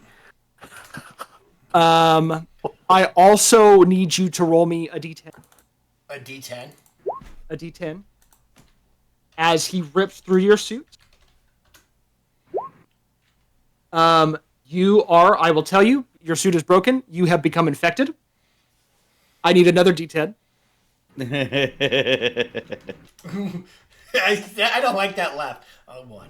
And you begin, as he scratches through your suit and cuts through parts of your armor, and you breathe this in, your lungs start to what? Start to burn. It's your turn. You want another attack? Yeah, so I'm gonna... He's close combat, so I'm gonna... I can actually hold my SMG in one hand, and my Vivecheti in the other. But Yeah. I'm gonna shoot with my SMG fully auto. So what does that mean? You just shoot, and it counts as one use of however many full auto bullets. I don't think it changes.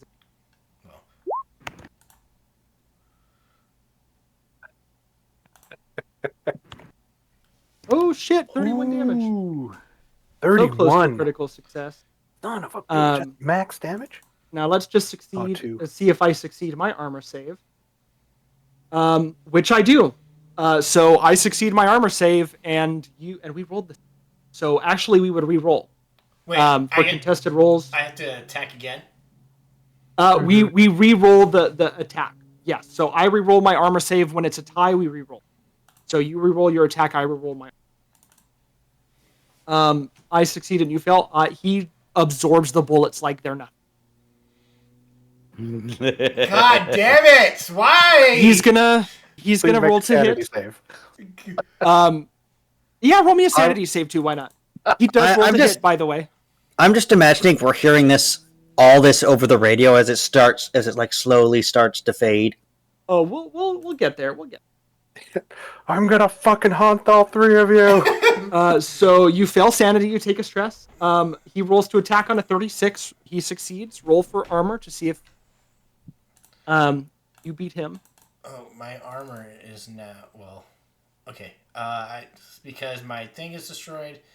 Armor dress deal a plus 10% instead of a plus 7. Awesome. Mm-hmm. So 10. God damn it! I know. That is a fail. You're going to take another 3d10 damage. 13. How much health you got? I have 40. 40? Okay, you last time you said I have 2 actions. I was only able to use Oh, you one. only got 1. That's true. I should have given you 2 on that one. So I'm going to shoot him again. Yeah, shoot him again. And then I'll give you 2 on your turn. A 1. He'll make an armor save. But I rolled. Hey, he failed. So you deal damage. I deal 15 points of damage. What is his wound threshold? Well, his wound threshold is 30, so you haven't dealt enough damage to him yet. Son of a bitch! To do a wound. See, I would have with the last one. Well, you got halfway to a wound, so if you hit him again, you get a wound. Okay. So, roll to attack. You get 2 attacks. It's your turn again, so you'll get your 2 turns. Attacks. How much? Drop your tail, bootleg. Yeah, I'm curious. The elevator's going up. I will reiterate that this is an open top elevator, there is a large, basically there are large shaft cables and scaffolds holding this elevator in place. I don't know if you want to start climbing. Okay. Yeah, I'll. Is there enough gaps in the elevator that we could shoot down there? Just shoot at it. I wasn't sure about that, so yeah, I will grab onto the cable and I will grab onto the cable, and carry up as I'm shooting. Oh man, that's so fucking Die Hard. I love it. Yeah, absolutely. He's fucking infected. Shoot him off the cable. You don't know I'm infected. Oh, I do. Your suit's cracked. You're infected. That's how Forrest died. As soon as his suit cracked, he died. Chris, I don't know if you know this, but Sarah has orchestrated all of this. She absolutely grab onto something and ascend the elevator and take a shot for sure. Okay, I assume that would use both my actions to grab onto something. One to grab, one to. Yeah. Okay. Amazing. Ooh, that's a success. Love that. And he fails. So with that damage, his wound will go down by 1 as you've done enough to remove 1 wound.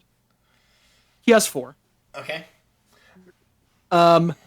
You begin to ascend. You guys hear the sounds of an explosion, followed by a bunch of bullets, followed by a scream and a cracking noise, followed by more bullets, and you feel a tug on the bottom of the elevator, and then it keeps ascending, and it goes quiet for a minute. Gunny, you see this thing squeeze its way through fully. Yeah. It starts to climb the shaft below you and is making its way up very, very quickly. So hunting after you. When the elevator gets to the top, can I shoot the cable of the elevator and have it drop down onto Gunny and the creature, sending them crashing down below? Well, let's see. Yeah. This elevator is going to take. This is going to be the longest 15 minutes of our lives. I know. Well, okay. I actually, it's climbing up, right? Can I, as an action, stow away my SMG, pull out another grenade, pull the pin with my teeth, and drop it on top of him? Sure. Yeah, that's not going to be bad for the elevator shaft. Go right ahead. Go right ahead. How deep is this? A kilometer? This one is not too deep because it's the one between Choi Labs and yeah, I'm entrance. The surface access. I'm pulling another grenade. I have 5 left. I'm dropping directly on top of it. Or so I'm going to keep you around so you can watch this too, so you know. Right, drop a grenade on him. You know, I'm sorry, Horace, but I want to see that movie where elevator music is playing in the background during an intense action scene. He failed, so he's going to take 10 damage, which is not enough to get to his next wound state, but you did some damage. You also did a structural point of damage. Oh, I should also mention, that's the second grenade, right? Yes. That is 2 points of structural damage that have been done to the facility overall. You begin to hear the facility, especially around this elevator shaft, lurch and buckle, and a howl of metal run through the place. And Linus goes, I told him! The sound of water. Linus goes, I told him to wait 5 minutes! So I have him, I'm going to put him in the corner. He's underneath. Gunny's underneath. You guys get to the top of the elevator. Now, Gunny, the elevator does seal a little bit. So I'm not sure. You can give me, since you're out of your vac suit now with it being destroyed, give me a speed check to try to flip your way onto, or a strength check if you're climbing your way around. I'm going to use strength because strength is my highest stat. Yeah, climb your way around to see if you can get up the elevator before it shut. Normal. I have a 42, please. Yes! Hey, that's a crit success. You did it. Yes! You climb around as this thing is trying to race up to get you, fling yourself and roll onto the elevator floor as it comes to a halt. You guys better start running quickly. Yeah, All right. Running for the big elevator. Did you decide to leave Horace behind? Yeah, I left him behind. Horace pushed him away. That's what I thought. Can we leave now? Yeah, you guys. If the moment you stand around and have this conversation, the entire elevator shaft below you lurches as this thing hits the metal right below you. Linus, you are going the wrong way. I'm telling you that just because I think you would know. You've looked over the blueprints. It screwed me over once before. As it hits the bottom, can Linus put a shot in the floor with his shotgun? Yeah, put a shot in. We're also going to start playing sirens as things are breaking. I'm just like, go, go, go, go, go. Structural integrity, 45%. Yeah, a 24 is a success. Can I push the elevator button right before Gunnery Sergeant gets in here? Yeah. So I put a hole in this thing. It screams, and I'm just like, I'm a brave captain. He crits successes on his armor check. So you put a bullet through the floor. It doesn't screech in pain as much as it does in anger. I pull out another grenade and chuck it into the elevator as I'm running away. Yeah, roll me another one. Why not? Okay, yeah, why not have the whole base just crumble while we're Yeah. No, this is great. This is fantastic. So perfect for me. I'm gonna put a bullet in this lizard's head when he gets in the elevator. You probably don't even care if it hits and deals damage. No, the whole point is I'm trying to drop the elevator onto it. Oh, yeah. Yeah, the elevator explodes and begins to fall as further structural damage is done to the facility. You hear water begin to pour into the elevator shaft behind you. You've left behind. And you managed really to blow a hole in it to make it easier for him to climb up. So thank you for that. And he is going to begin to squeeze his way through the hole very slowly. Close the door. And as he goes. Yeah, I start shoot. Yeah. Anyways. And the elevator begins to go up. 3. I will remind you that this is a 15-minute elevator ride. And during these 15 minutes, it is alarms. You are hearing a virtual intelligence voice over the loudspeakers. As Mark said, structural integrity is failing, habitation flooding, laboratory flooding, maintenance destroyed, elevator shaft to surface access destroyed, elevator shaft to Japlin's Ache crumbling. And the last couple of minutes, you just begin to hear boom, boom, boom, as parts of the shaft at the very bottom, far below you, begin to close from pressure of the water around it as the structure fails. Somewhere in the middle of this ride, Hatfield's just gonna be like, "You're in an emergency. You're not supposed to take the elevator. You're supposed to take the stairs." Yeah. Critical failure in power generation room. Implosion imminent. Pretty much. And you guys make it to Japlin's Ache. Into the elevator there. The sounds of this place exploding below you. Do you guys keep running? Yeah. Oh yeah, non-stop. Yes. Don't stop. Don't stop. You do. We've got the sample and we've got the data. Before we go, Linus is going to push the button to send the elevator back down. Oh, nice. That's very fun. Nice. Sarah, are you staying there? No, I'm running to the ship. Okay. Linus is going to pull out his rigging gun and he's just going to fire it and then he's going to pull himself along the ice. There you go. Yeah, ice skating. I'm glad you sent the elevator down because it makes it easier for him to climb around it to get up to the top of the this thing. I'm gonna have him roll a check to see if he can make it to the top of the shaft with a jump. He fails. You hear the screeching of this monster as he tries to get up the elevator, and the shaft implodes behind him, and just a crunch of bones, flesh, and meat as you guys are running away splurts out from the top of the elevator. And you 4 survivors run to the ship. As we're running by, because I'm sick and tired of this place, I'm gonna chuck a grenade in each of these biofuels.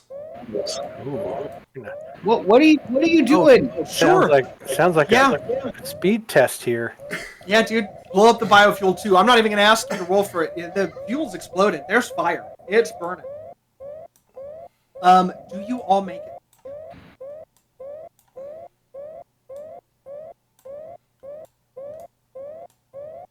I'm assuming you all make it to the ship? Yeah. Yeah. Nobody tries to initiate takeoff without anybody else? No, I'll wait till everybody's on board. You guys can't leave without me. Although it's gonna be hard to leave without Horace because he knows how the fucking ship works. Well, I think Linus has enough to Linus maintain. knows. For the it's gonna be tough to leave in general. You guys get aboard the ship. Go ahead. For the horror movie, scene, doctor's gonna pull out his trank gun and he's gonna be like, "You two are infected, bootlegging. Sarah, you're infected. You can't be left on the ship. You can't leave the Who's planet." infected? I'm not infected. That You one don't have might a suit be on. infected. You don't have a suit on. You were infected. I'm also synthetic. I'm fine. Linus pulls out, aims his shotgun. He's just like, "What? They're infected, Doc?" They're infected by the spores. It's on our clothes. We gotta burn the clothes, burn the bodies. He's paranoid and all that stuff. Right now. I have no problem taking off my clothes and letting you burn them. Gunny? Wait, are we? Are you guys on like a Mexican standoff right now? That's what I'm trying to figure out. What the hell's going on? Are we still? I think it's like Linus, and Roger says they're infected. They can't leave. The Horace's suit broke and he died almost immediately. Your suit broke, so Gunny, you're probably infected. They're holding a gun at us, telling us we can't get on the ship. Linus are still we still have sealed hazmat suits. We are fine. It's you two who are infected. I will take off my clothes. What? Doc, can you give me a pathology check, please? You can. I'll let you roll with advantage. And throw them in the snow. Horace, the monster exploded in the elevator shaft. They managed to. He failed his check to get out of the shaft. That's right. Yeah. Ooh, a 2 is very, very good. You around the spore, you saw the different phases, late phases of the infection. You didn't really see the early phases, except for on Delane Station. On that one dead body where you could begin to see a colony of fungus begin to spread on. Without her suit on, at this point, with all the stress and all the panting and the running, Sarah looks odd. She's missing nails where there should be. A tooth where she's never been hit in the face.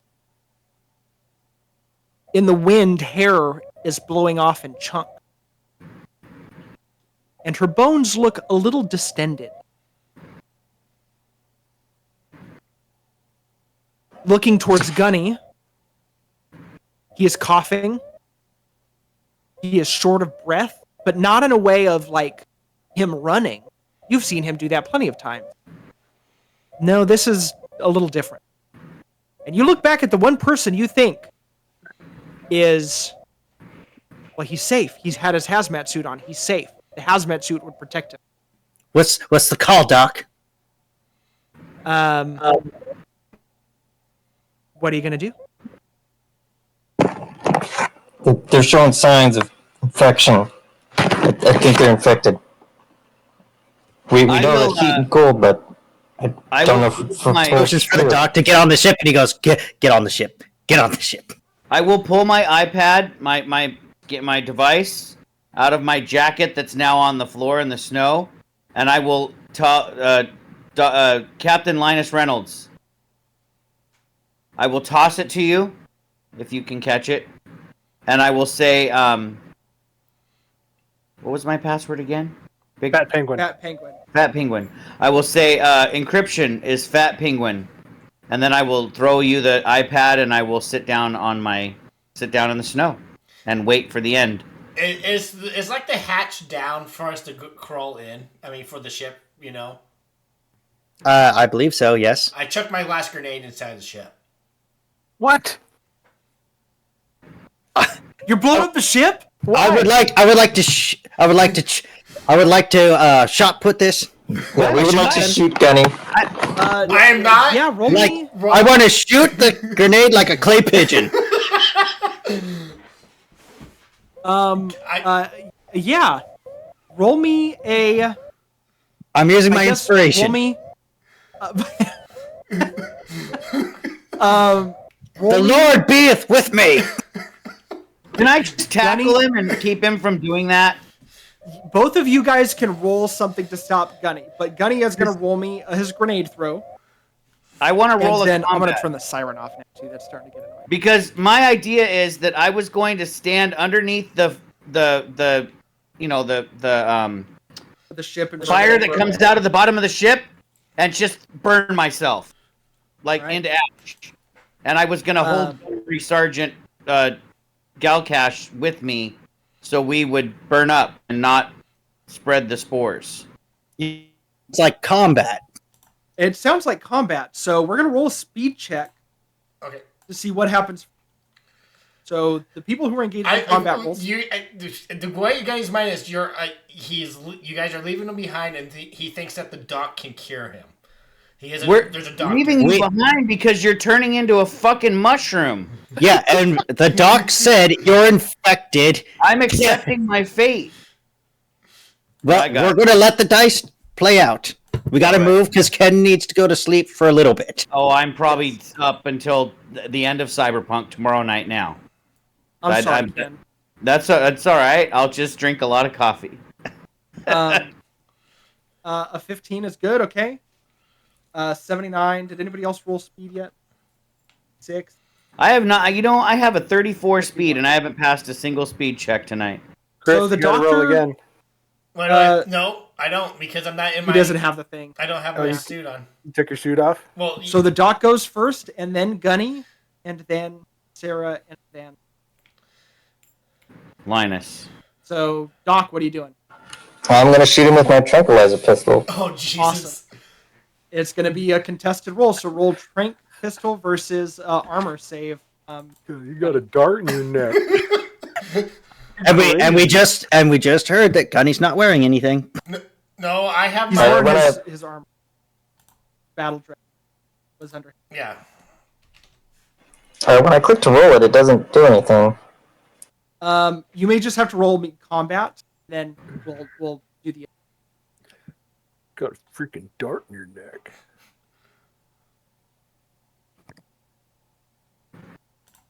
So that's a fail from both of you. The situation somehow gets worse. I think in this moment, Gunny, I'm going to have you roll a panic check. As all of this is going and people are turning on you, I'm going to see if you panic. What do I do for and panic? Doc, 2d10. That's right. And you want to beat. Your. I succeed. Okay, perfect. You do not go into full panic yet. You have another. Or no, sorry. Gunny and Doc also give me a, because that was. But I did want Gunny to roll it as well. You also give. Give you what? It keeps cutting out. Oh, a panic. 2d10. Yeah. Sorry, I don't know why my mic's cutting out all. Is that below or above your panic? Your stress? That is my stress. Then you succeed. So you also do not panic. But Doc, you do have a second attack. Shoot him again with another bullet here. Or a second action, I should say. It doesn't have to be. Well, I think I'm standing on the ship right now, so I'm just going to keep shooting him. Okay. Yeah, roll me your train combat, and then Gunny, give me another armor save.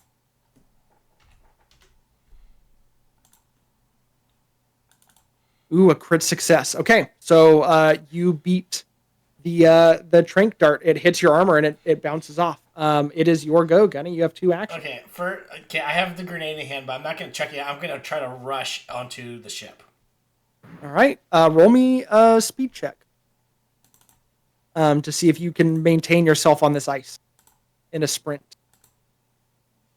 That is a fail. You start slipping on the ice, having a hard time maintaining your balance. You can move closer, but I don't know if you don't make it to the ramp just yet.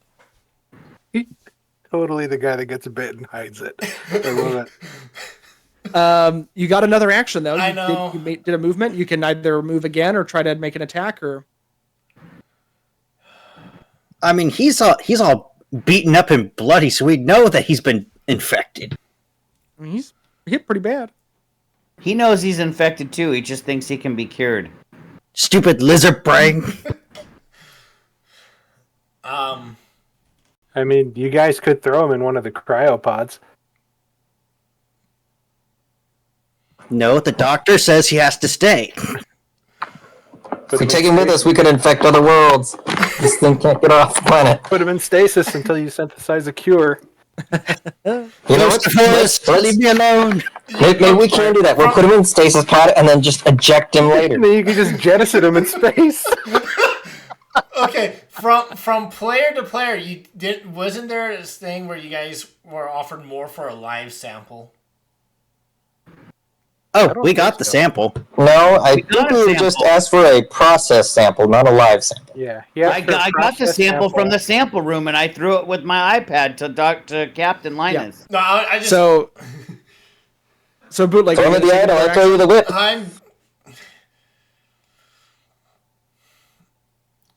I'll fucking admit defeat.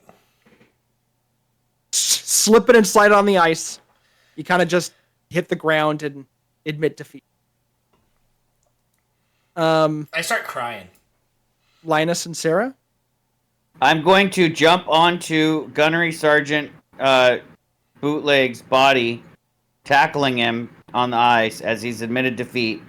I'm going to pull one of the grenades off of his belt and pull the pin and just open it in my hand. It's just there's only one left, so it was already in my hand. So you just grab it in my hand. I pull the pin and we release it, and I call back over to the Doc and Linus and say, "Take off."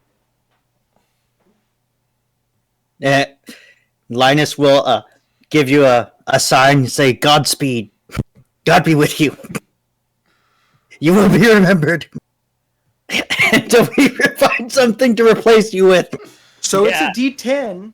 It's a D10. Actually, it's a D10 within a 15-foot meter. Everything within a 15-foot meter takes a D10.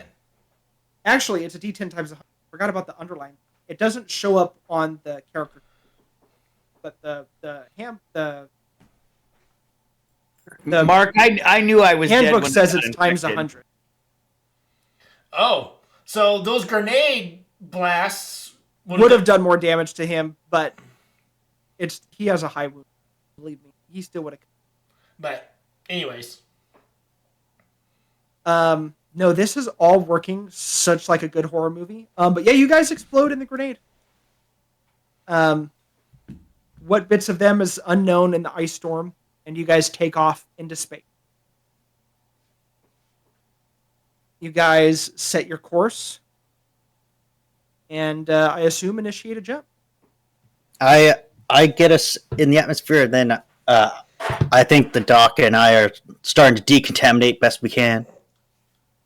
So you take off your hazmat suit? Well, he sprays me, I spray him. Whatever we have. You guys get out of atmosphere. You are in. You are. It is quiet. Hey, Linus, you have hair, yeah? Yeah, I got hair. Right. Maybe not on my head, but on my chin. Oh. Okay. I'll let you say how maybe this one is showing it. The next stage of your infection is difficulty in focusing, buzzing, itch all over the... Why is this infected? Your hazmat suit was on. Doc was not able to get a good look at you, but once you guys are in space and decontaminate, I think your scalp is starting to look a little off. Starting to get a little rashy, little bubbly, Get a little bit of a rash. spory. Yeah. A little bit. No, Jesus Christ. Doc's gonna reach for his scalpel. I was gonna do the right thing. And I think we kind of go fade to black with the history of... It's just like, what's the matter? Like, what's the matter, Doc? As he, like, slowly reaches for the shotgun. Yeah, I think we'll fade to black with the mystery of who survives in space with that ship.